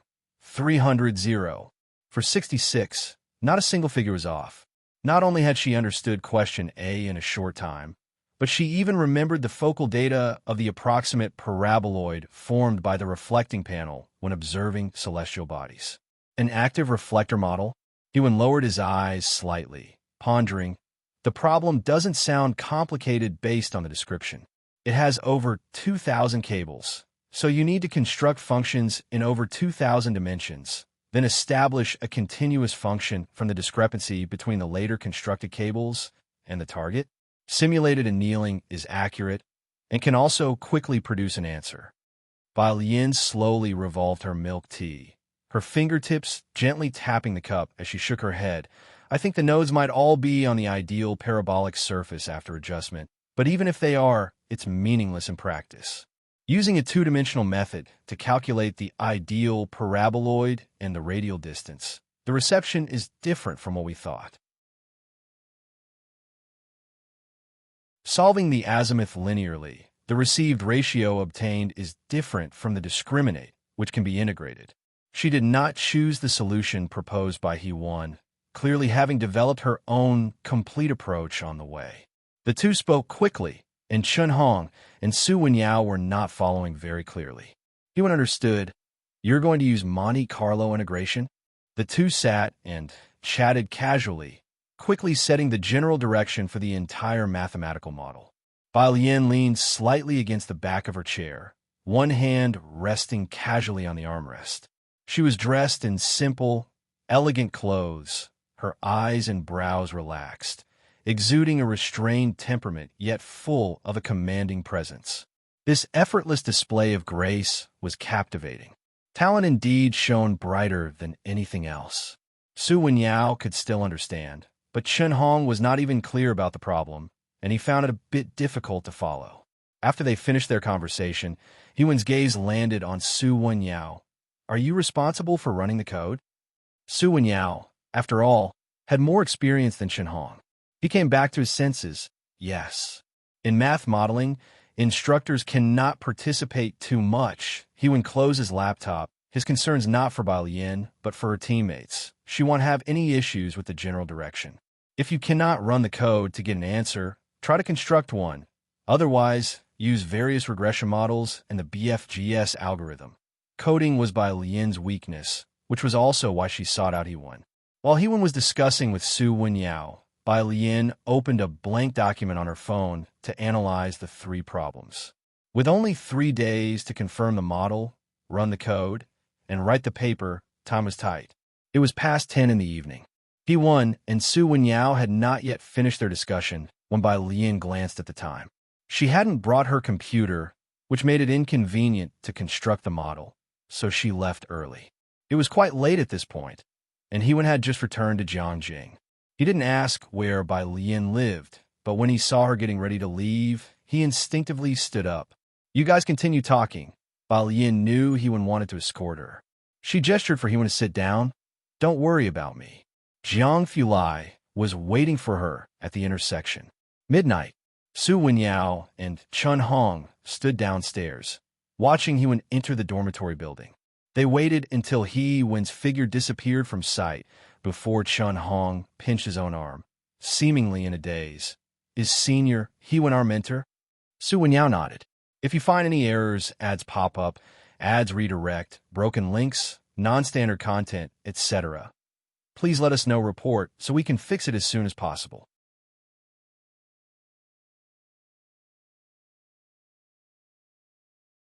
Chapter 576, 227, Who Dares to Speak Up?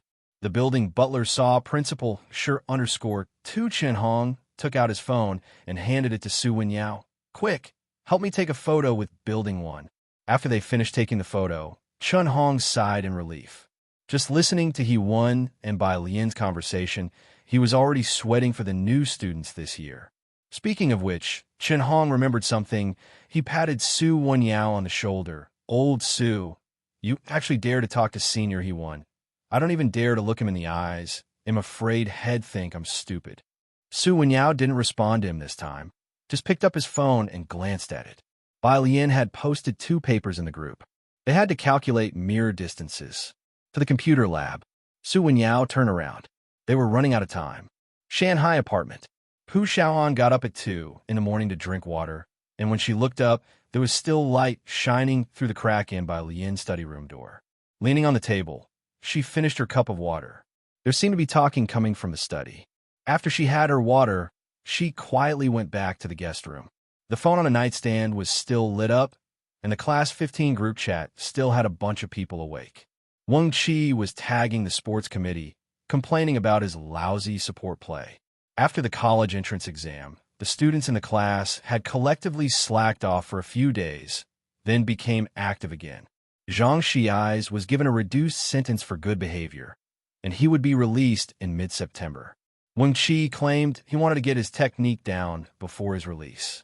The next day, early morning, 5 o'clock, under Building 11 of Shanghai apartment, a minivan stopped and 2 men got out.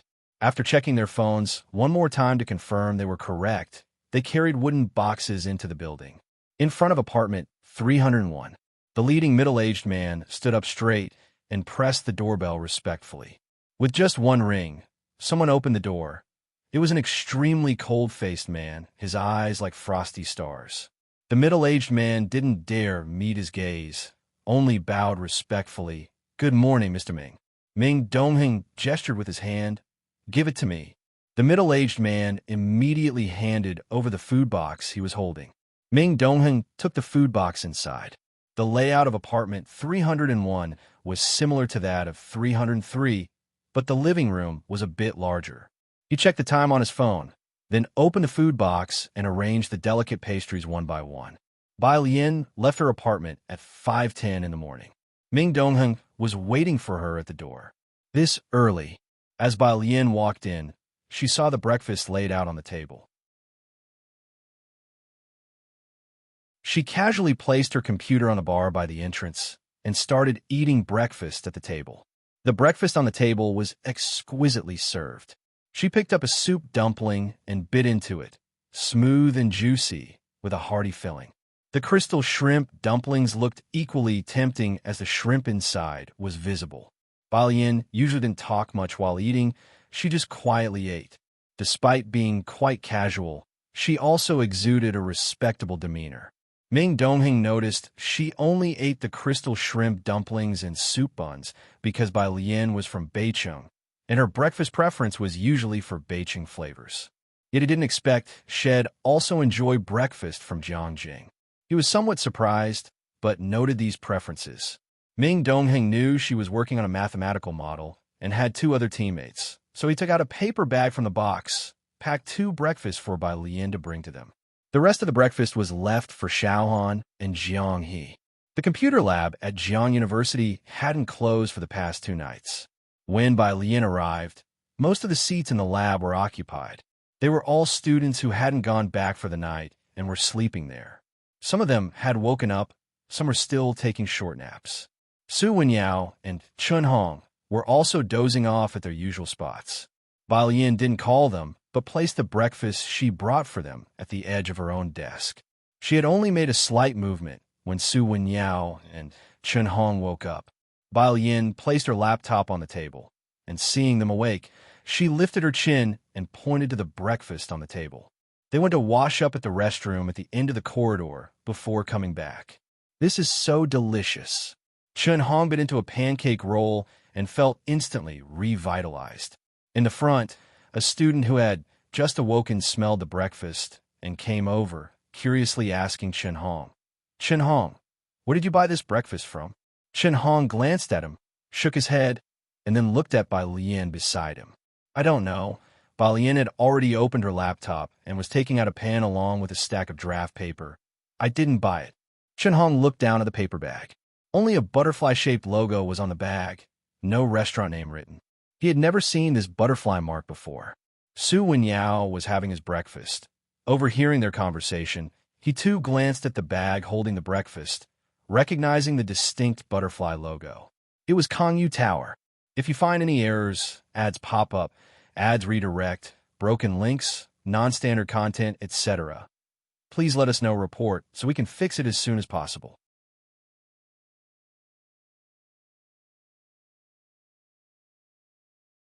Chapter 577, 227, Who Dares to Speak Up? The building Butler saw Principal Sure_3 Jiangjing's old-time eateries only serve a limited number of breakfast items on a first-come, first-served basis every day, without the options for takeout or delivery. He had gone there with Qi Shuyan twice before, but never managed to taste their very famous crab roast soup dumplings. Now, they've surprisingly started to branch out into new business and begin delivery. "Junior, why did you bring your own laptop?"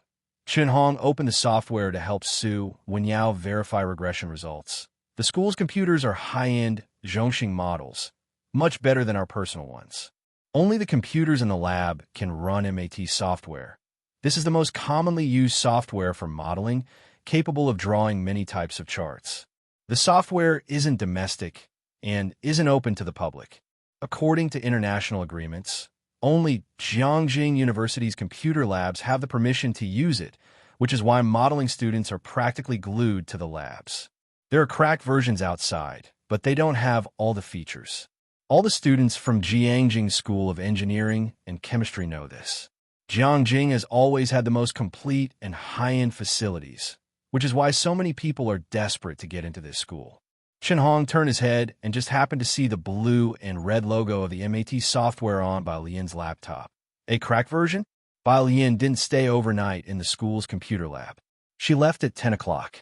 Jiang Fulai's car wasn't parked under the computer science building, but at a less crowded intersection. Today, he drove a silver sedan she had never seen before. She got into the passenger seat, placed her computer casually on her lap, and buckled herself in. Jiang Fulai's hand rested lazily on the steering wheel, his slender fingers tapping rhythmically. With his other hand, he switched off his Bluetooth headset. He didn't start the car. He was dressed in a white shirt, the cuffs casually rolled up to reveal a watch around his wrist. His side profile appeared even more aloof. Bai Lian hesitated, then chose her words carefully. "What's wrong?" "You chose he went to be the advising teacher." Jiang Fulai spoke solemnly, tilting his gaze slightly as his long eyelashes curled down, hiding those pale eyes underneath. The face that usually kept others at arm's length now seemed somewhat accusatory. Bai Lian's hand that was pulling out draft paper paused.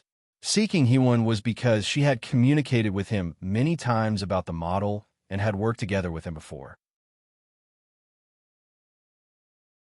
Su Wenyao and Chun Hong were about to graduate from their senior year, and Bai Lian could hardly imagine what expression she would have to wear when Su Wenyao was being scolded by Jiang Fulai in front of her, especially since Su Wenyao had always treated her like an elder. What was most important was, even if Jiang Fulai hadn't said it, Bai Lian knew his influence here was definitely not small. When her name first appeared in Heewon's papers, it caused quite a stir. If the name of Jiang Fulai appeared on a mathematical modeling competition, Bai Lian could not quite dare to envision the scene. Her hand pressed on the draft paper, but her mind was racing. The small-scale modeling competition was a bit of an underuse for you, but Heewon was just right. Jiang Fulai averted his eyes, grudgingly accepting the explanation. Have you encountered any problems? He started the car. No. With the crisis seemingly averted, Bai Lian leaned back, but Chun Hong said the MAT software can only be used in the school lab. Jiang Fulai said offhandedly, that's the theory. And in practice? At the red light, Jiang Fulai slowed down the car to a stop and remained silent, simply raising an eyebrow. He had been using it for quite a while. The lab at home, his apartment in Chongqing, he had installed it everywhere. Who among those people in overseas labs would dare to make a peep? Time swiftly passed. July 13th, 11 o'clock at night. In these 3 days, Bai Lian and the other 3 members of the Su Wenyao team had only slept less than 6 hours. This session's problem, it was difficult, and with not many people choosing it, they were pressed for time to finish the model and gather the last reception ratio. Afterwards, they only had 2 hours left to rush the coding. After submission, they would have to wait 2 months for the evaluation. We too can't handle these. Chun Hong was typing as he said this. During these 2 days, he had been helping Bai Lian with calculations while writing the paper. Junior, you go and rest. You've worked hard these 3 days. Chun Hong and Su Wenyao were juniors, and they had plenty of experience writing papers during this period. Glancing through the summary, Chun Hong was writing at lightning speed. Bai Lian found it much better than what Wang Su had written before. It was barely acceptable, and she had no energy to help them polish it. So, she didn't decline, okay. Su Wenyao was verifying the last reception ratio. Looking up and seeing Bai Lian pick up her laptop, he remembered something. Will you go back for dinner the day after tomorrow? Su Ziyu's celebration dinner was tomorrow. Before knowing that Bai Lian had ranked first, the elderly lady had been delighted about Su Ziyu's high score. She had specially arranged a banquet for July 15th to entertain the Su family and some relatives and friends. She even wanted to throw a large banquet for Bai Lian, which Bai Lian had declined.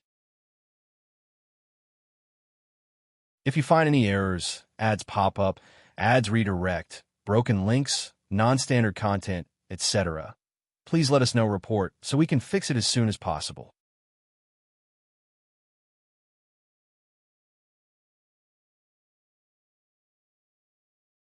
Chapter 578. 227 Who Dares to Speak Up? The building Butler saw Principal Sure_4 suit and was also against Grandmother Su, throwing a big celebration for Su Ziyue, considering Su Ziyu's shy personality. But the old lady of the Yu family had been too showy in the last couple of years. Grandmother Su couldn't swallow her pride and had been rushing for quick success. Bai Lian took out her phone and looked down at it. Su Ziyue, come. Su Ziyue, shy. Su Ziyue, spinning. JPG, Su Ziyue, spinning. JPG, Su Ziyue, Bai Lian. Stop. The screen scrolling came to an abrupt halt. Bai Lian packed away her computer into her canvas bag, pulled out her chair, and stood up. They'll see how it goes. 7:15. In the afternoon, at Shanghai apartment. Uncle Lin and Gao Yin were both at Bai Lian's place. Gao Yin sat at the edge of the table, talking with Bai Lian and Pu Xiaoan. Jiangjing Media University, that's a really good school, said Gao Yin, quite surprised upon hearing Pu Xiaohan's chosen school, remembering it was Bai Lian's alma mater. Bai Lian was from Xiangqing. It was one thing her own academic performance was excellent, but how come her classmates were also so impressive? Pu Xiaoan, with nearly 50 million online followers, just smiled modestly at Gao Yan's remark and poured her a cup of tea. Bai Lian sat beside Pu Xiaoan, looking slightly ragged due to lack of rest in the past few days. Today she managed to get out of bed not long ago. She was idly writing a reduced musical score on a piece of paper. The fingerprint lock outside beeped, signaling someone coming in.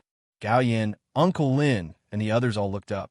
The man at the door was Jiang Fulai, dressed in a silvery silk shirt with traditional Chinese button knots, making him appear distant and unapproachable. Gao Yan, who had been seated, stood up and greeted him, locking her eyes on Jiang Fulai.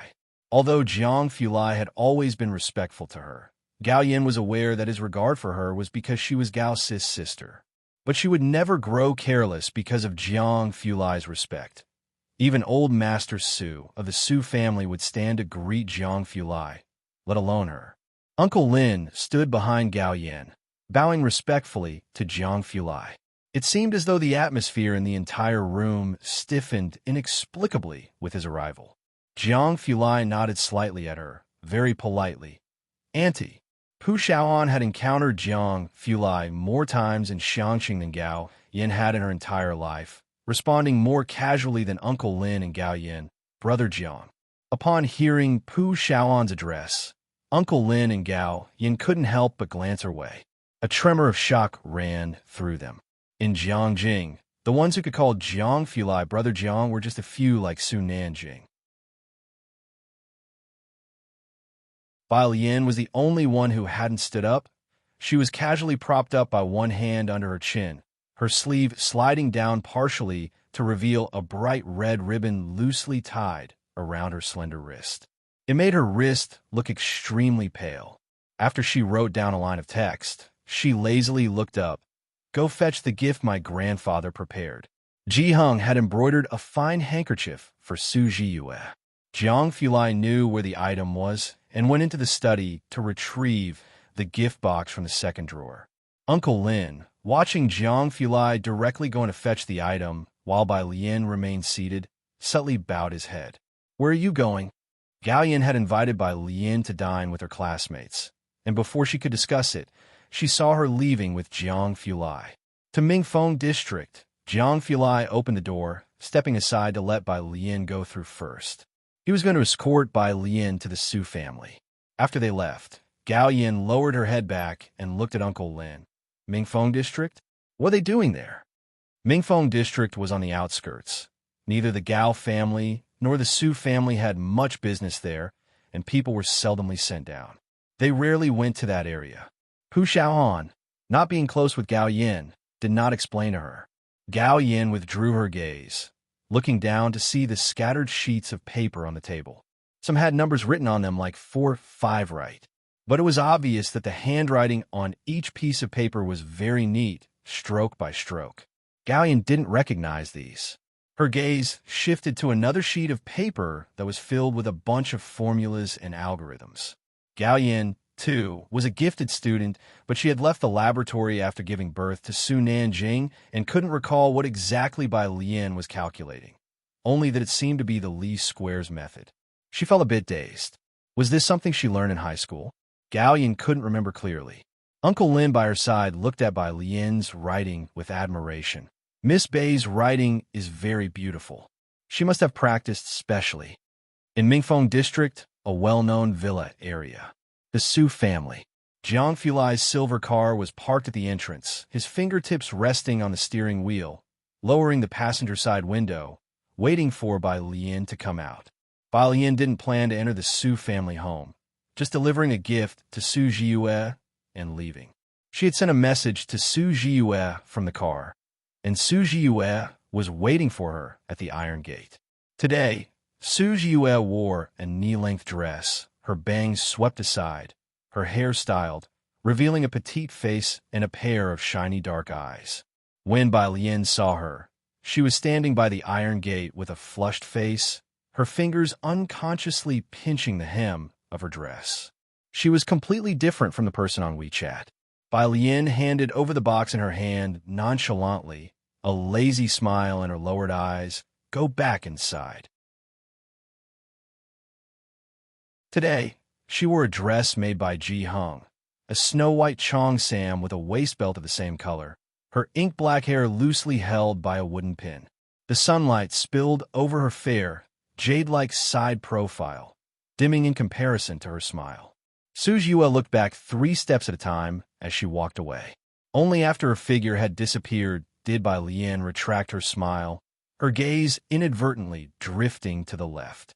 She turned and got back into the car. Jiang Fulai drove forward. What's wrong? Nothing. Bai Lian leaned back. It was just an unfriendly stare. She opened her cell phone and inquired to Su Wenyao. Who have your family invited this time? As soon as she sent the message, a call came through on her phone from Ji Xiaojun. Uncle. Bai Lian turned off the Bluetooth and answered. Ji Xiaojun was timing his call to coincide with her break time. Come over for dinner tonight.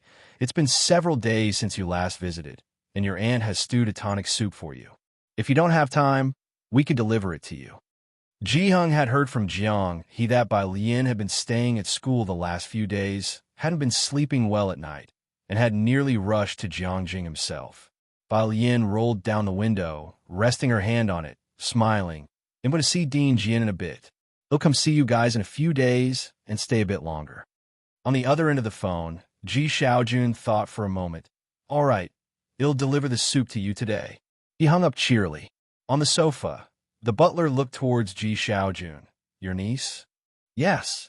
Ji Xiaojun put his phone on the table, stood up, a clear joy on his face. He'll go deliver the soup to her. The butler knew. Ji Xiaojun never referred to Run Wanxian as his niece. It was unclear why Ji Xiaojun was so favorable towards Bai Lian, but right now, he didn't want to waste Ji Xian's time. After pondering for a moment, continue your studies with the teacher. He'll deliver it to Miss Bai for you. She's still in Chang'an District, right? It's a long way there and back. He'll save you the trouble. Because Ji Xiaojun was talented, the butler had changed the way he addressed Bai Lian. You. Hearing the butler say this, Ji Xiaojun paused, seemingly contemplating for a long time before agreeing. All right, please tell her to take good rest for me. That evening, Xiaojia parked the car in front of Building 11 of Shanghai apartment. The butler got out of the back seat, and Xiaojia emerged from the driver's side, eyeing the building number. It should be this place, right? The butler took out his phone, squinted at it for a while, confirmed it was correct, and then the two of them entered together. On the 3rd floor, they had no intention of taking the stairs and waited for the elevator to come down at the elevator lobby. The elevator was descending from the 3rd floor. It opened with a ding, containing only an old man. The butler glanced indifferently, stepping slightly aside to make room.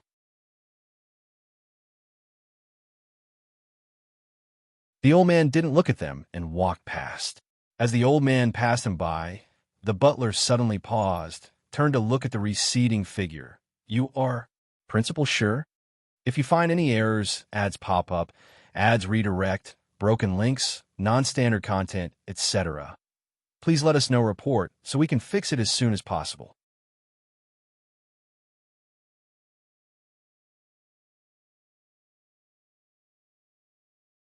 Chapter 579. The Mu family's hope. The arrogant offspring of Chen Wanshu stopped when he heard the voice. He was still wearing his glasses and turned around at the door to look at the butler, unable to remember him. You are. The butler's hair was speckled with white, his skin loose and wrinkled, and his pair of eyes cloudy and unfocused, revealing no particular sense of vitality. Our young master used to be your student.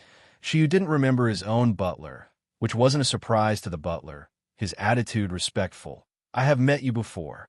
Shiyu had encountered numerous students and parents, so naturally, he didn't remember people he had met over a decade ago who were not significant. Upon hearing this, he merely nodded slightly toward the butler, then immediately took a call and left. The butler stood at the elevator for a long time before finally lowering his gaze and entering. Do you know him? In the elevator, Xiaojia curiously looked at the butler. Yes, the butler responded indifferently, without much interest, the principal of Jiangjing University. Butler had met Principal Shi back when Mu Qiong was still around.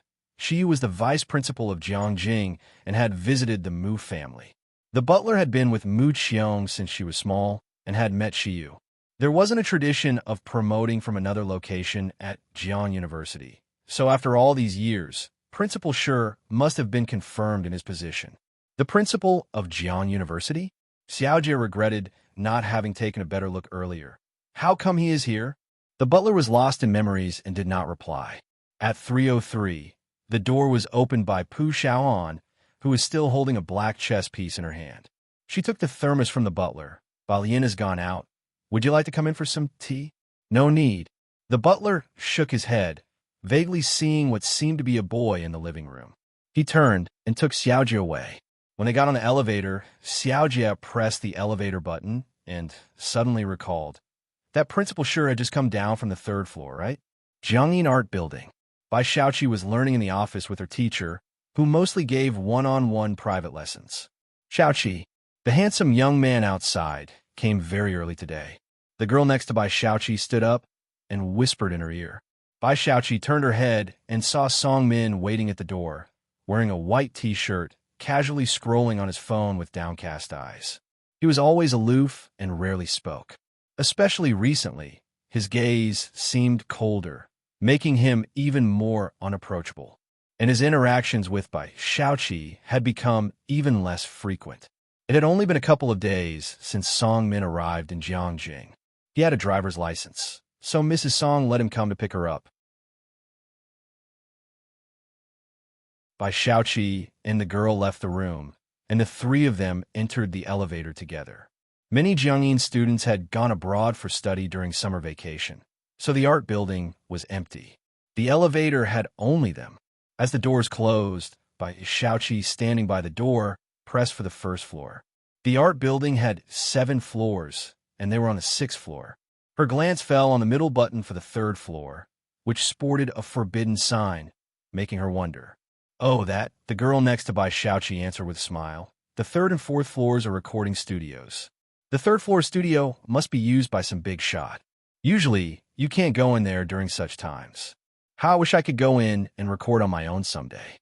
The girl's voice was filled with longing. Jiangyin boasted the best recording studios in all of Asia and was also well known internationally. Not to mention domestically, a bunch of people from overseas came to Jiangyin for these studios. Both Bai Xiaoqi and Song Min glanced at the 3rd floor, which was marked with no entry. 3rd floor, recording studio.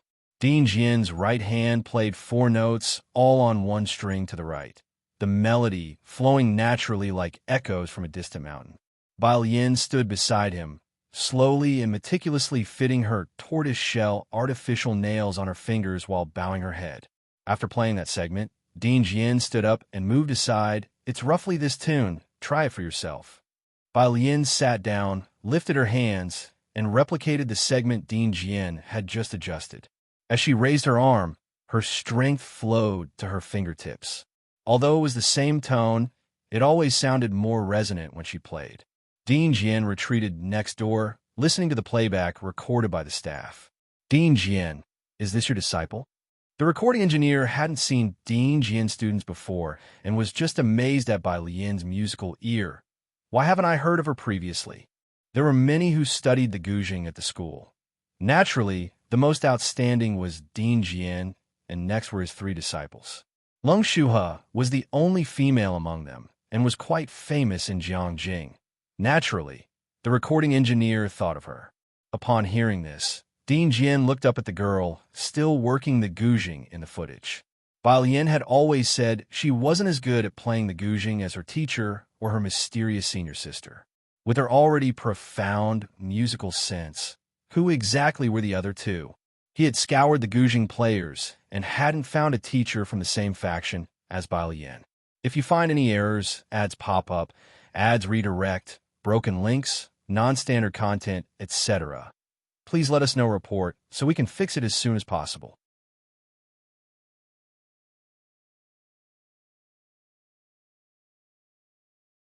Chapter 580.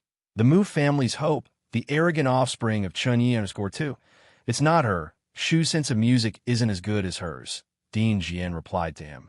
Such a musical sense is a real pity not to be involved in music. How big is the likelihood of snatching her from Jiang University? Dean Jian pondered this at the bottom of his heart. Meanwhile, the recording engineer was surprised. If it wasn't Lung Shuhe, then who was this girl? He watched through the camera as Bai Lian gently placed her hands on the strings and looked up to speak with the man beside her. The boy was dressed in a crisp white shirt and seemed to have felt the gaze as he glanced indifferently towards the camera. The recording engineer immediately lowered his head as his gaze met those pale, faint eyes. After listening to all the recordings, Dean Jian said, "It's about there, Teacher Zhao. Thank you for your hard work." With headphones on, the recording engineer enjoyed a feast for the ears in the top-notch recording studio combined with Bai Lian's and Dean Jian's collaboration. "Miss Bai," the recording engineer said after listening to the recording. As Bai Lian was taking off her artificial nails, braving Jiang Fulai's chilly aura, he took out his phone to add Bai Lian on WeChat. "If you want to record anything in the future, just come directly to me." Bai Lian took out her phone and allowed him to scan the QR code. Soon, she received an ad request notification. Zhao Jinxin. Bai Lian accepted it. Only after Bai Lian and the other two left did Zhao Jinxin finally breathe a sigh of relief, looking at the tall and cool silhouette beside Bai Lian. After they left, a staff member approached Zhao Jinxin. "Mr. Zhao, the principal is still waiting for you." "Yeah." Zhao Jinxin packed up his things to leave. "Your school's equipment is really good. When can you lend it to our music station to use around 8 in the evening?" Dean Jian led Bai Lian and Jiang Fulai through Pomegranate Grove to an octagonal two-story loft to the south, surrounded by a circular colonnade. By this time, the sky had darkened and the street lights on either side were on. The security guard in the booth at the front of the small building stood up quickly when he saw Dean Jian. "Dean Jian." "Open the door," Dean Jian said, looking at the wooden door that were shut, his hands hanging by his sides. "We're here to pay respects to our ancestors." The guard had already taken out an old-fashioned long key to unlock the door. Dean Jian led the way up the steps inside. As he set foot on the porch, he noticed that the others hadn't followed and turned around at the door to look at Bai Lian. "Not coming in?" "Yeah." Bai Lian snapped back to reality and stepped up the stairs. Jiang Fulai stayed outside, merely looking up at the loft without entering. The loft wasn't large, and entering it one could see a spirit tablet set up for offering incense to the deity statue. Behind the statue was a staircase. Bai Lian took the incense that Dean Jian handed her, lit it, and stood in front of the spirit tablet. Her gaze became slightly vacant, touching upon the numbers on Qin Jiu's tablet. Qin Jiu had passed away in peace. It seems Jiang Yi hadn't mistreated him. Compared to Bai Lian, Dean Jian was extremely respectful. From the moment he stepped into the loft, his expression was solemn, and he bowed 3 times before inserting the incense. Qin Jiu is the belief of Jianjian's zither masters and disciples. Whether for exams or work changes, these people would come to pay respects to the ancestor. With the zither, this huge sect, Qin Jiu occupied half of the territory. After he finished offering incense, he noticed Bai Lian was still fixedly looking at the tablet without moving. Her dark eyes were cast upon the tablet, but her gaze seemed a bit distracted. Several minutes later, Bai Lian came back to her senses and inserted the partially burned incense into place. Shanghai apartment. In 303, when Jiang Fulai and Bai Lian returned, Pu Xiaoan and Jiang He were playing Go in the living room. Jiang He was sitting cross-legged on the carpet, holding a white stone across from Pu Xiaoan. Seeing Pu Xiaoan place a stone, he unthinkingly placed his white stone on a spot. "Wait." Pu Xiaoan picked up the white stone he had just placed and returned it to him, also retrieving her own black stone. "Birdie, give me another chance. I placed it wrong just now." She put her black stone where Jiang He had just placed his. No one touched the piece of paper Bai Lian left on the table. Pu Xiaohan couldn't understand any of it. In 303, except for Jiang Fulai, no one dared to tidy up Bai Lian's stuff, fearing they might carelessly lose her important data. "Right, Pu Pu Xiaoan retracted another stone, then looked up at Bai Lian. Previously, Principal Shi came looking for you, and also an elderly person delivered soup for you. She pointed to the thermos on the table. Bai Lian was aware, but she wondered what Principal Shi wanted with her. She bowed her head to take out her phone and sent a message to Principal Shi. Shunyu replied quickly. The dean of the Chinese department is looking for you. When can you come to the university? He waited for you all afternoon today and has an academic conference tomorrow. He'll return the day after tomorrow. If you find any errors, ads pop up, ads redirect, broken links, non-standard content, etc., please let us know report so we can fix it as soon as possible.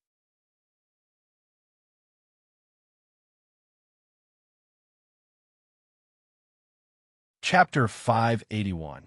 The Mu family's hope. The arrogant offspring of Chinese_3 Bai Lian didn't understand why someone from the Department of Chinese Language and Literature was looking for her. I'm going to my uncle's the day after tomorrow. Shunyu felt gloomy on the other end. How could it be the uncle again? Let's meet up another time then. She happened to see Su Wenyo's message, which he replied to the group that went to the Su family today. Aside from them, there were also people from the Yu family. The Yu family? Bai Lian tapped her fingertips on the screen, thoughtfully pondering the uncomfortable gaze she felt at the door that afternoon, wondering who it was. Next to her, Jiang Fulai glanced at the thermos and sent a message to Ming Dongheng to take it back to room 301 to reheat. Oh no. Pu Xiaoan stood up, having been tormented by Jiang He all night. Lian, you must avenge me. Bai Lian raised her eyebrows. She casually crossed her legs and sat down. Her pale fingertips picked up a black ghost stone, and she gave Jiang He a nonchalant glance. With that look, Jiang He knew he was in trouble. Pu Xiaoan was beside Bai Lian, massaging her shoulders. Go Lian. 1 minute later, the black stone's lost. 30 seconds later, the black stone's lost. The black stone's lost again. Pu Xiaoan hammered back even more vigorously. Lian is so powerful. Jiang, he couldn't help it, and looked up at Jiang Fulai, who was sitting off to the side with his legs crossed, watching the excitement. Jiang Fulai was holding a teacup, gently blowing on the tea foam before taking a sip, then glanced at Jiang He slowly and indifferently with an air of laziness and nobility. But Jiang He saw clearly the undisguised mockery in his eyes. Not only did he not help, but he also ridiculed him. On the 17th, Bai Lian went to Ji Shan's home. You haven't lost weight. Shen Qing bought a bunch of groceries and kept them at home. As soon as Bai Lian arrived, she examined her from head to toe, nodding. You also look well. This physical condition clearly surpasses Tang Ming and Ning Xiao by a great deal. Those two guys couldn't handle a single all-nighter at Buyuan before. Shen Qing was relieved. Bai Lian stayed here for one night and didn't leave the next day either. Afternoon, Xiaojia brought Ji Xiaojun back. After getting out of the car, Ji Xiaojun looked at the butler inside. Would you like to come up for a meal? Alien came yesterday.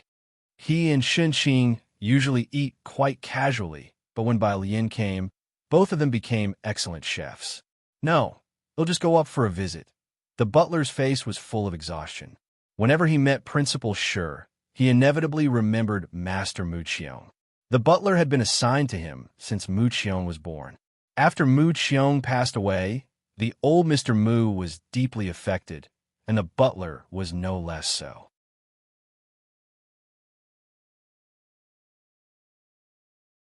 You should get ready for the banquet at the end of the month. The butler got out of the car and walked with Ji Xiaojun toward the elevator. The young miss will take you. Ji Xiaojun had only met Mu Yining a few times. The two of them talked all the way up about company and banquet matters until Ji Xiaojun opened the door. It was then that the butler stopped. Inside the apartment, Bai Lian was sitting on the couch. She was dressed in casual clothing, her eyes slightly downcast, playing with her phone and swiping through the Jiangjing app problems. When she saw Ji Xiaojun return, she lazily greeted him. Then she continued calmly tapping through the questions. A WeChat message flashed across her phone's banner. Su Yue, as 5 Slock. Bai Lian didn't understand and clicked to take a look. The other side didn't reply, and just as she was about to, her phone rang. It was Principal Shi's call. Next to her, The butler was still chatting with Ji Xiaojun. The butler glanced at Bai Lian, and seeing that she was going to the balcony to answer the call, he didn't ask more. The dean of the Chinese department has some free time. Come back. Are you home? In order to avoid missing Bai Lian again, Shunyu had learned to call Bai Lian in advance. Uncle's place. Bai Lian rested her hand on the balcony railing, concise and to the point. On the other end of the phone, Shunyu paused, looking at the people in his office. Do you have time to come to the school? Bai Lian tapped her fingers on the railing, pondering for a moment. Then he'll head back to school first. Great. Shunyu was very excited. Bai Lian hung up the phone, pushed open the balcony door to come out, and bid farewell to Ji Xiaojun. Leaving now. Hearing Bai Lian was about to leave, Ji Xiaojun quickly stood up. It was rather abrupt. Yes. Bai Lian bowed slightly, picked up a book from the side, stood up, and said softly, Something came up, and Xiaohan is also still at my place. The butler held his teacup and glanced at the book. It was just 2 basic music theory books, and with disinterest, he retracted his gaze and took a sip of tea. With that sip, the butler paused involuntarily. He naturally could tell the quality of the tea, and Ji Xiaojun didn't care much for tea. The tea he had previously at Ji Shan's place was common market fare. This tea seemed a bit like the one he had tasted before at Ji Hong's, and the butler found it strange. Ji Xiaojun knew Xiaoan was staying with Bai Lian. You even bring her with you for meals. Her parents visit your grandfather every week.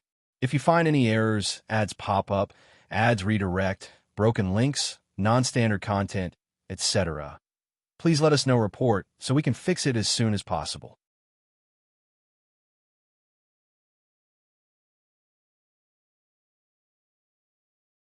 Chapter 582. The Mu family's hope, the arrogant offspring of Chunyi_4, he escorted Bai Lian out. Xiaojia also stood up, taking his car keys. Miss Bai, where are you going? Let me drive you. No need, Bai Lian said with her books in hand. Unhurriedly, he'll take the bus. She always had a strong sense of boundaries.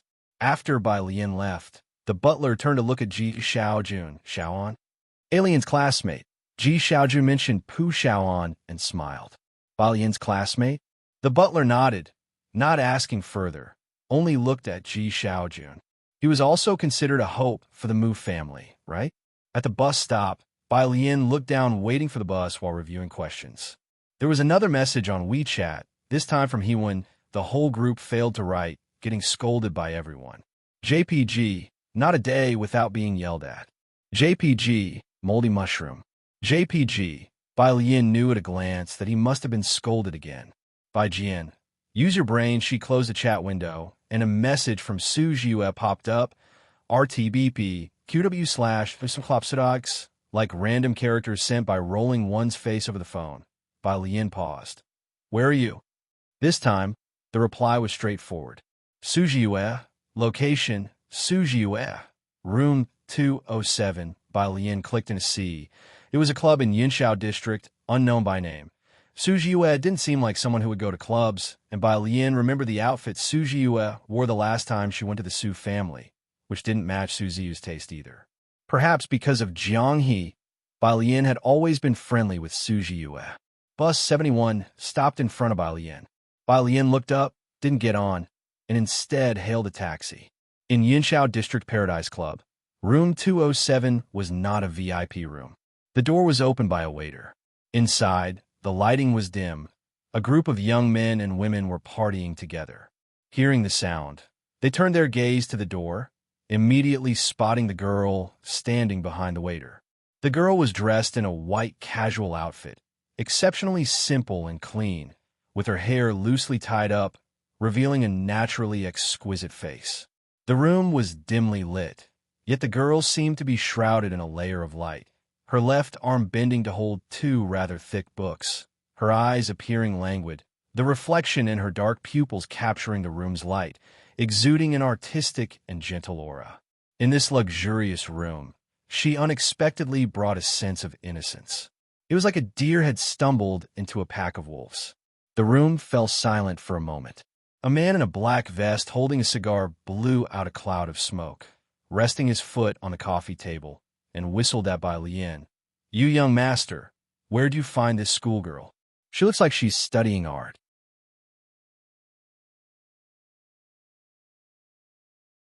The young master that the man referred to was sitting with his back to Bai Lian, his hand on a girl's chin and a drink in the other. Upon hearing this, he let go and stood up to look towards the door. Dressed in a blue shirt with several buttons undone, he exuded a dapper and rakish charm. Seeing Bai Lian, his eyes narrowed, an undeniable determination in his gaze. Suziu's sister? Just right. She doesn't drink, so you drink in her place. He extended the drink in his hand towards Bai Lian. Hearing this, the Sujiue beside him hurriedly looked up, her face unnaturally flushed, staggering to her feet. I'll drink. She reached out to grab the wine glass from Mr. Yes' hand. As she looked up, the clearly visible purple bruises on her jaw came into view. Bai Lian's nonchalant expression slowly faded away. Miss Su, don't rush. Mr. Yes' gaze didn't leave Bai Lian. If you want to drink, there will be plenty of chances. He passed the wine glass in his hand to Bai Lian. Bai Lian reached out and took it. The others in the private room laughed, not surprised at all. Mr. Yu fixed his gaze on Bai Lian, unbuttoning another button, and licked his lips. You're much more sensible than your sister. Don't drink it. Sujiue didn't expect Bai Lian to take the wine. She clutched Bai Lian's arm, her dark eyes filled with terror. How did you get here? She tried to grab the wine in Bai Lian's right hand, holding the base of the tall glass, but the glass wouldn't budge. Sujiue blinked in confusion. Bai Lian noticed her mind didn't seem quite clear, and then casually tossed a book with her left hand onto the coffee table. Bending down, she seemed to sniff the fragrance of the wine, and, as expected, it was spiked. She looked up, took 2 steps forward, and under the heavy shadow, poured the entire glass of wine over Mr. Yes' head, splashing some on her own hand. She frowned and reached for a tissue. Calmly wiping the back of her hand, she stared at Mr. Yu and coolly asked, Would you like another drink? In the private room, no one had anticipated someone would dare to mess with Mr. Yu to such an extent. The lively room instantly fell silent enough to hear a pin drop. Mr. Yu wiped the wine off his face, accustomed to being flattered by others. It was the first time he had been publicly shamed, and his complexion was exceedingly ugly. Good, very good. A few lackeys immediately brought over 3 bottles of wine and tried to help capture Bai Lian, to forcibly pour the liquor into her. They hadn't even touched Bai Lian's collar before she kicked them aside. The loud noise momentarily startled Sujiue into clarity, and she frantically shook her head at Bai Lian, her voice tinged with sobs. You should go. Don't worry about me. This is Yu Hongjing. His sister Yu Hongyi is a favorite of the Chun family. He's Yu Hongyi's only brother. Tisich, Yu Hongjing wiped his face, fixating his stare on Bai Lian's face. Now you're scared, eh? I'm telling you, it's no use. Get her for me. Before he could finish his sentence, he was kicked over onto the coffee table behind him. Bang! Wine glasses and bottles scattered all over the table. In an instant, Yu Hongjing spat out a mouthful of fresh blood. He hadn't expected someone to still dare to attack him after hearing his name. You really are. Yu Hongjing felt his ribs break as he propped himself up with his hands and involuntarily took 2 steps back. Today there was only a wooden hairpin in her hair, which was a bit disheveled from the scuffle. Bai Lian removed the hairpin, leisurely and methodically wrapping her hair up again. Her head bowed slightly, her ink-black hair loosely hanging down, the hem of her white pants now stained with a droplet of Yu Hongjing's blood. Apart from Sujiue, most around her were sprawled chaotically on the ground, and yet there she was, casually redoing her hair in such a place. Those who came here were either rich or noble, guests that regular members couldn't afford to offend, and the moment they sensed trouble, they called the police. The bar was just down the street, where, to prevent incidents, an outpost had been set up. In less than 5 minutes, the sound of police sirens could be heard outside. Yu Hongjing glared at her fiercely, and upon hearing the siren, he staggered to his feet. It's over. No matter who you are, let me tell you, you're finished. Bai Lian's eyelashes carelessly drooped as she finished arranging her hair, toying with a lighter in her hand, her fingers pressing the lighter, causing a ghostly blue flame to emerge. Jiangjing, someone Su Jue would call a person of the Chun family. Listening to the sound of the sirens, Bai Lian glanced down at Yu Hongjing. A person of the Chun family? A descendant of Chun Yi? What Chun Yi? Yu Hongjing had completely different associations in mind. He thought Bai Lian was referring to Chun Yi as an honorific. He scoffed. It's no use even if you find Chun Yi. Jiangjing University. Shun Yu sat in his office, and the middle-aged man next to him paced back and forth, glancing at his wristwatch. Principal, she should have arrived by now, right? Having met Bai Lian twice, he knew her as an extremely polite person. Shun Yu looked at the darkening sky and also found it strange. Picking up the microphone on his desk, he said, "I'll give her a call. If you find any errors, ads pop up, ads redirect, broken links, non-standard content, etc.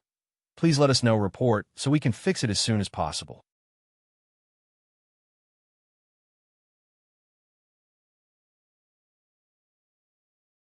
Chapter 583 229 Detain an ancestor _ 1 Shun Yu held the receiver in his left hand and dialed a string of numbers directly with his right. Although he had only seen it once, he remembered Bai Lian's number and didn't need to look it up deliberately. The phone rang several times, but no one answered. Beside him, the dean of the Chinese department sat back down, picked up his now-cold tea, and stared at Shun Yu without blinking. The call disconnected automatically.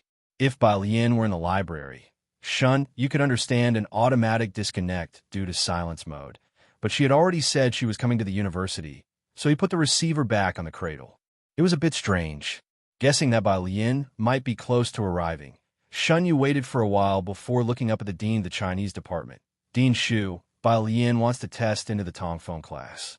Dean Shu had very short hair and sat there exuding a scholarly elegance that seemed to calm the passage of time. Upon hearing Shun Yu's words, he put down his teacup and said, "I know." The dean did not say anything else. Shun Yu had communicated with Bai Lian's homeroom teacher and knew that Bai Lian was an extremely studious and respectful student after interacting with her twice. Speaking with Bai Lian was truly comfortable, with a gentlemanly demeanor and a humility that was self-cultivating. Shun Yu felt that she must have been influenced by great literary figures in her childhood, as this kind of cultural sophistication wasn't possessed by just anyone. However, he also wondered which reclusive literary figure from Xiangqing was responsible for it. Dean Shu looking for Bai Lian did not surprise Shun Yu.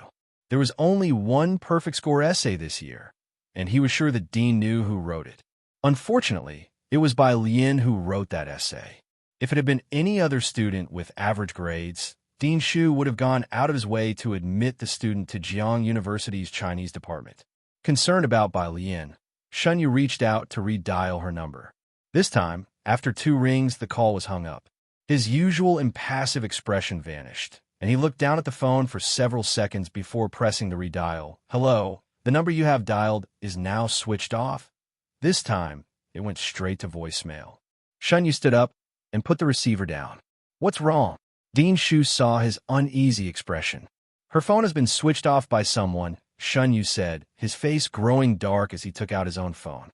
It had been switched off by someone, not her. In Yunshao District, at the police station, the man in charge of the case turned off the continuously ringing mobile phone, resting his hand on the table. "I wouldn't have guessed. You really hit hard." He had already ascertained that this girl was not from Jiangjing and that she had only a single grandparent at home.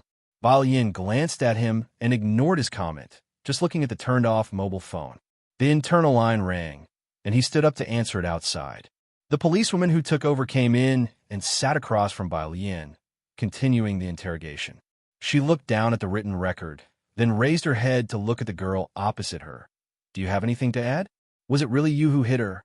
The girl opposite propped her chin with her hand, her black hair meticulously tied up, dressed in snow-white attire, her eyes cold and dark. She didn't seem to be in a good mood. Although both parties had already accused her of the assault, the policewoman still found it hard to believe upon seeing her. "Yes," Bai Lian admitted without denial. The policewoman hesitated to speak, but eventually pulled out a piece of paper for Bai Lian to fill out her information. Bai Lian took it, glanced down briefly, and filled in her name, phone number, and Jiangjing address. Her handwriting was neat and beautiful, making the policewoman increasingly feel that she was not the sort to attack someone. After writing everything down, Bai Lian looked up at the nameplate in front of the policewoman. "Officer Sun, how's my friend doing?" "She's been taken to the hospital." "Don't worry." Officer Sun was experienced, pausing before continuing. "We're waiting for a follow-up medical report. However, you should try to resolve this peacefully with them." In Jiangjing, Sun had met all sorts of people and understood the situation as soon as she saw Su Jiyue. She grasped what kind of scenario this was. Yet, she found it incredible to believe the level of force this girl, before her, was capable of. The interrogation room was bugged, so Officer Sun couldn't reveal too much and only subtly hinted to Bai Lian that the person she had hit was not to be trifled with. In Jiangjing, gold could be found everywhere, and one had to tread carefully not to stumble upon it. Bai Lian's information had been recorded when she was in the police car. Not a local, and it seemed her family wasn't well connected. Faced with the wealthy youths of Jiangjing, Officer Sun felt overwhelmed. "May I have my phone, please?" Bai Lian's gaze fell on the mobile phone next to Officer Sunday. The mobile phone was supposed to be confiscated after entering the interrogation room. Officer Sun looked at Bai Lian and hesitated for a moment. "Tell me who to contact, and it'll help you." She pressed the power button to turn on the phone. "If you find any errors, ads pop up, ads redirect, broken links, non-standard content, etc., please let us know report so we can fix it as soon as possible."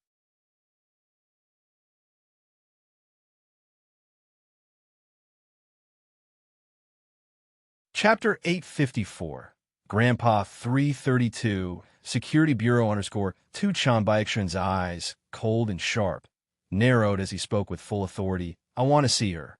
"Sorry," Su sent an email to his superiors.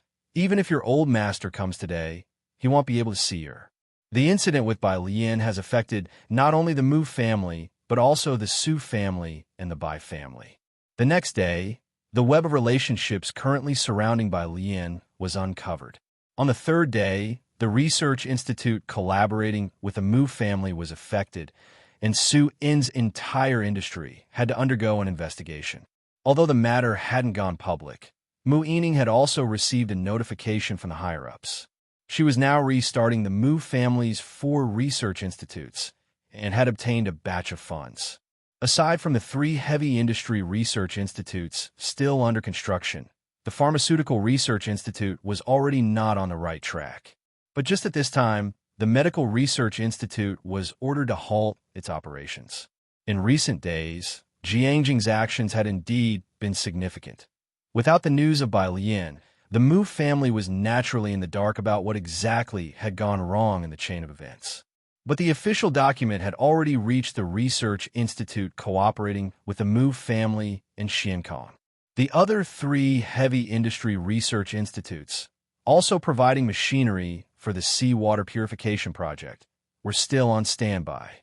The Mu family convened an emergency meeting first thing in the morning.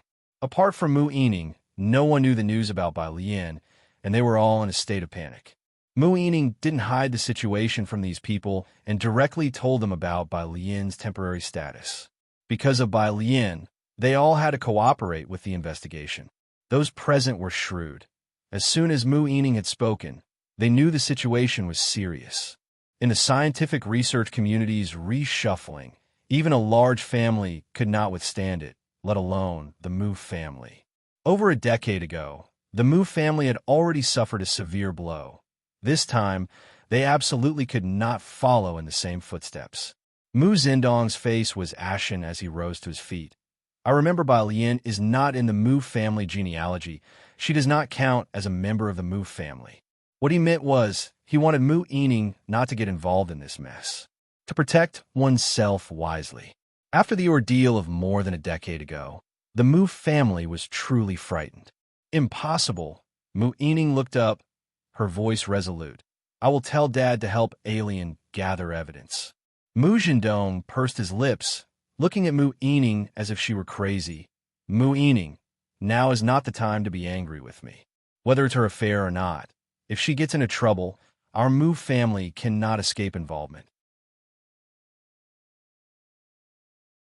It was not the question of whether Bai Lian was in trouble or not, but Mu Zhendong and the others knew that if Bai Lian were the only suspect, in the end, whether it was her or not, it could very likely end up being her.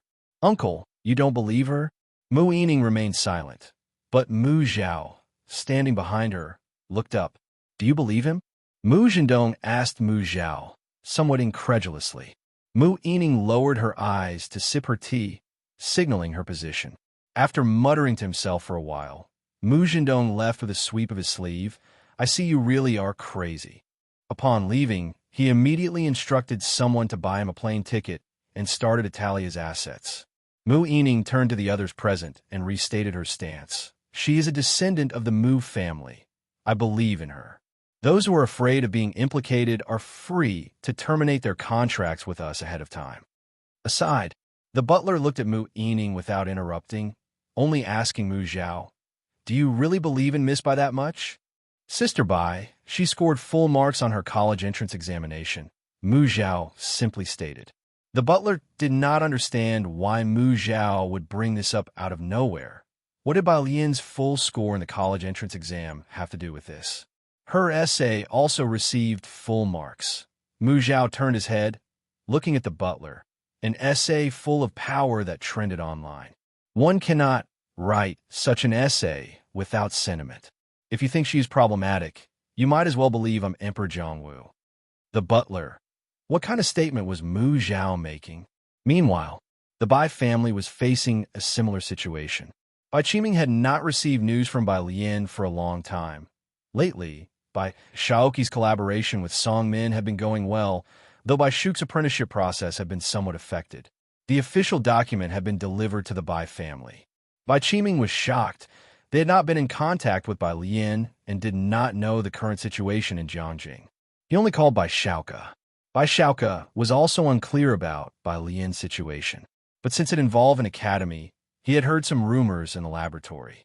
Over the phone, he spoke somberly. I've also been sent out of the laboratory by the professor. It seems her component is problematic. Dad, you should prepare early. This news startled Bai Qiming. The entire Bai family had never encountered such a situation, and the wish of Bai Lian's great-uncle to bring her back into the Bai family tree had never been revoked. Suddenly facing this issue, he was so shocked that he didn't know what to do. Uncle Qiming. Guai Yueqing had not yet registered her marriage with Bai Qiming, but she had already been living with the Bai family since the new year. She took Bai Qiming's hand. There's no need to panic yet. Last year, she was no longer a member of our Bai family. If you find any errors, ads pop up, ads redirect, broken links, non-standard content, etc., please let us know report so we can fix it as soon as possible.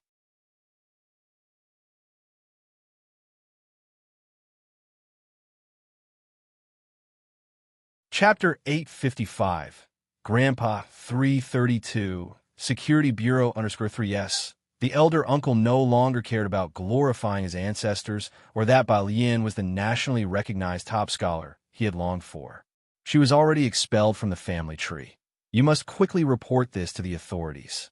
Just before this incident happened, the elder uncle had regretted letting Bai Lian leave. Now, however, he was relieved that they had the foresight to remove Bai Lian from the family tree early on. This approach won't do. Guai Yueqing lowered her eyes. Qiming, we should issue a news release to clearly state our position and that we have long severed ties with her. Bai Qiming realized the situation and immediately had his assistant handle the public announcement. Within an hour, the Bai family found a reporter to release the news and clearly delineated their separation from Bai Lian. Even so, the Bai family's business was still affected and several projects were halted. The Su family was also undergoing investigations. Many of Su In's projects were halted, which he had his assistant monitor closely. He was more concerned about Bai Lian's current situation than these projects. He didn't know where Bai Lian was, and she didn't answer her phone either. He then called Wen Yao. Wen Yao had ranked first in the written test and in the retest, earning a position as a graduate student under Director Huang. He hadn't boasted about this to anyone else and was still following up on an important project with Director Huang. He usually didn't meet with outsiders. Upon receiving Su-En's call, he was startled. "Dad, wait a moment, they'll go find my teacher." After hanging up, Su-En thought for a moment before grabbing his keys and heading to Shanghai apartment. Shanghai apartment. Today, Ning Xiao was not there, but Pu Xiaoan and Zhang Xiais were in apartment 103 accompanying Ji Heng. Pu Xiaoan was holding a camera, taking pictures of Ji Heng's treasured fabrics in the yard. "Grandpa, are these cloud brocade?" A piece of cloud brocade, as valuable as gold. Under the sunlight, they shimmered brilliantly. "Yes." Ji Heng held his pipe, looking at the fabrics. "There's quite a bit left. They'll make a set of clothes for you, an alien." "Wedding clothes?" Zhang Xiais asked as he texted Ning Xiao. Ji Heng glanced at Zhang Xiais, but didn't object. Someone rang the doorbell. Pu Xiaoan continued taking shots, directing Zhang Xiais to move the boxes for her. Ji Heng, holding his pipe, went to open the door. "Dad." As Su-En entered and saw Ji Heng's calm demeanor, he felt relieved, but still asked, "Where is Alien? Why isn't her phone going through? Is she busy with some research again?" It was typical for Bai Lian to be busy with research. She often disappeared for a week at a time. Ji Heng was used to this, as Bai Lian had often studied late into the night, returning only at 11 since high school. Even before college, she worked on research with Wen Yao and then went abroad for further studies, sometimes gone for over a month. Ji Heng didn't care much about the initial part of the conversation until a particular phrase caught his attention. He stopped, holding his pipe, and looked up. "Her phone is out of service?" The day Zhang Xiais invited him for dinner, Bai Lian had messaged Ji Heng. She had mentioned being busy for a few days. Ji Heng took out his mobile phone to call Bai Lian. In the yard, upon hearing Su-En's words, Pu Xiaohan and Zhang Xiais sensed trouble. They had not had the chance to stop Su-En, and now they both set down what they were holding, looking at each other with concern. Bai Lian's phone was still off. Ji Heng set down his pipe, looking towards Pu Xiaohan and Zhang Xiais. "Xiaohan." Pu Xiaohan, after a brief contemplation, knowing that Ji Heng would find out sooner or later, briefly explained the situation, although she did not know the specifics, only that Bai Lian was at the security bureau. Ji Heng's eyes narrowed slightly, his voice calm as he turned and walked towards the room. "The security bureau? If you find any errors, ads pop up, ads redirect, broken links, non-standard content, etc., please let us know. Report so we can fix it as soon as possible."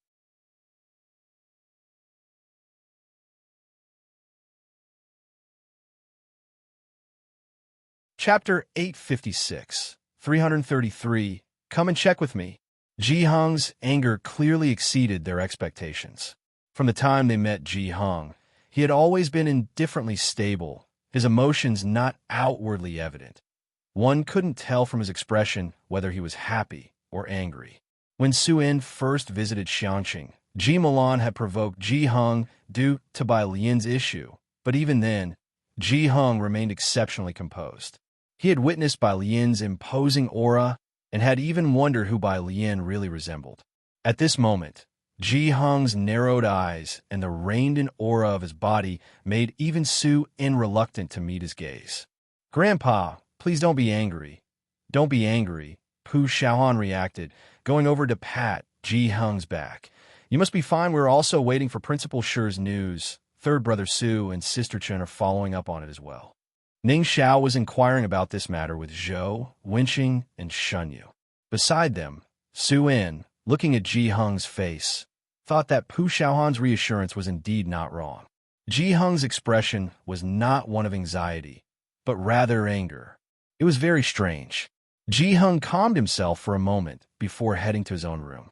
He reached into the bottom of a trunk and took out a sandalwood box which, if Bai Lian were here, she would certainly recognize. He had shown it to her before. The box still contained a pile of photographs. The woman in the black and white photos was gentle and beautiful.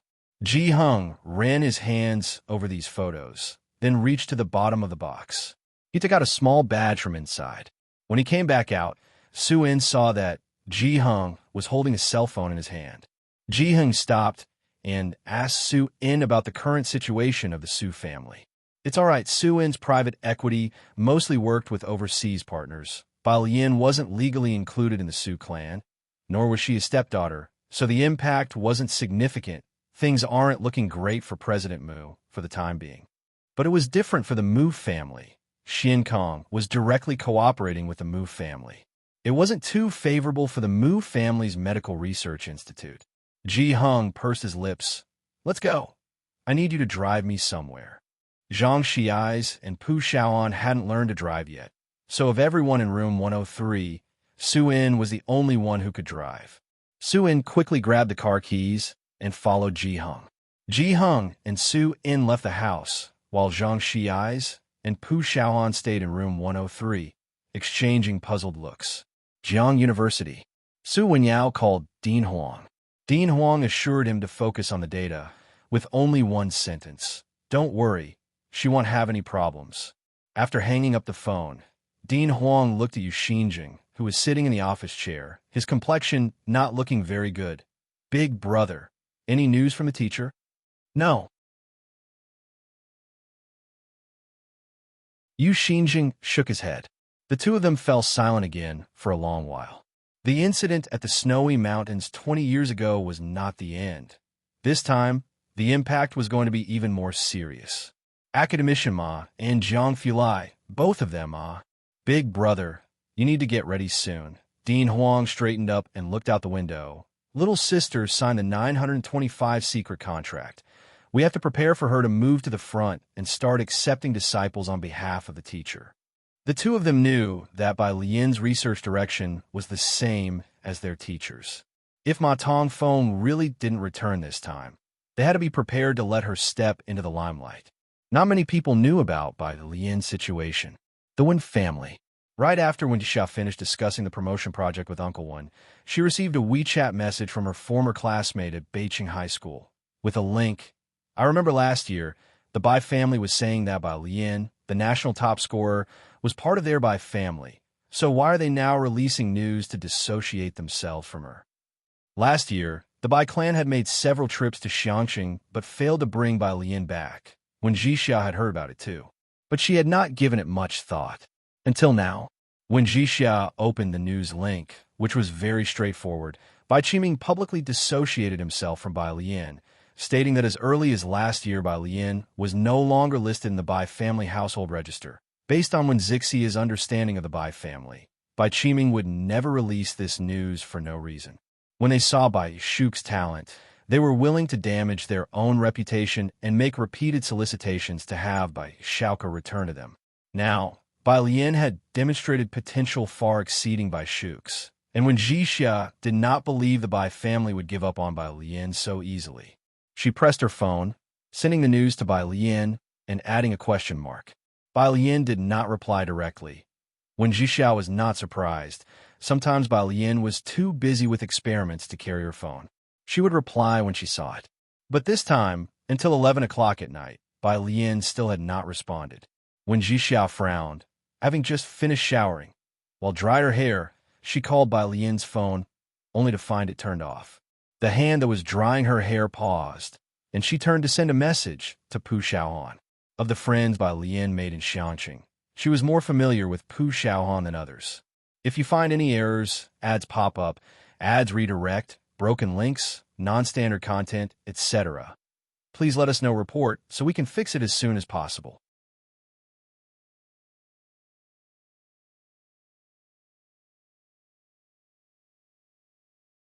Chapter 587. Even your family's old man stepping in was useless when the operator on the other end of the phone recognized Le Shaming's voice immediately and began to feel nervous. Today, Officer Zhang is on duty, and there's just one case of a brawl. Zhang Yilyang. As soon as Lu Xiaoming heard mention of Officer Zhang, he knew who it was. Zhang Yilyang was his go-to person. Most of the leaders in the department had high hopes for him and were preparing to promote him to inspector this year. Everything had been going smoothly, and Lu Xiaoming was happy to groom him. But he hadn't expected such a slip-up from him today. Lu Xiaoming directed his car onto the main road. Under normal circumstances, posting bail was enough to be released from detention, and nothing unusual would happen. But having heard what Principal Shi said, Lu Xiaoming knew that Zhang Iliang had screwed up today, detaining someone without offering the chance to post bail. Lu Xiaoming felt a cold sweat break out on his back when he heard the operator's report. He knew that if this situation wasn't handled properly, their whole station, from top to bottom, would face a major reshuffle. At the station, Zhang Iliang was negotiating with two young masters in the break room. The man in the blue-black shirt, with his legs crossed, dictated his statement to Zhang Iliang. "We just invited these two classmates to have a couple of drinks. She refused to drink and even beat us up like this." Zhang Iliang nodded while jotting down notes. Looking for trouble, endangering public safety, Sun Fei poured a cup of water and headed to the detention room. Sun Fei, the elder by her side, said, noting the direction she was headed, and knew she was going to see the girl. "Officer Zhang hasn't left yet. Don't be too obvious. It's not entirely bad for her to be in detention. Otherwise, falling into the hands of those young masters, who knows what would have happened." Sun Fei pushed the door and entered. The female student was still sitting on the chair, although her posture was no longer as straight as before. She leaned against the back of the chair, her eyelashes lowered like a small animal basking in the sun's rays, looking particularly relaxed. She appeared calm and composed, as if she had no idea what had just happened. "Have some water," Sun Fei said, placing the teacup on the table. Bai Lian opened her eyes and saw the white porcelain mug on the table. She picked it up. "Did you send a message for me?" she asked. "Yes." Sun Fei recalled the last message Bai Lian had sent, which was to Xiaoqi. "I told him to go to Yinshao Hospital, but I don't know which ward your friend is in." Sun Fei had not been dispatched elsewhere and only knew that all the individuals involved tonight were at Yinshao Hospital. "No problem." Bai Lian tapped her fingers lightly on the cup. Xiaoqi could find out such details on his own. She wasn't worried. Sun Fei watched as Bai Lian nonchalantly drank her tea, seemingly unaware of her current predicament, yet as if everything was under control. She was a person full of contradictions. "I answered 2 calls for you," Sun Fei offered after she noticed Bai Lian drinking water. "One seemed to be from your teacher, and the other from your brother." Bai Lian leaned back. "Teacher, brother?" "Yes. I told him about your situation." Sun Fei thought of the threatening undertone in the words of that Mr. Su and felt a sense of danger. They seemed to be on their way over. "Su Wenyao?" Bai Lian pondered briefly. The one who had been in close contact with her recently was Su Wenyao. Outside the station, in the evening, traffic was sparse. Lu Xiaoming was in Yinshao District, and he was the closest to the station. It took him less than 10 minutes to get to the station. People here recognized his car, and as soon as he parked, someone came over to receive him. "Chief Lu, what brings you here now?" Lu Xiaoming's expression was grim. "Who was detained tonight?" "A female student. Sun Fei is guarding her." "Take me to see her," Lu Xiaoming said and headed straight for the detention room, his urgency palpable. "Bring me the interrogation record and her files." The Su family lived in Xinjiang District, which was probably not a 10-minute drive away. Soon after, someone handed over Bai Lian's interrogation record and files to Lu Xiaoming. Lu Xiaoming walked while looking down, seeking trouble, intentional injury. These terms were unrelated to the brawl and seemed to be judged for the perspective of the other party. His frown deepened as he flipped further to Bai Lian's personal information. Bai Lian, female, not from Jiangjing, current address at Shanghai apartment. Data that could easily be overlooked. He closed the file just as someone opened the door to the detention room. The girl probably didn't expect anyone else to come in. She looked up unhurriedly, her dark pupils slightly surprised. Seeing she was unharmed, Lu Xiaoming breathed a sigh of relief. "Miss Bai, please come with me to the office first." Sun Fei herself was standing at the door. She turned her head in surprise when she saw Lu Xiaoming asking Bai Lian to his office. "Why is Chief Lu here?" "If you find any errors, ads pop up, ads redirect, broken links, non-standard content, etc. Please let us know report so we can fix it as soon as possible."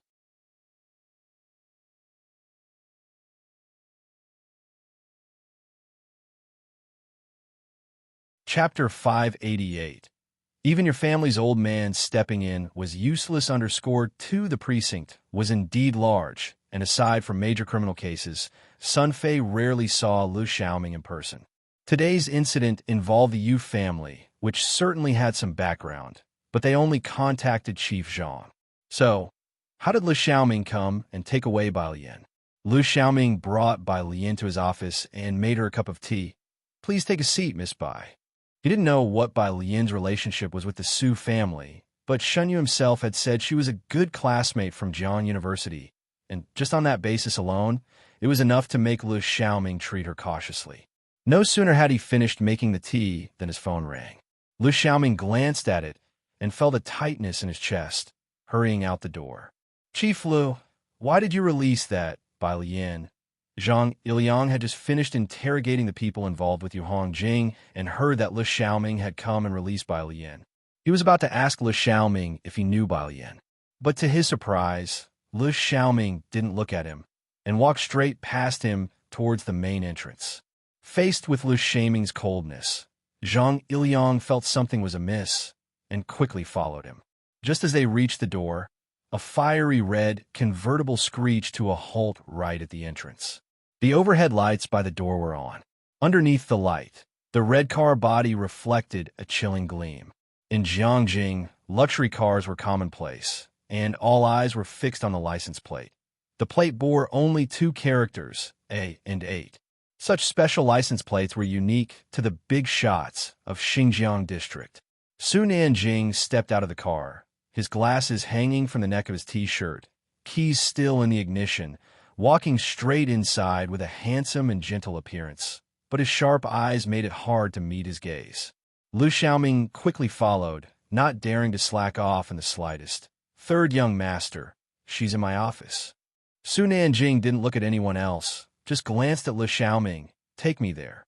Lu Xiaoming led him to the office. After the two left, the others finally exhaled, their eyes fixed on Su Nanjing. "Chief Zhang, who is that guy? His 8 on a license plate is worth more than my life." Most people in the Yinshao district precinct had never had the chance to even meet third young Master Su. "I don't know." Zhang Iliang naturally had not seen him either, but felt uneasy and followed them directly. In the office, when Su Nanjing entered, Bai Lian was sitting in the chair next to her, playing with her phone as the air conditioning hummed in the room. She was dressed in snowy white clothes, her delicate features framed by gently fanned eyelashes, her fingertips idly tapping the screen of her phone. Despite hearing that she had been involved in a fight, her hair and clothes were exceedingly tidy, not a wrinkle in sight. Only specks of red dotted her white pants, like tiny plum blossoms fallen upon the crisp white snow. Xiaoqi had sent her a photo. Bai Lian opened it and saw it was a blood test for Su Jiyue. Upon hearing someone enter, she glanced up and saw Su Nanjing, leaning back in her chair, her eyes lazy. "Why are you here?" Seeing that Bai Lian was unharmed, Su Nanjing breathed a sigh of relief, and his heart, which had been in his throat, finally settled. He slumped into the seat next to her. "I called you, heard you got into a fight, that you're in police custody, under mandatory detention." "What's the panic?" Bai Lian began pouring him a cup of tea, her tone languid but her words arrogant. "I never lose fights." Her white attire and her dignified posture as she poured the tea, her graceful movements revealed a light-colored infusion gently filling the cup. Her actions were unhurried and elegant. Su Nanjing watched her pour the tea, just as serene and composed as in his memories, unable to imagine her engaging in a fight. She was much like Jiang Fulai, always maintaining her poise. She might be downcast, but never discomposed.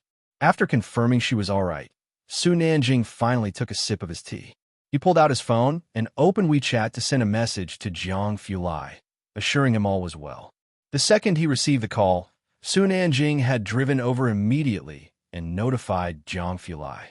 Meanwhile, Lu Xiaoming didn't dare to sit, only watching the interaction between Bai Lian and Su Nanjing, feeling even more shocked inside. In Jiangjing, everyone in the circles knew the weight of the 3 young masters of Jiangjing. Lu Xiaoming was able to keep his cool when he received a call from Shun Yu, but the call from his Su family had him all out of sorts. Especially now, in the face of Su Nanjing, Bai Lian remained unperturbed. From their conversation, one could tell that not only were they very familiar with each other, but Su Nanjing appeared to be at a disadvantage. The cold sweat that had barely dissipated from Lu Xiaoming's back reappeared. Who exactly was this girl? When had such a person appeared in Jiangjing? If you find any errors, ads pop up, ads redirect, broken links, non-standard content, etc., please let us know. Report so we can fix it as soon as possible.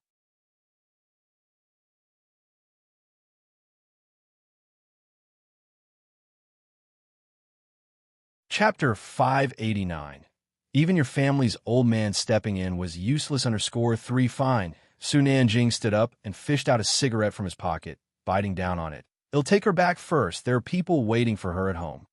Can I leave now? Bai Lian looked up. Lu Xiaoming almost had a myocardial infarction from her single remark. Of course, Miss Bai. You can leave whenever you wish. Not detaining the parties involved in the brawl and forcefully detaining others was unreasonable to begin with. He truly feared that if Bai Lian said one more word, his position might be at risk. Fortunately, Bai Lian didn't say more, only standing up. I still have 2 books. Books. Lu Xiaoming hurriedly opened the door of the office, glancing at Sun Fei standing outside. Where are Miss Bai's books? His Miss Bai was very polite. Sun Fei was startled too, and hurriedly said, in the meeting room, I'll fetch them. She quickly brought over Bai Lian's 2 books. They were both stained with blood, which had dried. Lu Xiaoming saw the bright red blood and knew the fight had been intense. Associating it with Bai Lian's clean and neat white clothes, he couldn't help but gasp in shock. But he dared not ponder more and went in to give Bai Lian her books. Su Nanjing also saw the bloodstains on the book covers, and his brows twitched a few times, feeling that something was not right. But he didn't think it through. Lu Xiaoming respectfully escorted them to the door. Third young master, rest assured, I will investigate this matter thoroughly and will not bend the law for personal gain. Su Nanjing's car was parked right at the entrance. He opened the passenger door, just about to let Bai Lian get in. A black 4-seater car pulled up beside his. It had Chang'an district plates, and in comparison to Su Nanjing's Jaguar plates, the car's body and plates were both extremely low profile. Su Nanjing felt the license plate look familiar. Before he could think further, he saw the back door open and an elderly man clad in a dark robe step out. The moment he saw that face, Su Nanjing's mouth fell open. As a former student of the management department at Jiangjing University, Su Nanjing naturally recognized Principal Shi, but since he was only an average talent, he didn't see Principal Shi often. The ability to speak with Principal Shi was entirely because Principal Shi used to seek out Jiang Fulai often. He was just included by chance. Not expecting to see Shun Yu here, Su Nanjing couldn't hide his surprise. Principal Shi, what brings you here? The high-caliber students of Jiangjing University were united externally despite internal strife, and Principal Shi, beloved by many, would even be treated respectfully by old Master Su himself. Shun Yu maintained a clear conscience and did not get involved with their several families. Although old Master Su had invited him several times, he always declined. All the way here, Shun Yu was on edge. Recalling Bai Lian's face, he realized it was indeed likely to provoke trouble. He had the driver's speed all the way here. He opened the car door before the car even stopped fully, not looking at Su Nanjing, but casting his gaze on Bai Lian standing behind Su Nanjing, and his hanging heart finally settled. Principal Shi, Bai Lian placed the books on Su Nanjing's passenger seat, lifting her brows slightly. An unexpected incident occurred today, and I didn't manage to find you. The brother and teacher that Sun Fei mentioned were likely Su Nanjing and Shun Yu. No problem. I heard you got into a fight. Shun Yu nodded, his gaze falling on Lu Xiaoming and the others. That's sheer nonsense. How could you possibly get into a fight? Are you all right? Bai Lian didn't feel the least bit guilty. I'm fine. After a brief exchange at the entrance, Shun Yu turned his attention to Su Nanjing, whom he recognized, if only as an afterthought, Su Nanjing.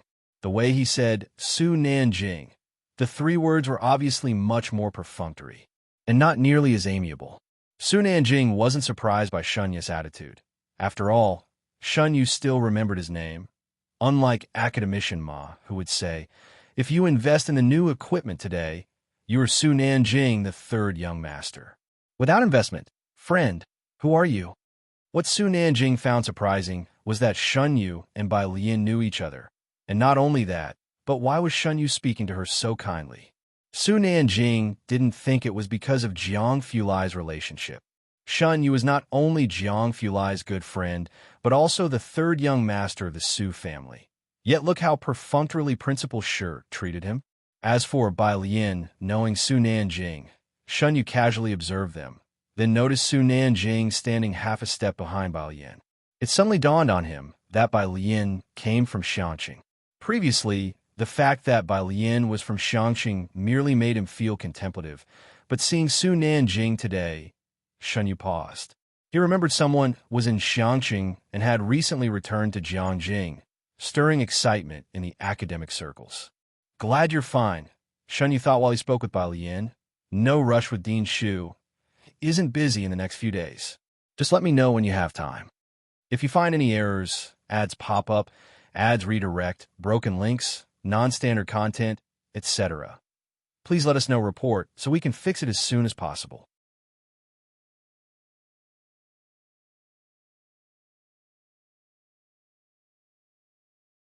Chapter 590. Even your family's old man stepping in was useless _4. All right, Bai Lian nodded. After a few words between them, Shunyu realized this was not the place for a chat, and it was getting late. Bai Lian had been detained for several hours, so he gave way and waited for the car to leave. Only then did Lu Xiaoming dare to speak to Shunyu. "Principal Shun, who did she fight with?"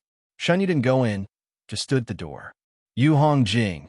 Lu Xiaoming had already seen the record. Yu Hongjing. Shunyu clearly hadn't heard the name before, but guessed it was probably some scion from Jiangjing. He had come here to solve Bai Lian's problem. Now that he saw Su Nanjing, Shunyu was reassured. Dealing with this matter, these young masters were certainly more adept than him. After seeing Su Nanjing off, Lu Xiaoming respectfully saw Shunyu out as well, and then stood straight. Chief Lu. Zhang Liang had kept quiet until now, seizing his chance. He was still confused, but explained it was Captain Chun who ordered the detention, letting her go like this. Yu family had long provided him with the data, which belonged to Su En, a rising power recently rooted in Yinshao district. So Zhang Yiliang had always thought Su Nanjing was one of Su En's people, but sensing something off in Lu Xiaoming's demeanor, he felt uneasy. Captain Chun. Lu Xiaoming knew who this Captain Chun was. He looked at Zhang Yiliang with a sneer. Jiang University's principal, one of the three young masters of Jiangjing. You may not have met them, but surely you've heard of them, right? What? Zhang Yiliang never expected to encounter these two people in Yinshao district, especially Su Nanjing, as sweat formed on his forehead. But I checked Bai Lian's data. She clearly doesn't have any. He cut himself off, suddenly realizing something. Bai Lian's data had no records in the national database. First, because she was too ordinary and had never committed an offense, there was nothing to record. Second, it was hidden by someone. Zhang Yiliang knew she was from Xiangqing and instinctively thought she was the first case. As soon as Lu Xiaoming heard Zhang Yiliang, he knew what had happened. Shaking his head, "You go back and submit to an investigation." He walked inside. Being responsible for this incident in the substation was also his duty. Passing by Sun Fei, who stood aside, Lu Xiaoming stopped. Just as Bai Lian had left, he had greeted Sun Fei. "Sun Fei, right?" He patted Sun Fei's shoulder. The implication was obvious. On the car, Su Nanjing didn't dare to drive too fast and didn't play music either. "Sister Alien, do you want to connect to Bluetooth?" He remembered Bai Lian would always listen to words and original texts in Jiang Fulai's car. No need. Bai Lian rested her hand on the car window, her white sleeves billowing in the wind. "Fine." Su Nanjing turned on the music and then asked, "Are you very familiar with Principal Shun? He asked to meet with you." The music in the car was all songs by Yin Lu. Yes, Bai Lian replied lazily. The dean of the Chinese department sought me out. The Chinese department?